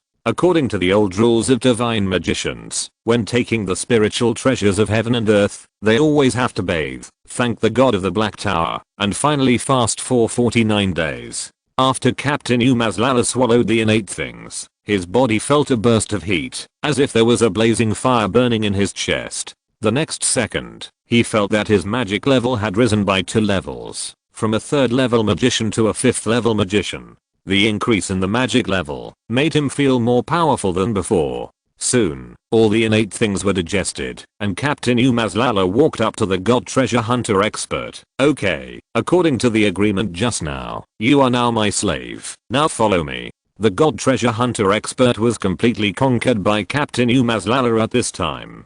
Being able to follow the most powerful person in the world, his future safety is more guaranteed. The god treasure hunter expert is not stupid. He knows that he is not an offensive magician. The reason why this big man in front of him is willing to accept him as a slave must be that he is interested in his skills. This is easy, isn't it? Just detecting treasures? I'm good at this. Captain Umazlala brought the treasure hunter back to the room in the hotel. Huang Mingsu was already waiting anxiously. When she saw Captain Umazlala walk in, she immediately went to greet him and looked him up and down carefully. After making sure that he was fine, she touched his mouth, nose, and ears. Only then did she feel relieved and leaned on Captain Umazlala's shoulder, crying loudly, "Husband, please don't leave me alone in the future. I know I don't have the ability, but staying with you, maybe I can help. Do you know how I have been through these years? Every time the children fell asleep, I tossed and turned, walked to the yard in the middle of the night, and looked at the moon in the sky. Looking at the moon, I think about the happy days we were together in the past, thinking about us going shopping together, buying handkerchiefs, thinking about us playing games together, throwing handkerchiefs, thinking about you tasting the food I cooked, thinking about the smell of your body, thinking about everything about you." These corny words made Captain Umazlala moved and sweet. He smiled and said, "Don't worry, little darling, I will take you wherever I go in the future."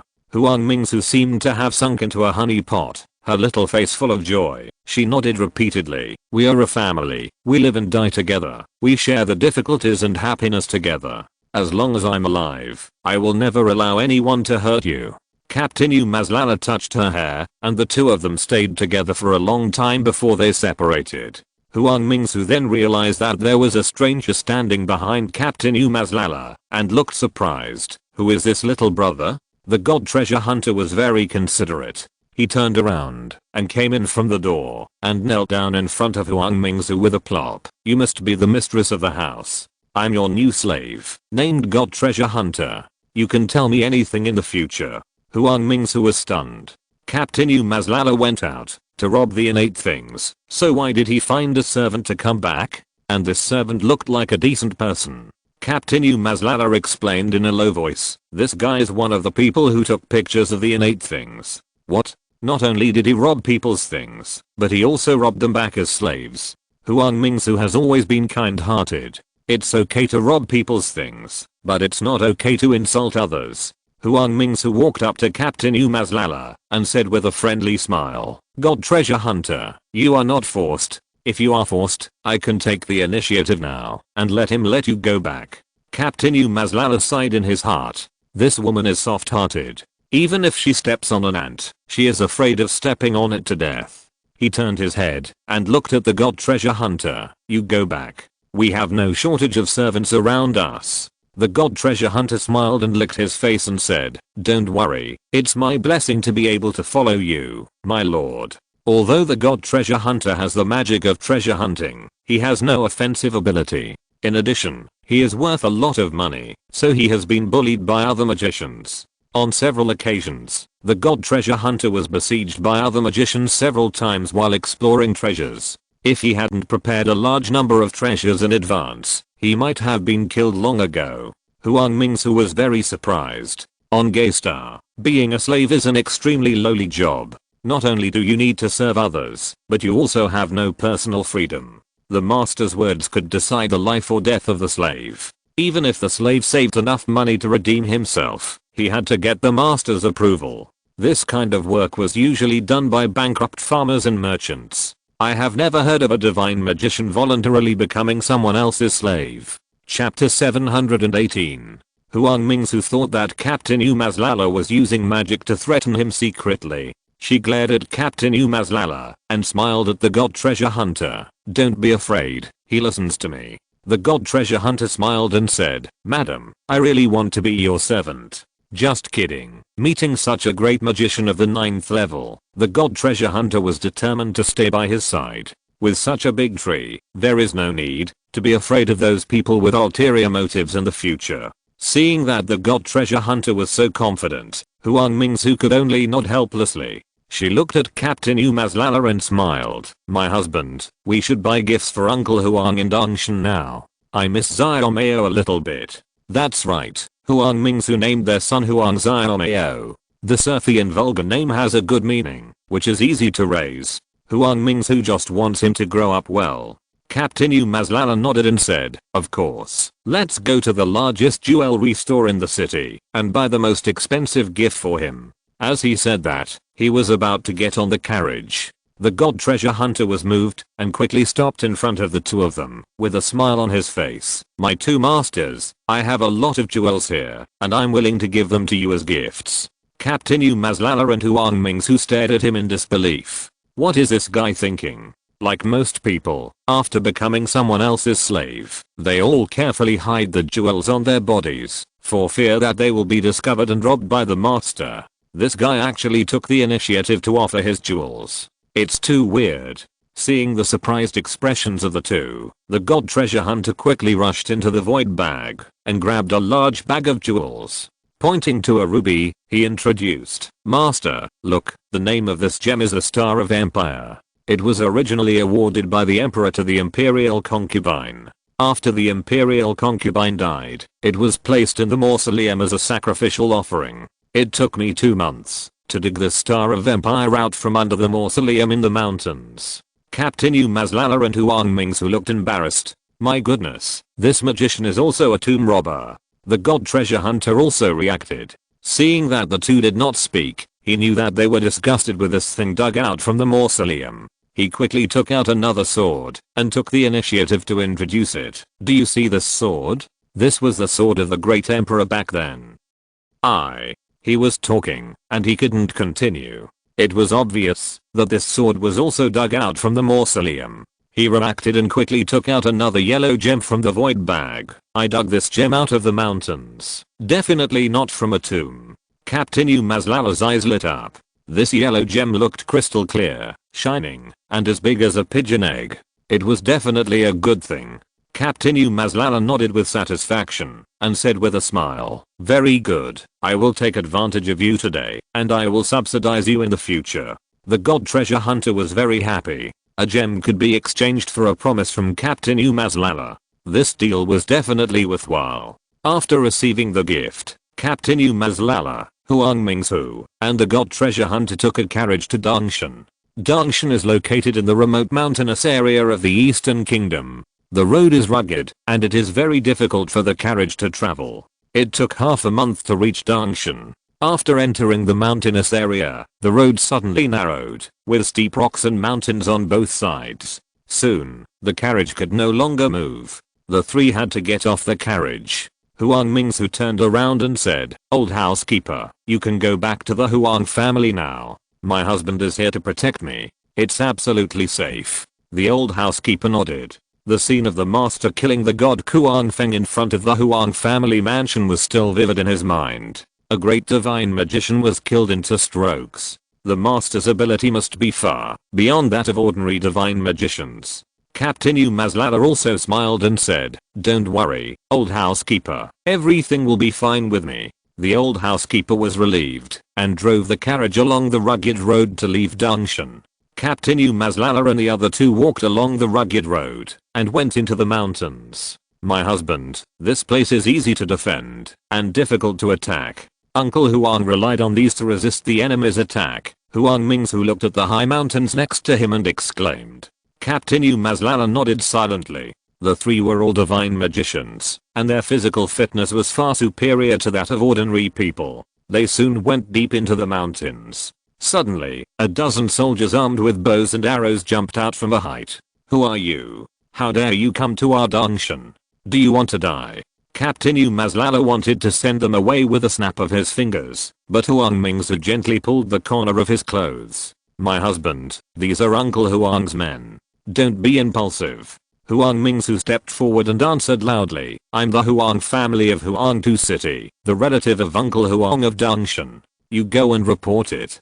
Huang family of Huangtu City? Okay, you wait here, we will report it. The soldier looked alert and slowly turned around and walked towards the mountain. The three waited for half an hour before the soldier came back. This time his attitude was much more relaxed. He walked in front of the two and said, you two, our boss is waiting for you in the hall. The three followed the soldiers and walked for more than 20 kilometers and came to a mountain stronghold. The wall of the mountain stronghold was built of stone with towers on it. Many soldiers stood on it, some holding long swords, some holding spears, and even 2 earth cannons. There were tall buildings in the village, and many soldiers were training in the square, shouting slogans loudly, looking very majestic.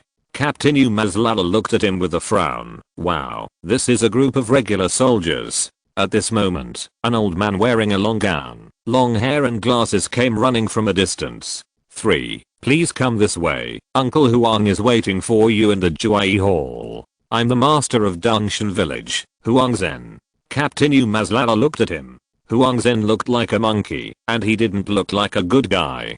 Huang Zhen was also looking at the three people. These distant relatives of the village owner did not carry weapons and looked like ordinary people. There was no need to worry about any adverse effects on his plan. 3. The village owner has been looking forward to you for a long time, and finally you are here. Do you know that the village owner was still saying last night that he would send someone out of the mountain to pick you up, but he didn't expect you to come so soon. Huang Zhen was extremely envious. Captain Umazlala had a stern face.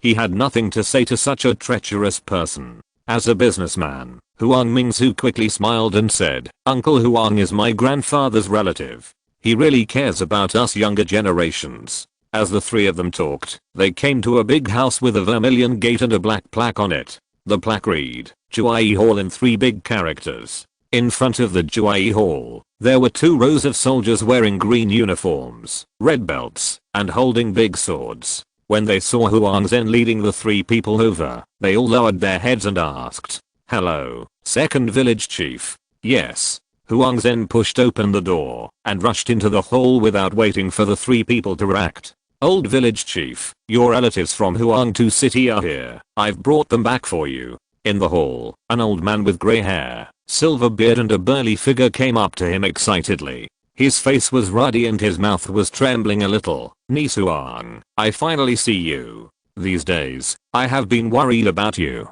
I thought about sending troops to Huangtu City to rescue you, but I was afraid. He didn't say it, but Huang Mingsu understood that on Gaystar, who is not afraid of divine magicians. Huang Mingsu was very moved by the old village chief's heart. She said excitedly, Uncle Huang, it's alright now. God Kuang Feng suddenly died of illness, and our family can be reunited again. Since God Kuang Feng was killed by Captain Umazlala with a snap of his fingers, Huang Mingsu spread the word to the outside world to prevent Captain Umazlala from being targeted by outsiders that God Kuang Feng died of illness. Of course, this statement can only deceive the common people. Little magicians like God Treasure Hunter who are out of touch with the news know that God Kuang Feng was killed by someone. Uncle Huang saw Captain Umazlala behind Huang Mingsu, and his eyes lit up. What a burly man with a dignified appearance. No wonder Huang Mingsu has such high standards and would like him. He walked up to him and said with a smile, This is my nephew's son-in-law. Good. Good. Captain Mazlala was also grateful to the old village chief who was willing to lend a hand when he was in danger. Uncle Huang, this time thanks to you, our family can be reunited. As he said, he took out the yellow gem from his arms. This is my heart. Please accept it, Uncle Huang.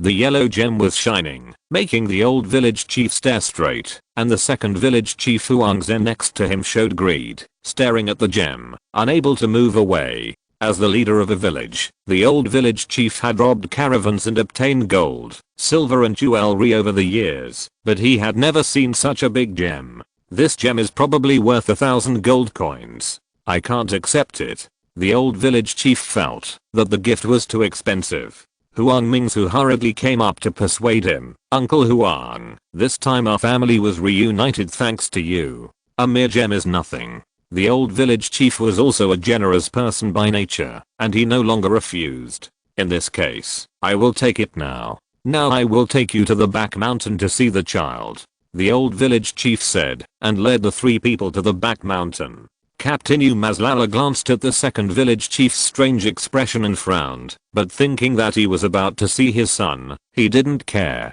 When the second village chief saw the three people walking out of the Juai hall, a fierce look flashed in his eyes, and he turned and walked out of the Juai hall and walked towards the barracks behind. While walking, he thought about the riot that was about to be launched. The three men just now looked like ordinary people and could not pose a threat to him at all.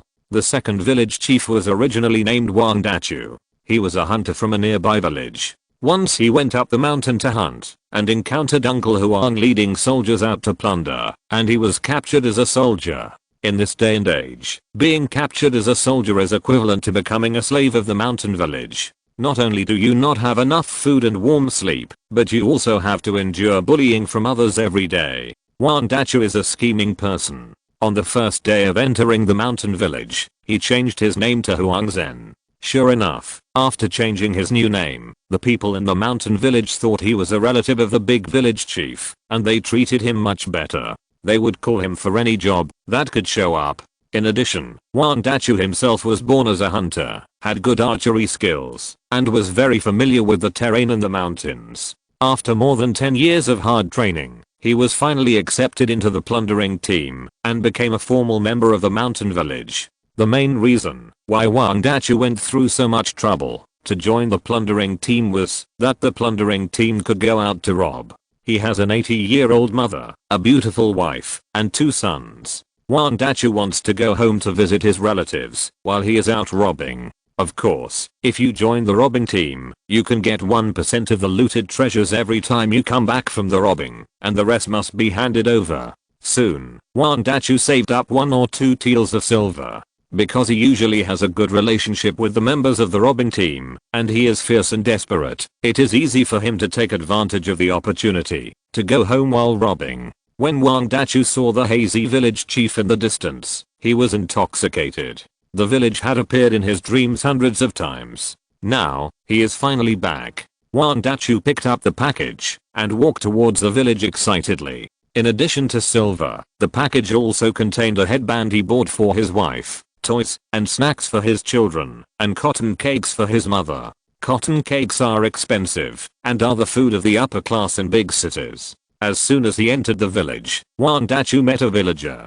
The two stared at each other for a long time before recognizing each other. Wang Dachu. Niu Dali. That's right, the villager was Niu Dali, who Wang Dachu had played with since childhood. The two had a very good relationship. Niu Dali was extremely excited. Brother Dachu, where have you been all these years? The people in the village thought you were killed by the wolves and tigers in the mountains. Wang Dachu laughed and said, hey, I went hunting in the mountains and was caught by bandits. The bandits in Dongshan. Niu Dali was shocked. Then how can you come back alive? Wang Dachu patted his chest. Not only did I come back alive, I also became a small leader of the Dongshan village, and now I have more than a dozen brothers under me. Niu Dali became even more excited when he heard this. The Dongshan bandits are a huge force, and the official encirclement and suppression have been unsuccessful for several times. According to legend, every bandit in Dongshan has saved hundreds of taels of silver, which is much better than being a hunter. Niu Dali gave a thumbs up. My brother Wang Dachu has really made progress. Wang Dachu laughed. Yes, I have made progress. Now I will go back to tell my mother and wife the news so that they can be happy too. Niu Dali was stunned for a moment with a bitter look on his face. Wang Dachu saw that he looked unusual and immediately realized that something was wrong. He kept asking, "What's wrong, Dali? What's wrong with my family?" As he said that, he ran to the back of the village. Along the familiar road, looking at the familiar big locust tree, Wang Dachu ran to the back of the house panting and was stunned for a moment and suddenly knelt on the ground.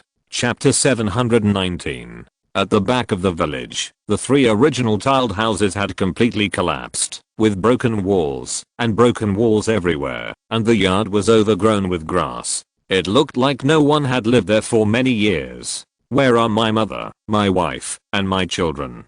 Wang Dachu stood in front of the ruins, crying loudly, and the endless pain overwhelmed him, immersing him in endless darkness. At this time, Wang Dali also ran over. He bent over and panted for a long time before he stood up.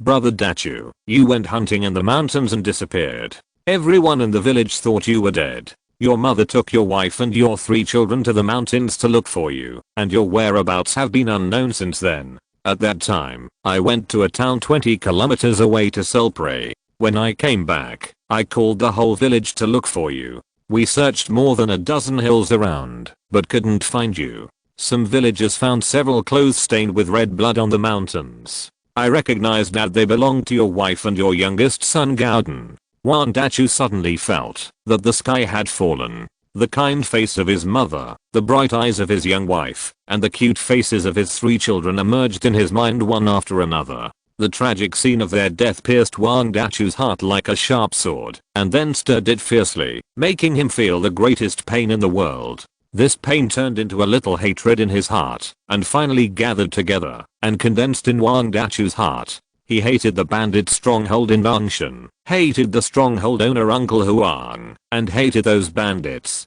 If it weren't for them, Wang Dachu would be living a happy life with his mother, young wife, and 3 children. It was their arrival that changed everything. They were the culprits. At that moment, Wang Dachu decided to take revenge. He wanted to kill the old man and become the boss of the Dongshan bandit stronghold. He looked at Wang Dali with a cold face. "Dali, are you willing to join the bandit stronghold with me?" Wang Dali was stunned for a moment, and then he was overjoyed. The small mountain village is located between the cols, there is no good farmland, and there are cliffs all around. The only income is to go hunting, or collect herbs in the mountains, and then send them to the town dozens of kilometers away. But there are wild beasts everywhere in the mountains, and they may die at any time. The tax officials in the town will also collect half of the goods as taxes. In this way, there is almost no income. If the mountains are closed by heavy snow, there may even be no harvest. The whole family can only stand at the door and drink the northwest wind. Becoming a bandit is different. As long as you go out to rob once, you can have enough food and drink for half a year. Sometimes you can even rob the gold, silver and jewelry of a wealthy family. If you embezzle a few pieces, you can find an opportunity to run to a big city, become a rich man, and live a carefree life. Wang Dali said repeatedly, okay, I have wanted to be a bandit for a long time. I will go home and tell my mother and wife. Wang Dachu thought for a while, waved his hand again, and lowered his voice. Go and gather all the young men in our village together, and let's go up the mountain to be bandits together. This is a good idea. Wang Dali is not stupid. He knows the principle of strength in numbers, especially in a bandit's nest. If you have a brother to help, you will definitely be able to stand firm, and maybe you can even become a small leader at that time. Thinking of this, he turned around and ran to the village. Of course, Wang Dali went home to tell his mother first. He kicked open the door. Several children were playing in the mud on the ground, and the young wife was beating clothes with a mallet. Seeing Wang Dali in a hurry, the young wife put down the mallet and shouted behind him, "Dali, what are you doing?" Niu Dali ignored him and pushed open the door of the main room. The old lady was wiping the table with a rag. Seeing Niu Dali's sweaty face, she was about to come up to ask. Niu Dali fell to his knees with a thump. "Mom, I can't serve you anymore. This scared the old lady. The old lady asked hurriedly, "Son, what's wrong? What did you do wrong?" She gave birth to 5 sons, but the family suffered from famine, and only Niu Dali survived. She was counting on Niu Dali to take care of her in her old age. Once this son got into trouble, she would be miserable. The young wife outside the door also heard the sound and rushed in, her voice trembling. "Dali, what's wrong with you? What if something happens to you? How can I live?" The 3 children also cried.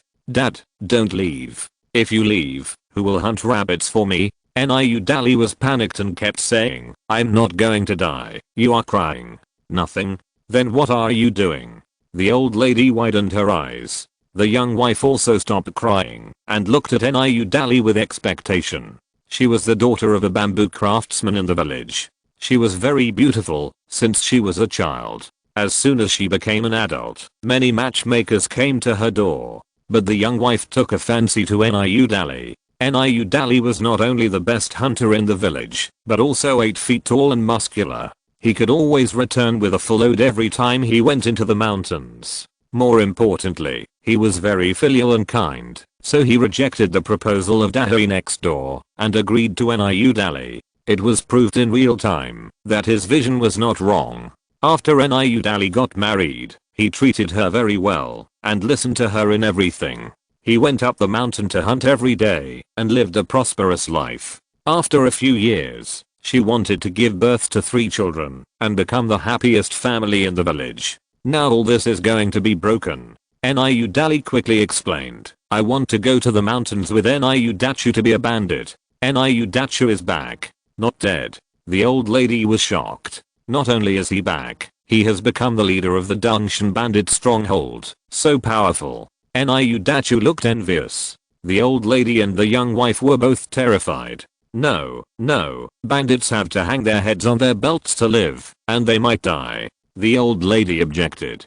"Dali, don't be a bandit, you leave us mothers behind. How can we live?" The young wife begged bitterly. Niu Dali was determined, and said with a smile, "What are you afraid of? With brother Tichu protecting me, how can anything happen to me? Besides, mountain people like us go out early and come back late every day, risking our lives hunting and collecting herbs in the mountains. We might as well try our best and maybe we can get rich. Then our family can save some money and move to a big city so that we can live a good life eating white flour buns and meat." Also, this time, Brother Dachu said that he would gather all the young and strong laborers in our village to become bandits. With so many people, we will be fine. After hearing this, the old lady and the young wife understood and looked relieved. Over the years, they have had enough of the life in the mountain village. Every time they saw the men going up the mountain to hunt, they were worried, wondering if the men could come back safely.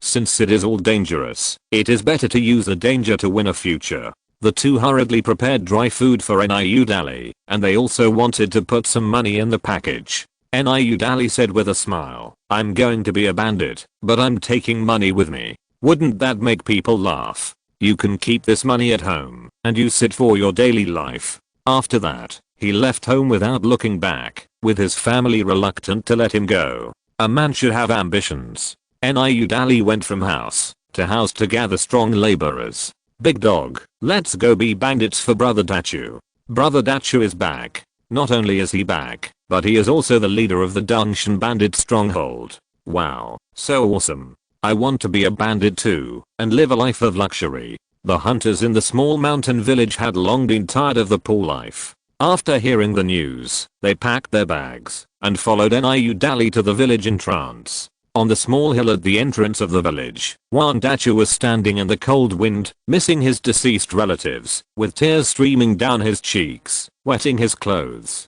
"Brother Tichu, I'm here. Brother Tichu, I want to be a bandit. Brother Tichu, I've got a weapon." A dozen young men, led by Wan Dali, came to the hillside. Wan Dachu looked at these strong men and gradually had an idea in his mind. The young men in the village are all experienced hunters, proficient in bows and arrows, and much better than the bandits in the ordinary mountain strongholds. With these people, they will definitely be able to do a big business in the Dongshan bandit stronghold in the future. Wan Dachu pulled out a knife from his bosom. "Everyone, we are from the same village. You know, in our village, everyone risks their lives and works hard in the mountains for a year, but they can't get much money. But it's different when we become bandits. Let me tell you, the first time I went out to rob, I got 2 taels of silver. These words made the dozen young men envious. 2 taels of silver. Even if we kill a tiger, we can't make this much money. Being a bandit is indeed profitable. That's right, I also want to be a bandit, make a lot of money, and marry a wife. Brother Dachu, we will follow you in the future. Wan Dachu saw that the young people in the village were very enthusiastic, and he had a plan in his mind. He shouted loudly, but it's not so easy to be a bandit. In the Dongshan village, we have no support, and can only be bullied, so we have to stick together. In this way, we swear an oath of blood and we will be brothers in the future. The young people agreed. Wan Dachu asked Niu Dali to run home and get an old rooster and a pot of old wine. The sharp blade pierced the neck of the old rooster, and a little blood fell into the wine. Then, Niu Dali poured wine for everyone. The young people were excited, picked up the wine bowl, and drank it all. Then they smashed the wine bowl on the stone. Wan Dachu led Niu Dali and other young people to the mountain. After 5 days of trekking through mountains and rivers, they finally arrived at the village. Looking at the majestic Dongshan stronghold, the young men were stunned. They had never seen such a tall tower. Seeing a large group of young men approaching, the sentinels in charge of the alert held their long mouths and stood alert, shouting loudly to the people below, "Where are you from? Stop, if you take another step forward, we will shoot arrows." The young men retreated in fear. "Stand here and don't move. I'll go and report." Wan Dachu walked forward calmly and said with a smile, "Brothers, I'm Wan Dachu from the 2nd Battalion. If you have any questions, please find the boss." It happened that a bandit who had gone out to rob with Wan Dachu recognized him in the sentry post. "Hey, it's really Wan Dachu. This kid is brave in battle and has been rewarded by the boss." They started the mechanism and the iron gate slowly rose. Wan Dachu entered the stronghold and went straight to the Juai Hall. The guards of the Juai Hall saw that the person coming was Wan Dachu, and they didn't stop him.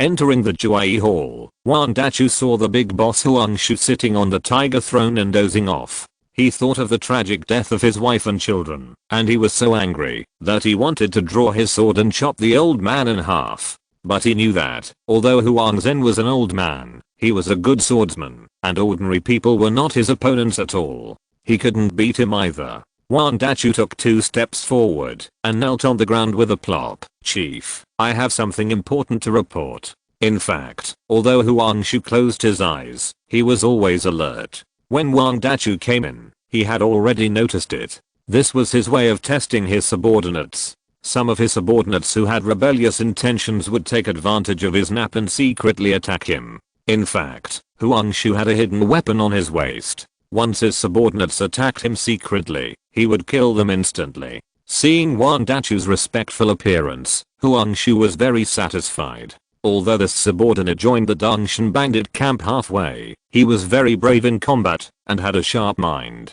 He was a talent. Uncle Huang opened his eyes and smiled. "Wan Dachu, you're back home. Is everything okay at home?" Wan Dachu gritted his teeth and pretended to be sad. "Uncle Huang, everyone in my family died in a landslide." "Landslide? Everyone died?" Uncle Huang laughed, walked up and patted Wan Dachu on the shoulder, and smiled. "It's good to die. The biggest taboo for us bandits is to have family members to worry about. From now on, you will have no worries, and I can make use of you." Hearing Uncle Huang's cold-blooded words, Wan Dachu wanted to stab him to death with a knife, but for the sake of future development plans, he could only swallow his tears, lick his face and smile. "That's right. From now on the mountain village is my home, and you are my reborn parents." As he said that, he knelt on the ground with a plop. "Uncle Huang, no. Father." This shocked Uncle Huang. This kid really knows how to take advantage of others. He was about to refuse, but then he thought it was a good thing. With such an obedient and sensible son, he would not have to worry too much about the affairs of the mountain stronghold in the future. In recent years, he has grown old and is too lazy to take care of the daily affairs of the mountain stronghold. "Very good, I will be your father from now on." From then on, Wan Dachu became Uncle Huang's godson, and he brought in a large group of young people to quickly gain a foothold in the mountain stronghold. Then these young people worked very hard in several subsequent robberies, and even once captured a city without a divine magician. Wan Dachu's reputation in the mountain stronghold became more and more famous, but he was not proud. Instead, he kept winning over other team leaders. Every time he robbed the property, he gave it to those team leaders as a gift. In less than 2 years, Wan Dachu became the second in command without a name in the mountain stronghold. So after a big victory, Uncle Huang officially appointed Wan Dachu as the master of the mountain stronghold. He was not only responsible for the daily affairs of the mountain stronghold, but also directly commanded 10 teams in the mountain stronghold. There were a total of 20 teams in the mountain stronghold, and the rest were commanded by the third leader. Of course, Uncle Huang also has an elite team as a guard.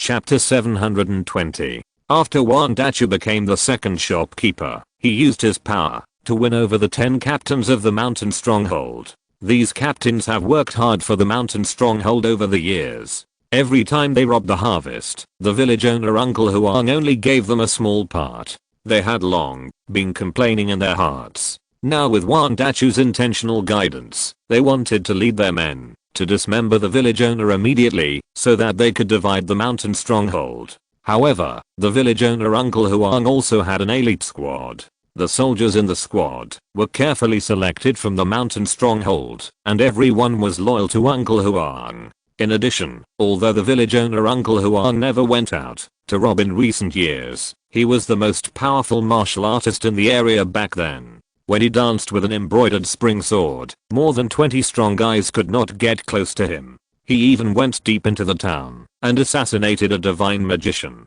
Although the divine magician seemed to only know healing skills, he was a divine magician after all. Such achievements made everyone dare not act rashly. Wan Dachu is a very cautious person. After half a year of preparation, he finally had the confidence of complete victory and was ready to launch a rebellion to kill the village owner Huangshu. But an unexpected situation occurred. A group of refugees came to the mountain village. If it were ordinary refugees, Wan Dachu would not care, but there were many strong men in this group, especially a man holding a sword and wearing an algae blue robe. It is said that he is a famous swordsman in the local area. The appearance of these people forced Wan Dachu to re-examine the original plan. He knew that there was only one chance. If he launched an attack rashly, he might be beheaded. Wan Dachu never did anything he was not sure of. So, for the sake of insurance, Wan Dachu took the opportunity to go down the mountain, to rob and ran to a big town, to buy a poison called jiaozuan mazan from an old Chinese medicine practitioner. This medicine is colorless and tasteless, and can be dissolved in water. Once taken, the whole body will be sore and weak for a full 72 hours. There are 2 types of chefs in the village. One is to serve the village owner Uncle Huang, and the other is to cook for the people in the village. The ingredients used are also different. The people in the village eat big pot dishes. The old cabbage stalks are chopped and put in a big pot to cook. Occasionally, you can see some meat. But Uncle Huang and the guests in the village eat delicacies from the mountains and the sea, which are better than the rich people in the town. The chefs of Uncle Huang in the village are all confidants. Wan Dachu tried several times, but failed to open a breakthrough. Finally, he sent his brothers to find a chef's home and bribed the chef's wife. This wife is greedy by nature and is like the lion roar of heading. Soon, through this wife, Wan Dachu controlled the chef and handed him the jiaozuan mazan, ordering him to add it to the meal at noon today and wait for Uncle Huang and the guests to finish the meal and get poisoned, and then launch a rebellion. Unexpectedly, an accident happened again. A man and a woman came to the mountain stronghold. Fortunately, after Wan Dachu's observation, he found that these 2 people had no martial arts skills, so he was relieved. Wan Dachu walked out of the Juai hall and went to the barracks at the back. At this time, the 10 captains in the barracks had already gathered their men. When they saw Wan Dachu coming in, they all stood up. "Brother Dachu, when do we launch the attack? I have long been dissatisfied with Uncle Huang. Why can he eat delicious food and drink spicy drinks and marry more than 20 wives while we can only hide in the mountain village and eat old cabbage stalks in misery, and we can't even get married, risking our heads to be killed? Wan Dachu looked at his brothers and shouted indignantly, "Please rest assured, the cook I bribed has already thrown the 9-turn Marson into Uncle Huang's rice pot. We will wait until they are full and paralyzed. Then we can cut off their heads one by one and then divide up the treasures that Uncle Huang has accumulated over the years. At that time, I will also give all of Uncle Huang's more than 20 beautiful wives and concubines to you." When everyone heard this, they became even more excited. Uncle Huang was over 80 years old, and his body parts were no longer useful, but he had a young heart. Every 2 years, he would choose a young and beautiful woman from the hostages he looted as his wife. Everyone in the mountain village was drooling over those beautiful young wives, and they wanted to rush in at night. Now they finally had a chance to get close to them, so they were naturally excited. At this moment, in the Juai Hall, a lively banquet was being held. Captain Yu Maslala and Huang Mingsu sat at the head of the table. Mr. Huang and Mrs. Huang sat next to them with their children, and a swordsman stood next to them. The host, Uncle Huang, stood up and said, 4,000 years ago, our ancestors were murdered in Guana City by conspiracy. The 2 children left behind had no choice but to live in different places. I didn't expect that there would be a time for reunion. Over the years, I have also wanted to look for you, but you also know my identity. Once I go down the mountain, I will be targeted by those lackeys of the government. I didn't expect that you would find me first. From then on, our Huang family has reunited. I'm very happy today, and I must get drunk." As he said, Uncle Huang picked up the wine glass. Huang Mingsu also picked up the wine glass and stood up and said with a smile, "Uncle Huang, my parents and children were able to escape from the hands of God Kuan Feng thanks to you, and we are all your juniors, so we should toast you a glass." Captain Yu Maslala also stood up and said with a smile, "Uncle Huang, you are the savior of our Huang family. I toast you with this glass of wine." In just over 2 hours of contact, Captain Yu Maslala had a very good impression of Uncle Huang. This old bandit in the mountains spoke with thunderous voices. His words were simple, but he revealed his sincere heart. He was a man worth associating with. Captain Yu Maslala poured the wine into his mouth without saying a word, but as soon as he took a sip, he felt something was wrong. The wine did not have a strange smell, but Captain Yu Maslala's body had been transformed. There are tens of thousands of special sensors on the tongue that can detect abnormal information in the mouth in real time. Just as the wine was in his mouth, a line of words flashed in Captain Yu Maslala's mind. This glass of wine is poisonous. The specific toxicity is being analyzed. After analysis, this poison can paralyze the human body and cause whole body paralysis. Captain Yu Maslala shook his wrist and threw the wine glass to the ground with a pop. Uncle Huang looked surprised. "My dear nephew, what are you doing?" He also had a good impression of Captain Yu Maslala. This young man was polite, and his every move showed the demeanor of a young master. Huang Mingsu also frowned. "My husband, if you don't like to drink, you can tell Uncle Huang clearly. Uncle Huang is a magnanimous person and will not mind." In her impression, Captain Yu Maslala had never drunk alcohol. Even on the wedding night, Captain Yu Maslala used tea instead of wine. Captain Yu Maslala explained, "Madam, Uncle Huang, this glass of wine is poisonous." As soon as these words came out, Uncle Huang was shocked and stared at the wine in the glass. Then he raised his head again, with an incredible look on his face. "This is impossible. This fine wine has been my treasure for many years. It is absolutely impossible to be poisonous. My dear nephew, are you mistaken?" Captain Yu Maslala also hoped that he was mistaken. These days, he has experienced too many dangers, and the last thing he wants is to cause trouble. However, his strengthened body will never perceive it wrongly. He explained, "Not only do I know that the wine is poisonous, but I also know that this poison can paralyze the human body for a long time." Seeing Captain Yu Maslala's words, Uncle Huang also began to doubt. The wine was his own treasure, but the person who took the wine was an outsider. Although the outsider was Uncle Huang's trusted chef who had cooked for more than 10 years, an outsider must be an outsider. People like Uncle Huang who live with their heads on their belts will not trust anyone. He turned cold and ordered the soldiers standing at the door, "Go and find Chef Guo for me." Thinking that Chef Guo might be the one who betrayed him, Uncle Huang felt a pain in his heart. Because the reason why Chef Guo is still alive is entirely due to Uncle Huang. Uncle Huang saved Chef Guo's life. The story started 10 years ago, when Uncle Huang was still very strong and would personally lead his men down the mountain to rob.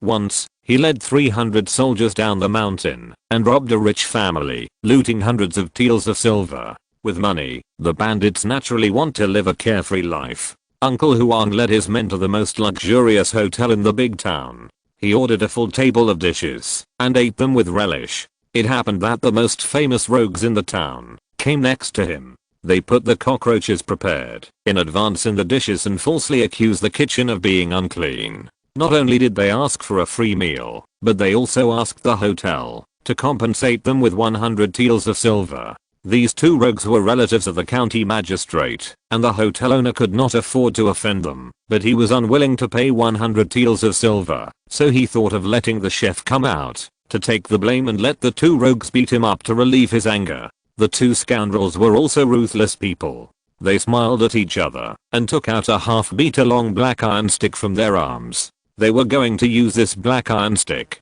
to give the chef a good beating. Seeing the black iron stick, Uncle Huang knew that he had to show up because he couldn't watch an innocent person being beaten to death. Uncle Huang led a dozen disguised soldiers to surround them. Seeing that the situation was not good, the two scoundrels immediately ran away. In this way, Uncle Huang saved Chef Guo. Chef Guo knew that the two scoundrels would definitely not let him go, so he followed Uncle Huang to join the mountain stronghold.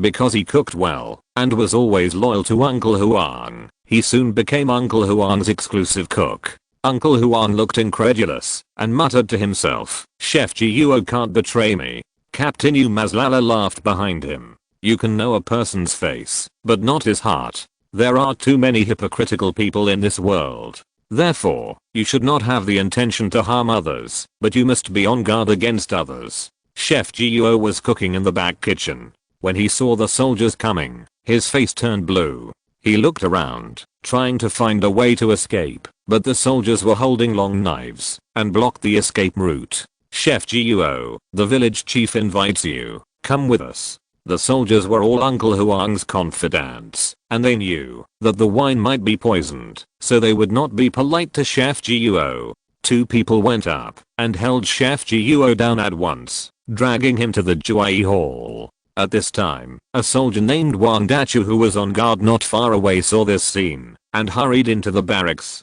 He didn't have time to salute, so he shouted, "Report, I saw Chef Guo being taken away by Uncle Huang's personal guards." Wang Dachu was discussing the detailed steps with 10 team leaders, and his expression changed drastically when he heard this. The purpose of rebellion is to catch Uncle Huang off guard. If Uncle Huang finds out, he will definitely prepare in advance, and then the rebellion will be passive. "Boss, what should we do now? Uncle Huang's elite guards have probably been prepared for a long time. If we rush in now, it will probably be a futile move. Boss, how about we run to a nearby mountain and build another stronghold?" "That's right, I think Gao's suggestion is good. When the time comes, we will be able to develop the stronghold under the leadership of the boss, and it may be even more powerful than it is now. Boss, I know there is a mountain called Mataozi Mountain 500 miles away. There are high mountains, dense forests, and steep cliffs.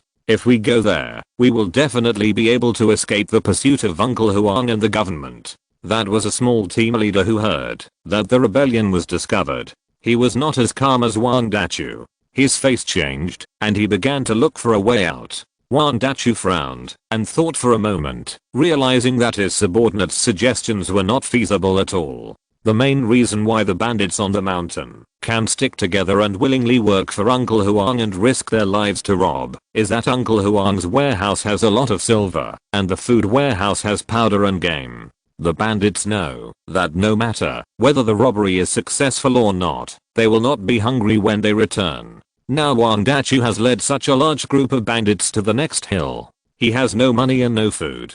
In a few days, the bandits will disband, and they may even cut off Wang Dachu's head with a big knife before disbanding. Wang Dachu never believes that these bandits are loyal. In this case, it is better to fight hard. Maybe there is still a glimmer of hope. Wang Dachu pulled out a long knife from his waist and chopped it hard on the table. The bright blade penetrated half an inch into the wooden table. His eyes widened, and he looked at the bandits fiercely. We are now on the verge of firing. If Chef Guo leaks the news of our rebellion, do you think that Uncle Huang, who is so vicious, will let us go? You want to leave Dongshan and run to another mountain to live as a bandit, but it's just wishful thinking. At this time, the bandits gradually calmed down and nodded slowly. Yes, the mountain stronghold is well defended. There are checkpoints set up by Uncle Huang within a radius of 50 miles. If we are discovered, we will definitely not be able to escape. What should I do? I don't want to die. I haven't married yet and I don't know the taste of women. I can't just die in vain. Don't panic, everyone. The village chief must have an idea. He must know how to solve the current dilemma. Wang Dachu was waiting for this moment. He knew that only by making these bandits aware of the current dilemma could they be willing to work hard. Chapter 721. Wang Dachu took out a long hair from the wall and waved it in the air vigorously. Then he looked serious and shouted loudly, since we have no way to survive, we might as well fight to the death. Now, while Uncle Huang is still not able to react, rush into the Juai Hall and chop him into pieces. I promise that once Uncle Huang dies, and I become the leader of the village, we will split the treasures we plunder in half. The 10 captains were stunned. In the past, they could not even get 10% of the treasures every time they went out to plunder under Uncle Huang. Wang Dachu actually agreed to give them 50%, which was really unimaginable. Let's do it. Let's follow the leader Wang. Anyway, we will never get rich if we stay in the mountain stronghold. That's right. We are bandits, and we have to live with our heads hanging on our belts. Instead of staying here and waiting to die, we might as well fight. Okay, I agree. Although Uncle Huang has an elite guard team, there are only more than 20 people in the elite guard team.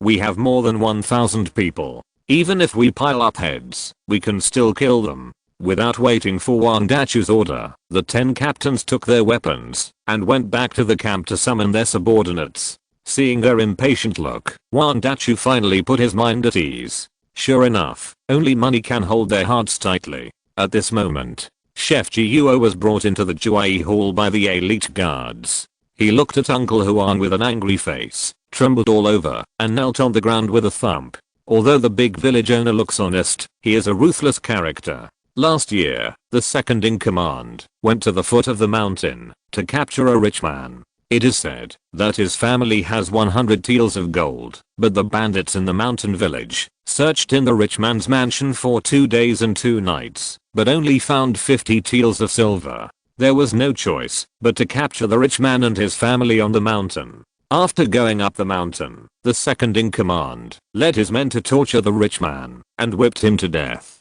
As a result, the rich man kept his mouth shut and said nothing. For this rich man, money is his life. Even if the second in command killed several of his family members in front of the rich man, it would be useless. This guy just refused to speak. The second in command had no choice. The 50 taels of silver were not even enough to cover the expenses of this trip down the mountain. How could being a bandit lose money? The second in command could only hand the rich man over to the big village owner, Uncle Huang. As a result, Uncle Huang only took an hour to get the rich man to tell the whereabouts of the treasure. Guo the chef was not around at the time and heard the bandits say afterwards. The village chief did not talk nonsense with the rich man, but just asked him if he had hidden the treasure. The rich man replied arrogantly, "Of course I hid it, but I just wouldn't tell you. Even if you kill me now, I wouldn't tell you." Hearing the rich man's words, Uncle Huang, the village chief, sneered twice and said, "Don't regret it." After that, he ordered his men to bury the rich man in a flat place on the mountain, which was facing the sun and was extremely hot. Uncle Huang used a sharp knife to cut a hole in the rich man's head and then poured honey on the hole. What does this mean? Just when the bandits were puzzled, countless red ants crawled out of the cracks in the rocks next to them. The ants climbed onto the rich man's head in groups and drilled into the wound. The rich man felt an unprecedented pain at that time. The ants ignored him at all and drilled into the rich man's body from his mouth, nose, and eyes. This torture, which had never been heard of before, made the rich man feel like he was in hell on earth. In less than an hour, he could no longer bear it and explained the location of the buried treasure clearly. The rich man knew that when the location of the treasure was known by the bandits, it would be the time of his death. He just wanted to die quickly, but Uncle Huang seemed to appreciate his painful appearance, so he moved a stool and sat in front of him, watching him being eaten by ants bit by bit.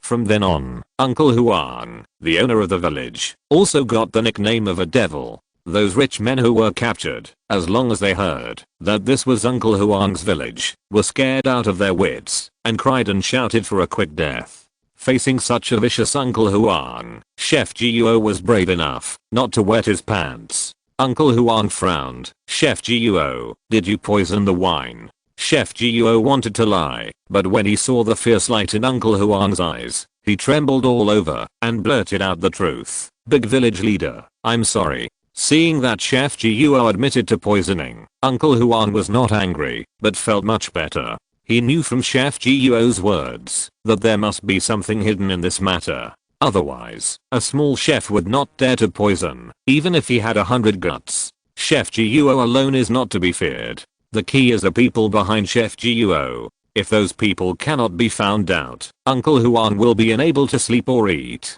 Uncle Huang took a long knife from the elite Weidang and put it on Chef Guo's neck. Tell me, what happened? Who asked you to do it? When Chef Guo saw that Uncle Huang did not chop him directly, he remembered that Uncle Huang had saved his life, so he quickly crawled in front of him and cried to explain. Grandmaster, I was forced by the villain Wang Dachu. Wang Dachu. Uncle Huang's heart skipped a beat. Wang Dachu was his personally selected successor and the second in command of the village. He directly managed 10 teams and had considerable power in the village. If he rebelled, the consequences would be disastrous. Tell me quickly, what happened? Uncle Huang asked repeatedly. Chef Guo explained with a sad face. A month ago, Wang Dachu came to me and wanted me to secretly poison you. You are my lifesaver, Chef Guo. How could I do this? I refused him at that time. Wang Dachu started preparing a month ago, and Uncle Huang's mood fell to the bottom. Uncle Huang, then why didn't you tell me at that time? Chef Guo burst into tears. I wanted to report this matter to you at that time, but Guo Dachu threatened me that if I reported it to you, he would kill me. You know, Wang Dachu is the second in command of the village. Especially he brought more than a dozen brothers from that village. They are all martial arts masters, good with bows and arrows. They are loyal to Wang Dachu. I was afraid they would kill me in secret, so I didn't dare to tell you. Uncle Huang nodded slowly. What Chef Guo said was the truth. Now in the village Uncle Huang basically doesn't care about daily affairs. Wang Dachu is the only one in charge. He also realized his mistakes. That guy has thick eyebrows and big eyes. How can he be a traitor? Uncle Huang said coldly, since you have already rejected Wang Dachu, why do you still want to assassinate me? Chef Guo hurriedly explained. Half a month ago, I suddenly received a letter from home, asking me to go home quickly, saying that something big happened at home. Chief of the village, you know I have an 80-year-old mother and a young wife who just gave birth to a baby. Because they could not adapt to life in the mountain village, I placed them in a small village at the foot of the mountain. After receiving the news, my heart was burning. I hurriedly asked for leave from you and ran home. Uncle Huang nodded slowly. Chef Guo did ask for a few days off half a month ago, because of something at home. Chef Guo continued, when I ran home, I found that my 80-year-old mother and young wife had been tied up by the people sent by Wang Dachu. They threatened me that if I didn't do as they said and poison your food, they would kill my mother and wife, and even the children.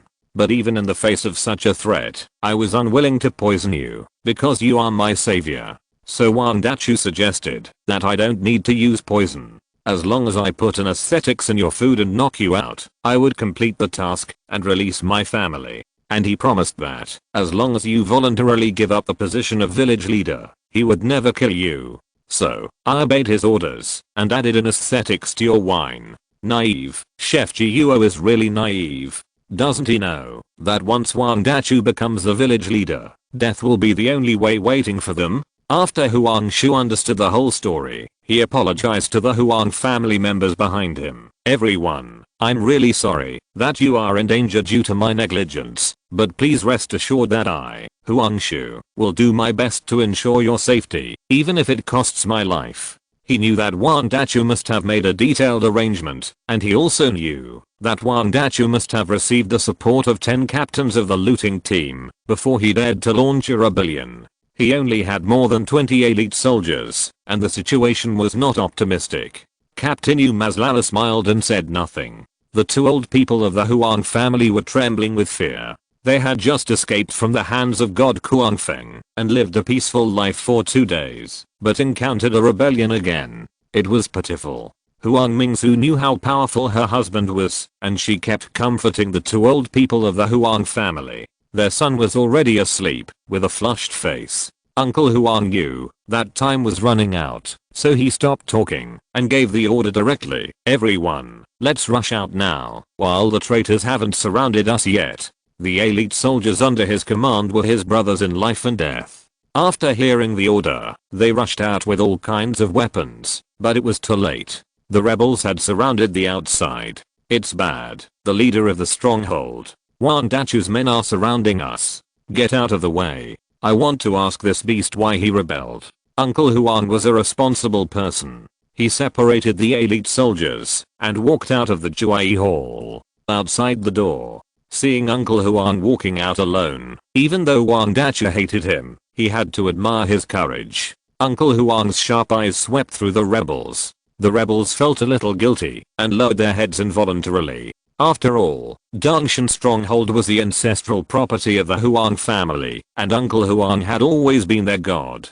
Seeing the soldiers around him trembling with hands and feet, Huang Dachu knew that if this continued, these soldiers would soon lose the courage to fight, so he walked out with a sneer to boost morale. Uncle Huang looked at Huang Dachu's face and sneered. Huang Dachu, after you joined the village, I promoted you more than a dozen times, turning you from a slave into the second in command of the village. Not only are you ungrateful, but you also rebelled. Aren't you the same as a beast? Huang Dachu knew that there was no way out now, so he could only stand out with a spear and sneered. Captain, I'm very grateful to you for promoting me, but you and I have an irreconcilable hatred, which cannot be compensated by favors. Irreconcilable hatred? You are the second in command of the village, and you are not satisfied? Uncle Huang looked surprised. He felt ridiculous for Huang Dachu's shameless words. That's right, I was robbed and taken to the mountain by you, and as a result, my mother, my young wife and 3 children at home died at the hands of wild beasts, because they went up the mountain to find me. Isn't this an irreconcilable hatred? Huang Dachu thought of the voices and smiles of his family, and gritted his teeth in hatred. Uncle Huang finally understood that the crux of the problem was here. It turned out that Huang Dachu wanted to die, since he joined the village. In order to get revenge, he could endure for decades in the mountain village. Terrible. This guy's really terrible. Uncle Huang couldn't help but sigh that of all things in the world, the human heart is the most difficult to understand. Uncle Huang sneered and said, I don't think I did anything wrong back then. Our Dongshan mountain village is full of bandits. Bandits go out to rob and naturally capture slaves. It's your bad luck that you were caught by us. As for your family, they deserve to die. These words made Huang Dachu furious. However, after so many years of training, he is no longer the ignorant village hunter of the past. His scheming has long surpassed everyone else. He knows that Uncle Huang is an old fox. After every robbery, Uncle Huang hides most of the treasures in a place only he knows. Even Uncle Huang's favorite young wives don't know where the treasures are buried. Huang Dachu not only wants to kill Uncle Huang today, but also find those treasures, which are the capital for him to start a family in the future. Otherwise, not only will he not become the leader of the village, but he will also be torn to pieces by the disappointed rebels behind him. Huang Dachu had come from the bottom of the society and knew that loyalty was useless to the bandits. Only gold, silver and treasures could make them surrender. Huang Dachu waved his hand to suppress his men's impulse and sneered, Uncle Huang, don't be so arrogant here. Now as long as you hand over all the gold, silver and treasures, I can let you and your guests leave safely because of your kindness to me. Otherwise, don't blame the swords and guns for being blind. Now you can see that most of the people in the mountain village are on my side. Once the fight starts, you won't have a single chance of winning. Uncle Huang looked around and saw that, as expected, the shadows of 10 small leaders of the mountain village looting team appeared among the rebels. They were hiding in the rebels, looking around, and dared not show up. He began to analyze the situation on the scene.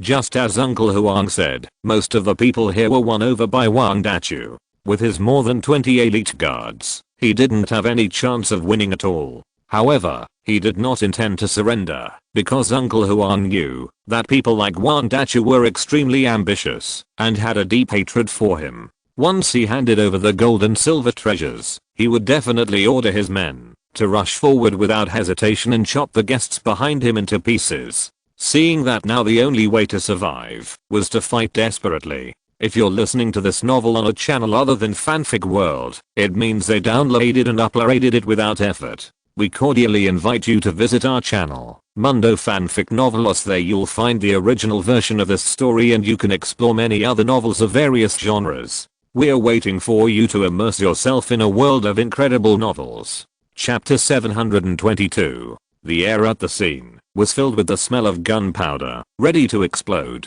Wang Dachu realized that as time went on, his soldiers might fear Uncle Huang's former majesty and choose to rebel. He rushed forward with a long knife. Brothers, follow me and kill Uncle Huang. The whole village will be ours. What's the worry about not finding the hidden gold, silver and jewelry? I promise here now, as long as you rush with me, I will share the treasure with you when I find it. Those soldiers who were originally hesitant suddenly became excited. With so much money, they could marry several beautiful wives and concubines. The soldiers rushed towards Uncle Huang with long knives in their hands. Uncle Huang was not a fool. He quickly dodged and retreated into the crowd. He waved his hand and said, "Elite guards, go." The elite soldiers behind him quickly rushed forward with weapons and fought against the rebels. After professional training, the elite soldiers were highly skilled in martial arts and could fight 10 to 1. They quickly killed more than a dozen rebels, but more rebels came up.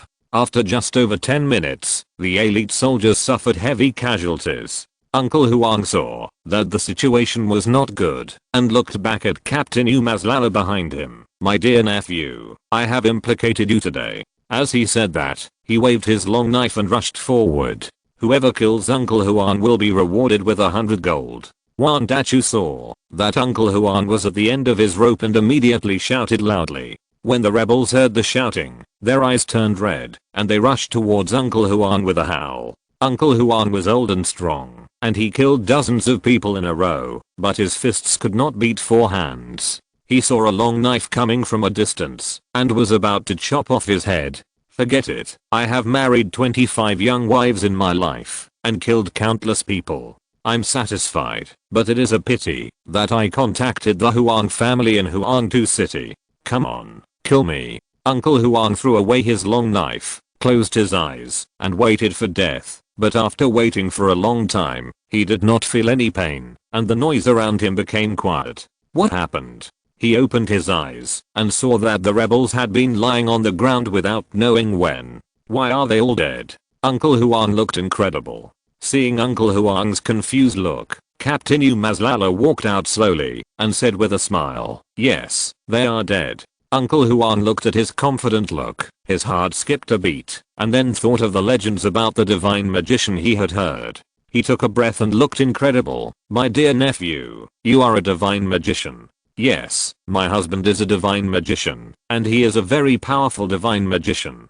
Huang Mingsu saw it and knew that it was Captain Umazlala who launched the divine magic. She secretly sighed in her heart that Captain Umazlala's divine magic was powerful. Huang Mingsu had never seen such a divine magician who killed people invisibly. After Uncle Huang knew that Captain Umazlala was a divine magician, his expression became more respectful. He sighed as he looked at the nearly annihilated stronghold, turned his head, and pleaded, "My dear nephew, you have seen that my stronghold is finished. I have fought and killed over the years, and made many enemies. If possible, I would like to go down the mountain with you and spend my old age in peace from now on. With such a powerful magician, his future safety will be guaranteed. Facing Uncle Huang's request, Captain Umazlala naturally could not refuse. He smiled and said, "Uncle, a while ago, thanks to you, my son and father-in-law and mother-in-law were safe and sound." Hearing that, Captain Umazlala agreed. Uncle Huang hurriedly ordered his men to move out all the gold and silver treasures and give them to Captain Umazlala. He wanted to use these treasures in exchange for future peace. As a magician, how could Captain Umazlala be interested in Captain Umazlala's property? He smiled and declined. However, when he saw Uncle Huang coming over with more than 20 wives and more than 100 children, his smile froze on his face. Captain Umazlala sighed in his heart. There is a strange custom on Gaystar. The more wives a man has, and the more children he has, the more status he will feel. In the final analysis, this is an experience of gene selfishness. In order to continue itself, genes will do their best to let the host find a wife and give birth to children so as to continue the genes. With the improvement of the level of civilization, human beings will get rid of the shackles of genes to a certain extent under the armament of scientific knowledge. However, the big talk has been made, and Uncle Huang has so much gold, silver and jewelry, which is enough for him to support so many young wives and children. Captain Umazlala didn't care. Captain Umazlala and Huang Mingsu led Uncle Huang back to the Huang family in Huangtu City. In the following period of time, he practiced divine arts every day. He knew that only by becoming a 9th level divine magician, as soon as possible could he achieve his goal. After 20 years of training, Captain Umazlala finally broke through to the 9th level of divine magician. With the help of the pyramid creature, he became the most powerful divine magician on the planet Gay. Training in the Black Tower, the pyramid creature looked at Captain Umazlala, who had become a 9th level divine magician, and said with a smile, "Now that you have become a 9th level divine magician, it's time to fulfill your promise." Over the years, it has been in a deep sleep, but it has not forgotten its plan to seek death. It knows that, if it wants to be annihilated from this world, it can only let Captain Umazlala take action. Captain Umazlala had already made up his mind. How could he let the pyramid creature have his way? He sneered. "Our agreement was that you would be my bodyguard, but for so many years, you have entered the deep sleep without permission. Have you fulfilled your duty as a bodyguard?" The pyramid creature was speechless for a moment, and then became angry. "Believe it or not, I can kill you now, and destroy the entire Gaystar." Captain Umazlala's mind was as solid as a rock. How could he be threatened? If he was afraid of death, he would have hidden in a small place and become a rich man.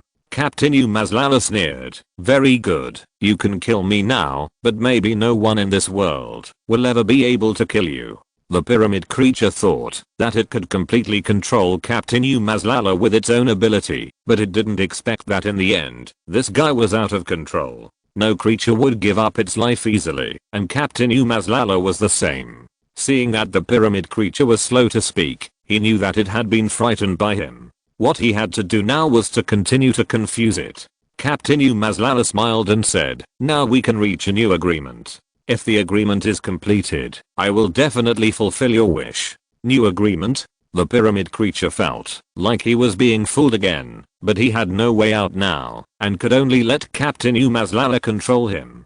Captain Umazlala threw out a plan that had been planned for more than 20 years. "You and I will attack the mysterious space together. As long as we kill all the Crusoe creatures in the mysterious space, I will fulfill your wish at that time." The pyramid creature pondered for a moment and came to an incredible conclusion. "You kid, are you going to become the only god in this starfield?" He carefully considered that Captain Umazlala was already a 9th level great magician, and there were only a handful of people on Gaystar who could kill him, including the Crusoe creatures. "Yes, I once said that I want to be the only god in the world. Those creatures in the world of Crusoe must be eradicated. Moreover, even if I take action now, they will find a chance to escape from the mysterious space, and then the entire Gaystar will be in dire straits." Captain Umazlala did not hide his purpose. "You are so vicious. If I remember correctly, your magic comes from the Crusoe creatures. Now you are turning a favor against your enemies." The pyramid creature sighed. He has been wandering in the universe for many years and has seen countless civilizations. No matter which civilization, gratitude is a virtue that is advocated. But there are not many people like Captain Umazlala who turn around and attack their mentor after success. Captain Umazlala sneered, "I can't help it. When I escaped from the Pajero planet, I had already abandoned all the etiquette and morality. I know that only by being cruel and vicious can I have a chance of survival. But please rest assured that when the Crusoe creatures perish, my only opponent on the gay planet will become you. At that time, even if you don't want to die, I will find ways to kill you and ensure that I'm invincible in this universe." The pyramid creatures had to admit that what Captain Umazlala said was indeed the truth. People like him lack a sense of security in their hearts. Only by killing all opponents can they sleep peacefully. However, all this has nothing to do with the pyramid creatures. His purpose is to let Captain Umazlala kill himself. Very good, I can promise you. As night fell, the entire Huang family mansion was immersed in darkness. Huang Mingsu and Captain Umazlala's residence. Huang Mingsu took clean underwear from the maid and changed it for Captain Umazlala, saying, "My husband, Bao has been making a fuss about going to Guyana to play recently. When our family is free, let's find an opportunity to go together." Their son is already in his 20s and young. Because of the two people's pampering, he lives a carefree life every day. Huang Mingsu once wanted his son to enter the Black Tower and become a divine magician, but was directly rejected by Captain Umazlala. He knew the truth about the Black Tower and the truth about the divine magician. He knew that the divine magician was just a plaything of the Crusoe creatures, just like a slave. Naturally, he did not allow his son to become a slave, so he rejected this request. However, he did not let his son do whatever he wanted. Instead, he sent him to the Divine Magic Research Institute in Guyana to let him learn science and technology from the God-grade mechanic. The God-grade mechanic has become a 6th level divine magician and has established a route that can combine technology and divine magic, allowing the gay people to study technology through divine magic, thereby improving the overall strength of civilization. To be honest, Captain Umazlala admires the God mechanic very much. By doing this, he can fundamentally change the backward appearance of Gay Star, thereby making gay civilization an advanced civilization. For this approach, Captain Umazlala not only did not stop it, but greatly encouraged it, because in Captain Umazlala's heart, Gay Star will be his own territory in the future. As long as he can become a real god, all the people on Gay Star will become his people, and even if divine magic and technology develop further, they cannot fight against the real gods, not at all. So, watching his son grow up day by day, Captain Umazlala sent his son to the Divine Magic Research Institute to receive training in divine magic and technology. Anyway, when he becomes a god one day, he can let his son become a divine magician.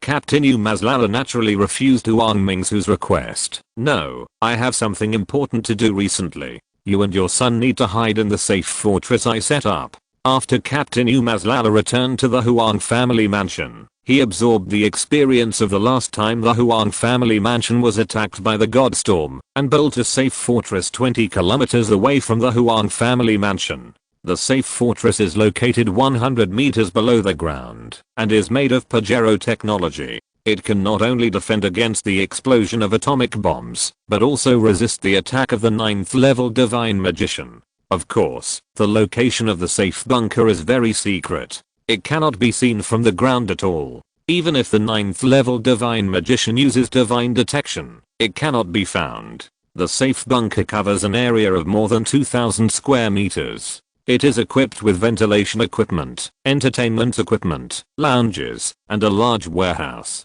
The warehouse stores a variety of food and meat. There is also a water tank of more than 1,000 cubic meters. With the material circulation equipment, the safe bunker is enough for all the Huang family members to live in it for 1,000 years. Huang Mingsu knew that the safe bunker was for refuge. When she heard Captain Umazlala say this, her heart was immediately lifted. "Husband, what are you going to do now?" These 20 years were the happiest 20 years of her life. With her husband and son by her side every day, Huang Mingsu always hoped that such days could continue. But she knew that this was impossible. Captain Umaslala was not a stable person. One day in the future, he would definitely do something big. Huang Mingsu knew that this day would come sooner or later, but she didn't expect it to come so early. Captain Umaslala smiled and explained, "This operation is of great importance. Once I succeed, our family will never be harmed from now on." Huang Mingsu savored it and immediately understood that Captain Umaslala was going to become a god. She knew that Captain Umaslala had been planning to become a god for many years, but she didn't expect that this day would come so soon. In Huang Mingsu's impression, gods exist innately, and it is basically impossible for mortals to become gods. It is incredible that her husband is preparing to become a god. However, she can only express her support for Captain Umaslala. So Huang Mingsu told the servants to call her son back from outside, and then the whole family began to move to the safe bunker. Only 2 people knew how to enter the safe bunker, that is, Captain Umaslala and Huang Mingsu. After 3 or 4 days, all the people in the Huang family moved to the safe bunker, and Captain Umaslala rode his horse and ran towards Gunana. Chapter 723. Captain Umaslala is now a 9th level divine magician. He can travel day and night, so he soon arrived at Guana. At this time, at the headquarters of the Divine Magician Club, more than 10 9th level great divine magicians and more than 28th level divine magicians have been gathered in the hall. They looked at each other and whispered, "What big thing happened? Why did you urgently call us together? I haven't heard of it. Now our gay star is very peaceful. Even the ferocious beasts in the 100,000 mountains are avoiding us." Among them, Godshield was the one who talked the most. Although he was only an 8th level divine magician, his words made even the 9th level divine magicians think deeply for a moment. It was not because Godshield was powerful, nor because Godshield had high defense, but because he was the divine magician with the most demanding growth experience among the divine magicians. Godshield was born in a great magician family in the border area. Because it is located on the border of the empire, riots often occur there, and many magicians are sacrificed every year. Therefore, according to the rules of the Magician Club, every time the Black Tower descends, a quota will be reserved for this magician family. The great magician family in the border area has thousands of children, and a large-scale audition is to be held. The audition method is very simple. Drive the children into the desert and let them fend for themselves. The child who persists the longest will be qualified as a magician. There is a large desert outside the border. There is no grass in the desert, and there are countless ferocious beasts. In less than 2 days, more than half of the children gave up, and were rescued from the desert by adults. Then 2 days later, another part of the children fainted in the desert and were rescued. As time passed, almost all the children in the desert came out. When counting the winners, the magician family in the border area found that one child was missing. This stumped them, because according to the rules, the last child to come out can get the qualification to enter the Black Tower. What happened to one less child? If he is alive, I want to see him. If he is dead, I want to see his body. Let's find him. So the divine magician family dispatched all the divine magicians, plus hundreds of soldiers, to go into the desert to search. After searching for a whole 6 months, they finally found Godshield.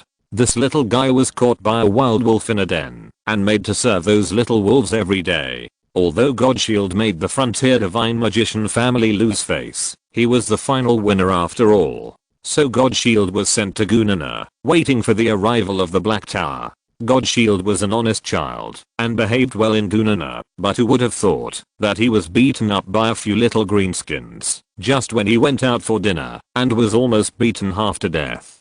There was no other way. The frontier divine magician family could only send someone to invite the medical divine magician of the Divine Magician Club to treat Godshield. It took 3 months for Godshield to come back to life. After coming back to life, this guy was so scared that he didn't even dare to step out of the door, and could only hide in the house all day. Since those little green-skinned people were the nephews of an 8th level divine magician, Godshield could only go to hell in vain. After half a year of recuperation, Godshield finally came back to life. Under the protection of the divine magician, he was free from fighting, and entered the Black Tower. As a result, he got lost in the Black Tower. Yes, he got lost. Generally speaking, after entering the Black Tower, everyone will immediately receive a task, and then enter the small world to do the task. Those who complete the task will receive a reward, and those who fail to complete the task will explode on the spot. However,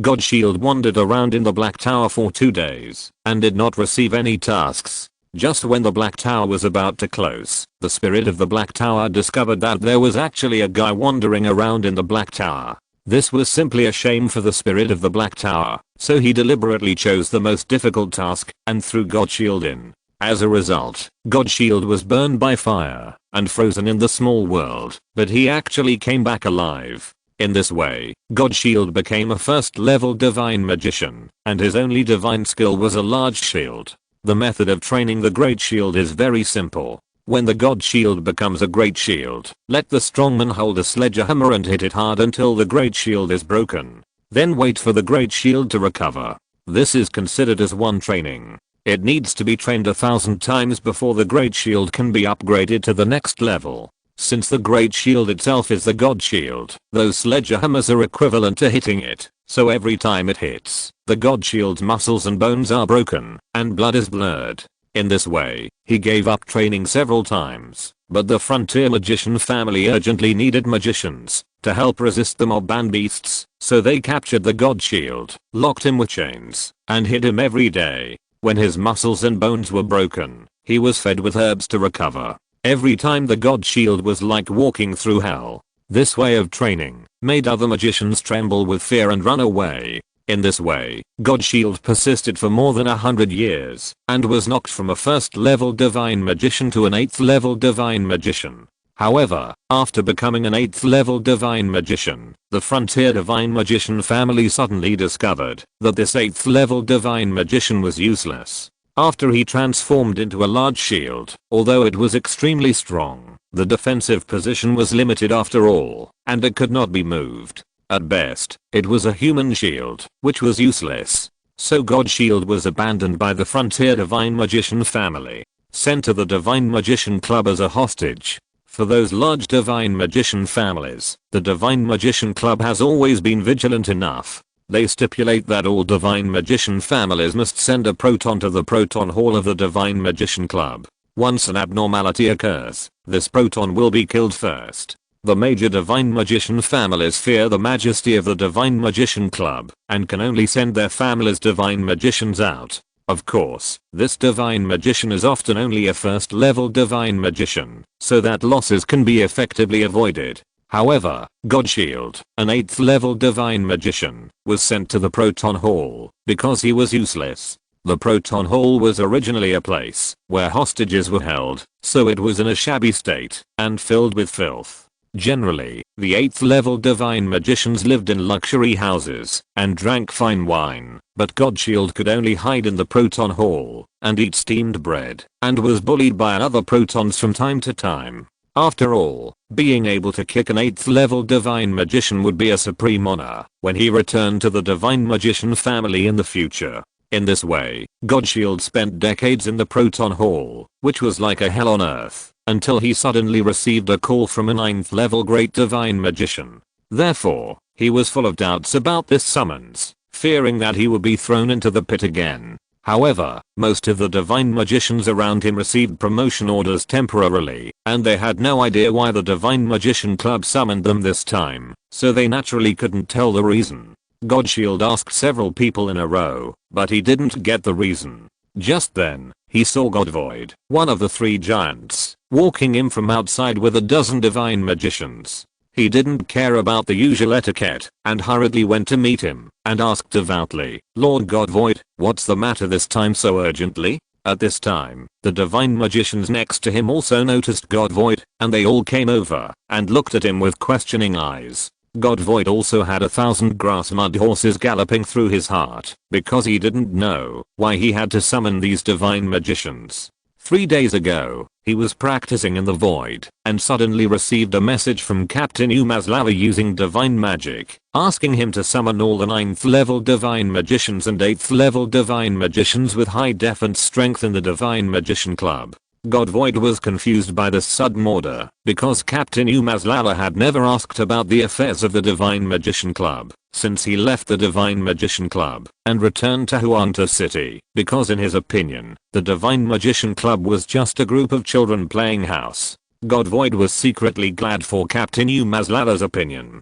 This divine magician whose strength is unclear has the support of the pyramid creatures behind him. Once he wants to seize power, it will be easy. God Void has been planning for many years to become the head of the Divine Magician Club. How can he give up power easily? However, although Captain Umazlala is unemployed at home, his strength is there, and he cannot disobey this order, so he ordered God Great Mechanic to use emergency communication equipment to contact various great divine magicians and order them to rush to Guyana within 3 days, which led to this scene. But there is no way to say all this to these divine magicians, so he can only walk onto the stage with a stern face. The divine magicians were angry because they didn't get an answer. When they saw more than a dozen level 9 great divine magicians walking in one after another, they immediately realized that something was wrong and started discussing, are we going to attack some inexplicable creature again? It shouldn't be possible. I'm at the communications office and I haven't heard of any information about the appearance of inexplicable creatures on the planet Gay. I hope not. I don't want the tragic scene from 10,000 years ago to happen again. Me too. An old elder in our family died in that war and his body hasn't been found yet. Alas, although we are divine magicians and can boss around in front of civilians, we are actually a bunch of unlucky guys. Whenever something big happens, we are the first to bear the brunt. That's right. I think we should unite and not let the Divine Magician Club manipulate us. Shh, keep your voice down. There are so many level 9 great divine magicians there now. Do you want to die? God Void, who was sitting on the podium, naturally heard these discussions, but he didn't care. It's not that there were no divine magicians who launched rebellions over the years, but he used violence to suppress them. He knew that these divine magicians were cowardly and cowardly. For them, nothing was more important than being alive. As long as there was a chance of survival, these guys would abandon their friends, brothers, and even their families without hesitation. It was very simple to deal with these guys. Just make them realize that there was no possibility of victory. This is also the reason why the Divine Magician Club has been able to survive for so many years without having to maintain too many soldiers. 5,000 years ago, there was a genius divine magician named God Battle Axe. He cultivated to the level of an 8th level divine magician in less than 5 years. This guy could transform into an indestructible axe surrounded by lightning. He once split a mountain in half with one axe, which was more powerful than the average 9th level great divine magician. He thought he was powerful and asked the Divine Magician Club to let him enjoy the treatment of a 9th level divine magician. Not only did the 9th level divine magician have twice the salary of an 8th level divine magician, but he also had an independent practice space, which could block the invasion of extraterritorial demons with a high probability, and he also had the privilege of killing ordinary divine magicians without being punished. Faced with the unreasonable request of God Battle Axe, God Void, who had just taken charge of the Divine Magician Club at that time, refused without hesitation. If this precedent was broken, the rules and regulations of the Divine Magician Club would be wiped out in the future.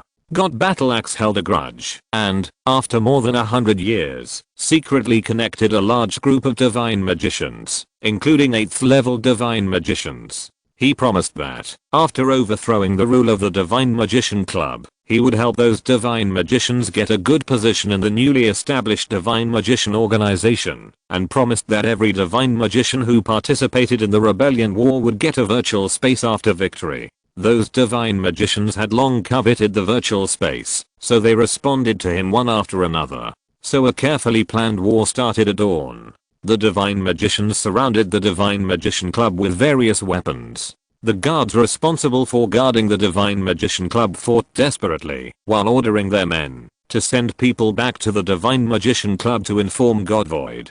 God Void was not in a hurry. He changed his clothes under the service of his concubine and came to the door of the Divine Magician Club. He just stared and said nothing. The divine magicians immediately threw down their weapons and knelt on the ground. God Battle Axe looked at this scene in disbelief.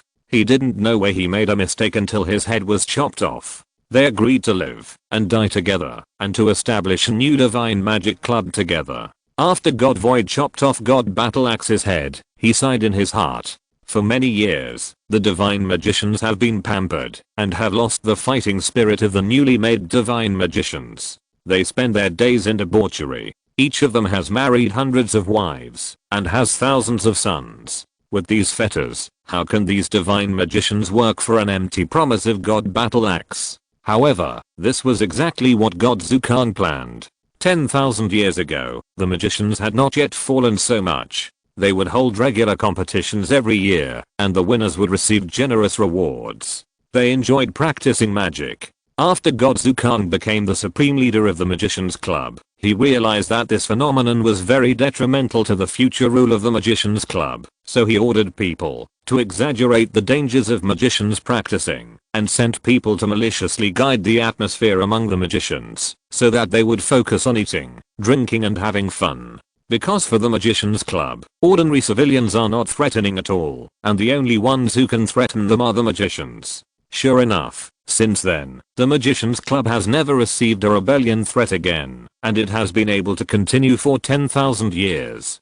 Chapter 724. Under the leadership of God Void, the Divine Magician Club has since become an extremely solid organization. Therefore, the divine magicians below the stage only discussed it, and did not dare to really rebel. Just as everyone was discussing it, the door suddenly opened slowly, and a man in a golden robe flew in from outside. Seeing that he did not wear the symbol of a divine magician, the divine magicians thought he was an assassin who sneaked in from outside, and they all drew their swords and shouted, "How dare you attack the Divine Magician Club? You are going to die. Everyone, come on, take this guy down." Look at me turning into a big shield. God Void on the stage saw the appearance of the man clearly, and his face suddenly changed. He exclaimed, "Everyone, don't be impulsive. Don't do it. The person coming is Captain Umazlala. Captain Umazlala." Everyone's expression was stern and trembling, because this name represents the strongest force on Gaystar.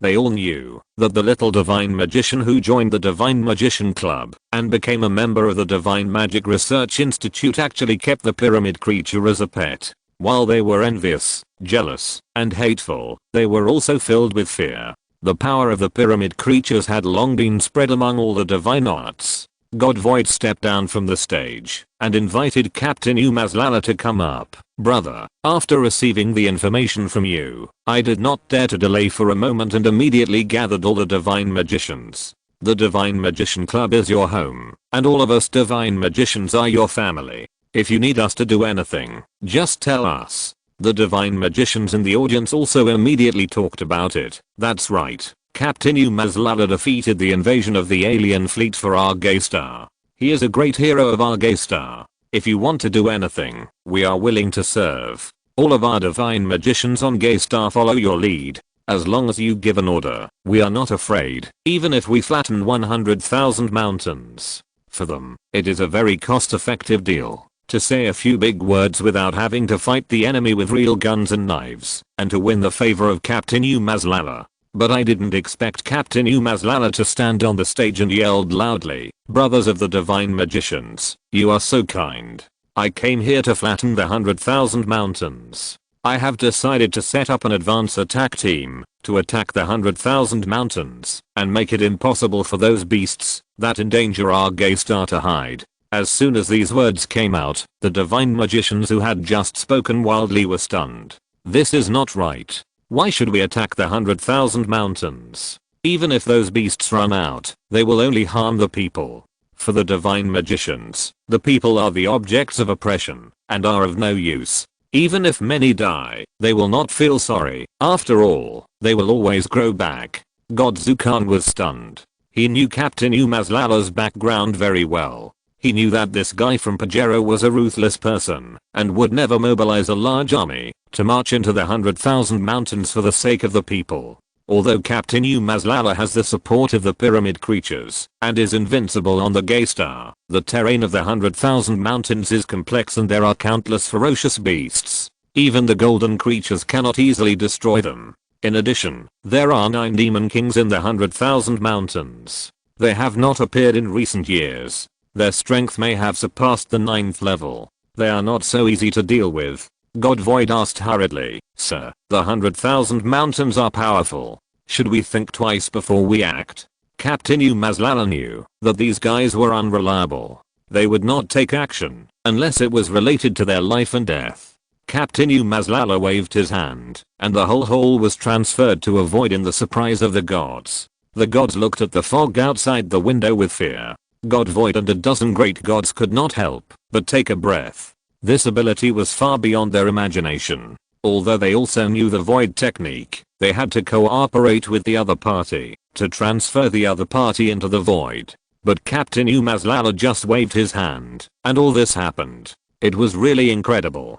God Void thought about it more deeply, and his expression changed drastically. Could this guy be preparing to take action in the void? As a 9th level great divine magician who is proficient in the art of the void, God Void knows that in the void, the divine magician who created the void can customize the rules of the void. For example, in one void, divine magic can be disabled, and in another void martial arts can be disabled. In short, the void will change according to the owner's wishes. He hurriedly tried to use divine magic. Fortunately, the divine magic was successfully sent out without any obstruction. It can be seen that Captain Umazlala did not intend to harm them secretly. Captain Umazlala saw that God Void's face changed from red to white, and finally to blue. Naturally, he understood what he was thinking and sneered twice. "Don't worry, if I want to kill you, I won't have to work so hard." The divine magicians were silent when they heard such arrogant remarks, because they knew that Captain Umazlala was telling the truth. With the pyramid creatures, it would be easy to deal with them. Everyone lowered their heads and said nothing.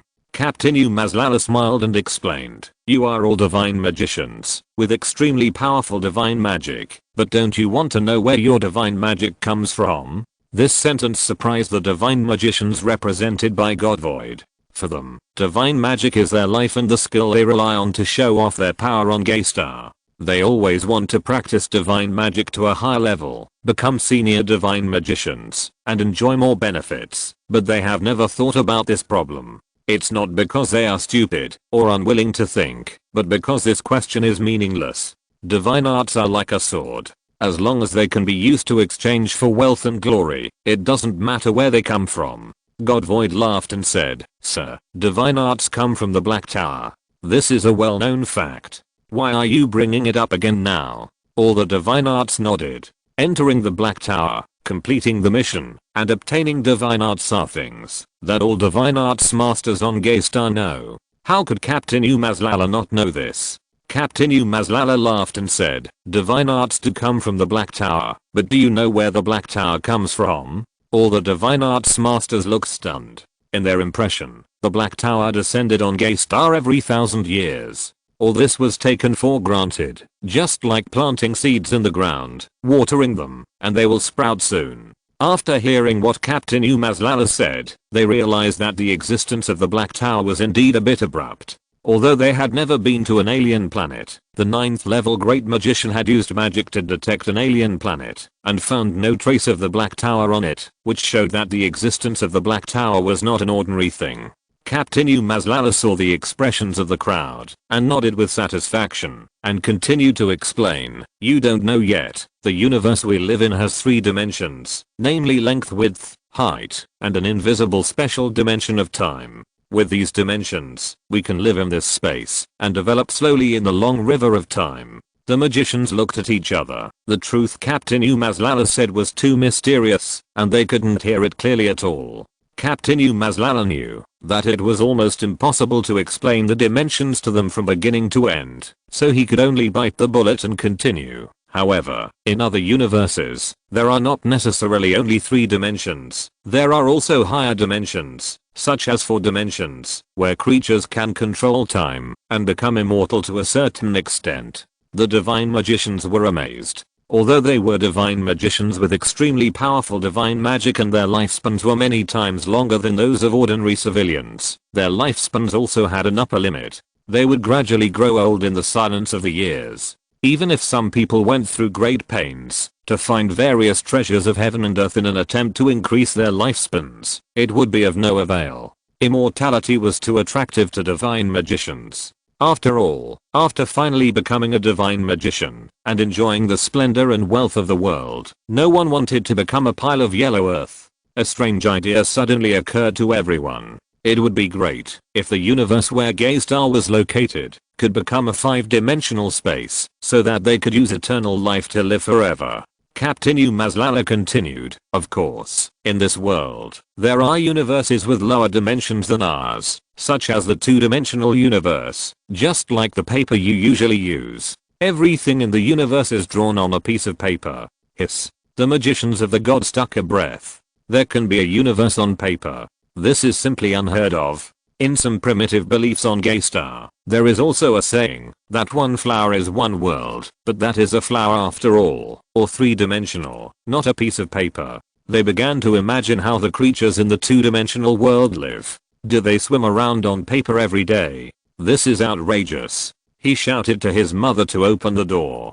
Captain Umazlala continued, in addition to the 2-dimensional universe, there is also a 1-dimensional universe. This is an infinitely small point, but for the creatures in it, it is an infinitely large world. This inexplicable remark made the magicians of the gods a little confused. If the 2-dimensional world just now was a piece of paper, and there could still be creatures, then what are the creatures in an infinitely small point? This has lost the meaning of life. They are like a frog sitting in a well, guessing randomly.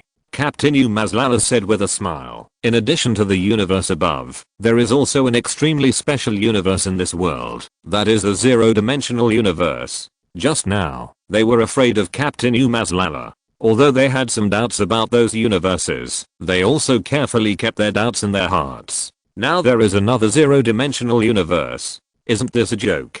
The divine magicians could no longer hold back their doubts and began to discuss, how can a 0-dimensional universe exist? It doesn't exist at all. That's right, I think Captain Umazlala is fooling us. He wants us to go to the 10,000 mountains to work for him. I think so too. It's not easy for us to obtain divine arts. How can we easily take risks for others? Captain Umazlala saw that everyone looked terrified and stomped his feet suddenly, and the hall shook twice. The air was silent. Everyone listen to me quietly. I'm about to explain the key part. Everyone realized that Captain Umazlala was a powerful figure backed by the pyramid creatures. They immediately fell silent. Captain Umazlala continued to explain, in the 0-dimensional space, there lives a kind of indescribable ancient creature. I gave them a name, called Crusoe. This creature has existed since the birth of the world. They cannot be looked at, imagined, or called by name, so I arranged this meeting in this completely closed space. 100,000 years ago, the 0-dimensional space collided with our 3-dimensional space. The collision site was the 100,000 mountains of our Gaystar. After the space collision, the space-time rifts produced gave the Crusoe creatures the ability to interfere with our universe. For entertainment, they conjured up a black tower above Gaystar and selected the gay people who entered the black tower, letting you fight each other to win their joy. You are their playthings. The expressions of the divine magicians changed drastically when they heard this. What Captain Umazlala said just now was really incredible. If it was true, they, who claimed to be extremely powerful divine magicians, were just tools used by 0-dimensional creatures for entertainment. This was really terrible. And as playthings, when the master has had enough fun, he will abandon them without hesitation. Captain Umazlala, what you said is true. This is really incredible. That's right, we are divine magicians. How can we be playthings? Sir, you are probably deceiving us. Everyone was talking about it. Even God Void looked solemn. Back then, Captain Umazlala revealed information about 0-dimensional creatures to him, but he was vague at the time and only said that divine magicians were a big conspiracy. He didn't expect that for many years. He had always thought that he was a god on the planet Gay, but it turned out to be a joke. Captain Umazlala sneered and said, everything I said just now is true, because 50 years ago, I personally went deep into the 0-dimensional space and accepted the mantle of a crush creature. This crush was called the Goddess of Night. I learned the truth of this world from her. When everyone heard him say this, they believed it a little, because Captain Umazlala's rise was too fast. It took less than 50 years from his appearance to becoming a 9th level great magician. This is unprecedented in the history of Gaystar. However, since Captain Umazlala has become a believer of the goddess of night, why did he attack the 100,000 mountains? Captain Umazlala continued to explain, after becoming a believer, I realized that, once those crush creatures don't want to continue the game, they can destroy us in an instant. Chapter 725. The divine magicians in the audience suddenly came to their senses when they heard Captain Umazlala say this. They also raised many slaves and pets, and they knew that the life and death of those people depended on their thoughts. If it was really like what Captain Umazlala said, that they were just pets of those crush creatures, then once they were no longer useful, they would definitely be abandoned. But crush creatures were like gods. No, they were more powerful than gods. They could never be defeated easily. Everyone looked at Captain Umazlala with doubtful eyes. Captain Umazlala smiled and said, have you forgotten that the invincible pyramid creature is my good friend? This time, he has agreed to help me. Pyramid creature. Everyone understood and became excited. In their impression, the pyramid creature was indeed an invincible existence. God Void frowned. He was not questioning the ability of the pyramid creature, but why did such a powerful pyramid creature not rush into the zero-dimensional space and defeat those crush creatures by itself? Why did he need to rely on the ability of the Divine Magician Club? You know, 100,000 years ago, the pyramid creatures just exhaled and killed all the divine magicians. Do such powerful creatures really need the assistance of these divine magicians? Sir, since the pyramid creatures are so powerful, why do you need me to summon so many divine magicians? The divine magicians in the audience also came back to their senses. Yes, since the pyramid creatures are basically invincible, if they still can't beat the Crusu creatures, even if all of them go up, it won't be of any use. Captain Umazlala sneered and said, I understand everyone's doubts, but there is still a restriction. The pyramid creatures need to break the dimensional space to enter the zero-dimensional space. I need you to kill all the beasts in the 100,000 mountains and use the blood of the beasts to build a 9-day destruction divine magic formation. The 9-day destruction divine magic formation is the latest research result of the God Great Mechanic. It is composed of 3,000 components. It can use the spiritual power contained in the blood of the beasts. After 9981 cycles of operation, it can blast the gap in time and space, so that the pyramid creatures can enter the zero-dimensional space and kill people everywhere. After hearing this, the divine magicians finally understood that they were being asked to be locksmiths. This is easy. Although there are many fierce beasts in the 100,000 mountains, and they are very powerful, the Divine Magician Club has 10 9th level great divine magicians leading the team this time. As long as they work together, it is still easy to kill all these fierce beasts. And although Captain Umazlala did not say it clearly, seeing the current situation, these divine magicians also understand that if they refuse Captain Umazlala's proposal, this guy might be released by the pyramid creatures and kill them all. In this case, it is better to follow the 9th level great divine magicians and contribute to the back, and maybe they can get some credit. Thinking of this, everyone had no objection. God Void exchanged glances with the 9th level great divine magicians behind him, and felt that if they could really kill the Crusoe creatures, it would also be a good thing for them. The 9th level great divine magicians standing at the top of Gaystar. So, a tacit understanding was reached. The divine magicians present formed an unprecedentedly large team and headed towards the Shuan Mountains. When the residents of Guana woke up in the morning and opened the door, they saw a convoy of great divine magicians appearing on the street. They were so shocked that they couldn't close their mouths. For them, they had never seen so many divine magicians before. In the past, divine magicians were sitting alone in a sedan chair, guarded by soldiers and servants. This time, those high-ranking divine magicians were riding on horses, surrounding a luxurious sedan chair from all directions.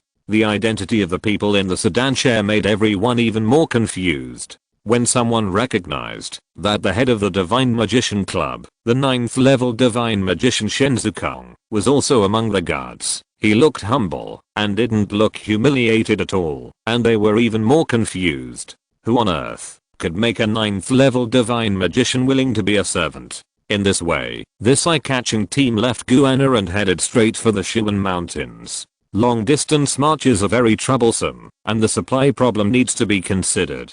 Of course, the divine magicians can go without food for 3 or 2 days, but that will undoubtedly affect their combat effectiveness. In the past, the Divine Magician Club would send a large number of baggage teams to follow, but this time the incident happened suddenly. Captain Umazlala immediately ordered everyone to set off after the Divine Magicians agreed to join the battle sequence. Therefore, the only way is to purchase food along the way. Soon, after more than 100 kilometers of trekking, the Divine Magician team arrived at a town called Qingquan City. The person in charge of this town is a 7th level Divine Magician, Chen Shuxian. His divine magic ability is to conjure up an inexhaustible spring. Chen Shuxian is good at health preservation. He is now more than 1,000 years old. He hides in the mansion all day and studies health preservation. Therefore, when the Divine Magician team entered the city, he knew nothing. Few residents in the city have seen divine magicians, and they thought it was just a caravan of a wealthy family, so they didn't care about them. At this time, the divine magician's energy was almost exhausted, and the horses also needed to drink water and eat grass. God Void approached the sedan chair and whispered, "Sir, let's take a break. The fierce beasts in the 100,000 mountains will not make rapid progress in their cultivation because of this little time." Captain Umazlera was certainly not in a hurry. He smiled and looked at the convoy behind him. "Very good, let the brothers take a break."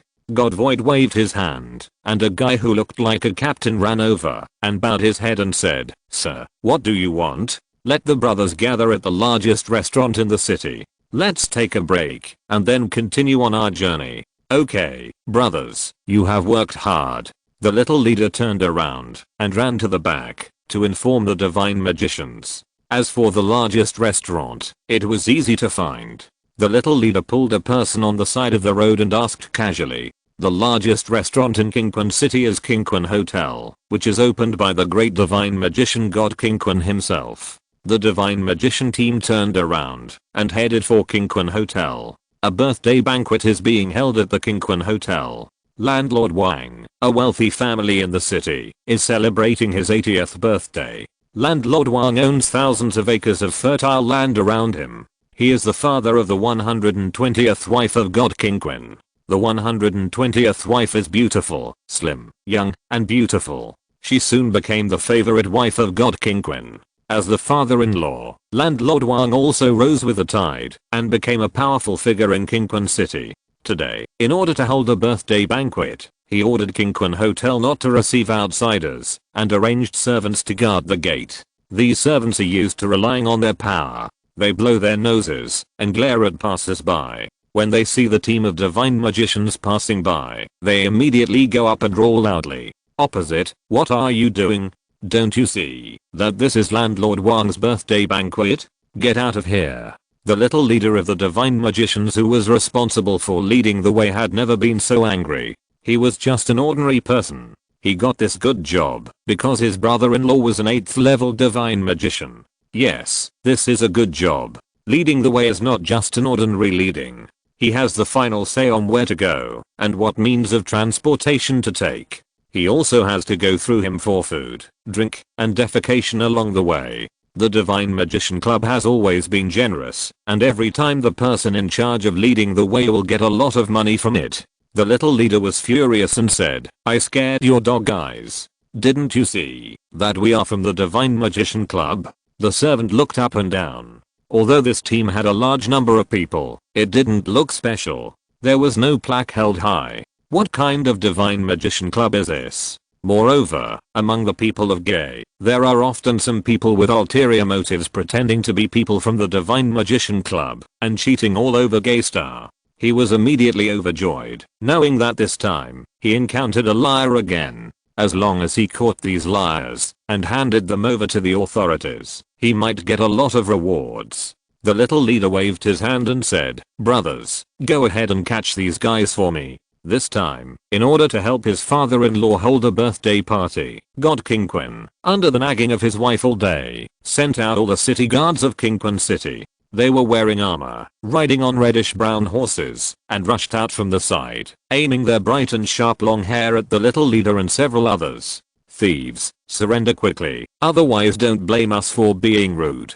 The little leader saw that he was really regarded as a liar, and he was furious. He waved his hand and said, "Brothers, go ahead." The brothers behind him rushed forward with various weapons, but they had been bullying in Guyana for a long time, so these people were no match for the professionally trained city guards. They were quickly caught and tied up like dumplings. "Let me go, you beasts, the master magician will definitely cut you into pieces later." He was tied to a big tree and cursed. The servant sneered at the side, "You liars, when the city lord comes, he will put you in the mine to work as hard labor." On the other side, the team of the Divine Magician Club waited for a long time, but did not see the report of the guide.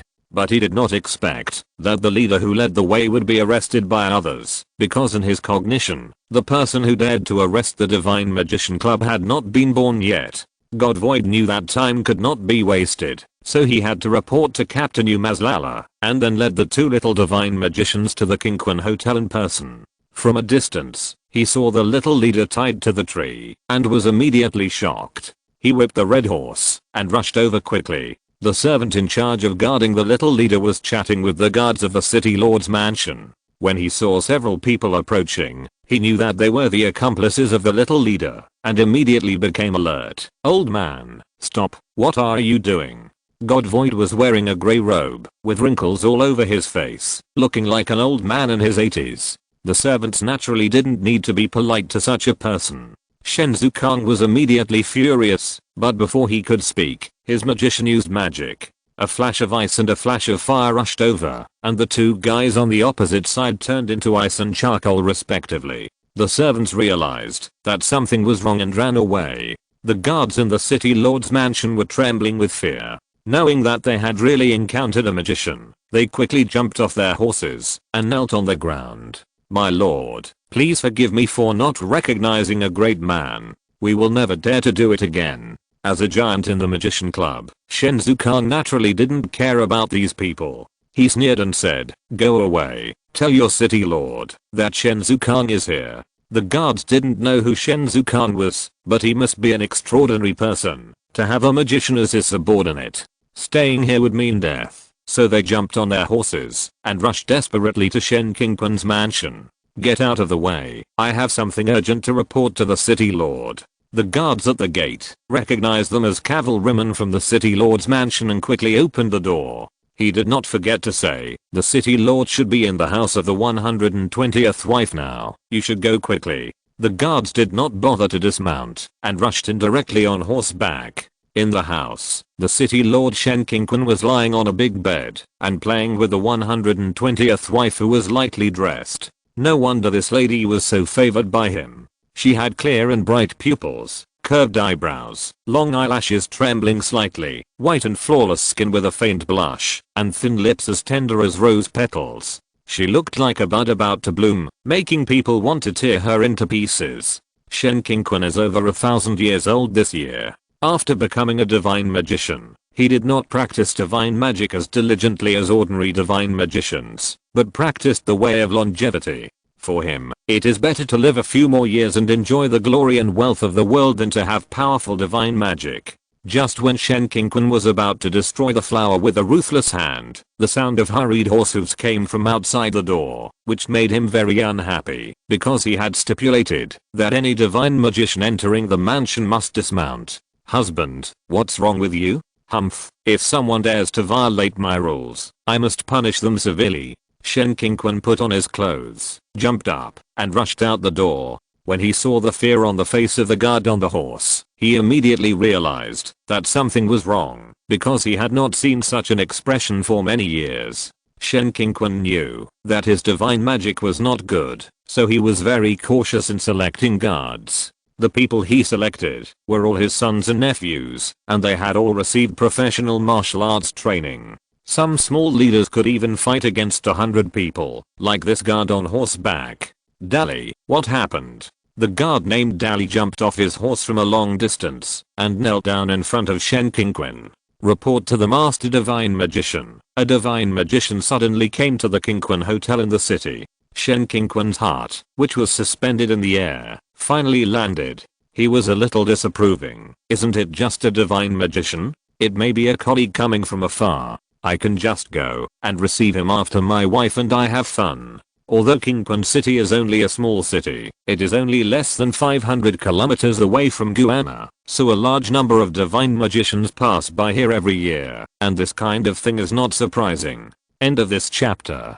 Thank you very much for reaching the end. Don't forget to like. Looking for more exclusive content and immediate access? Subscribe to our Patreon. Remember, every like, subscription, or donation encourages us to continue. Thanks to everyone. See you in the next video.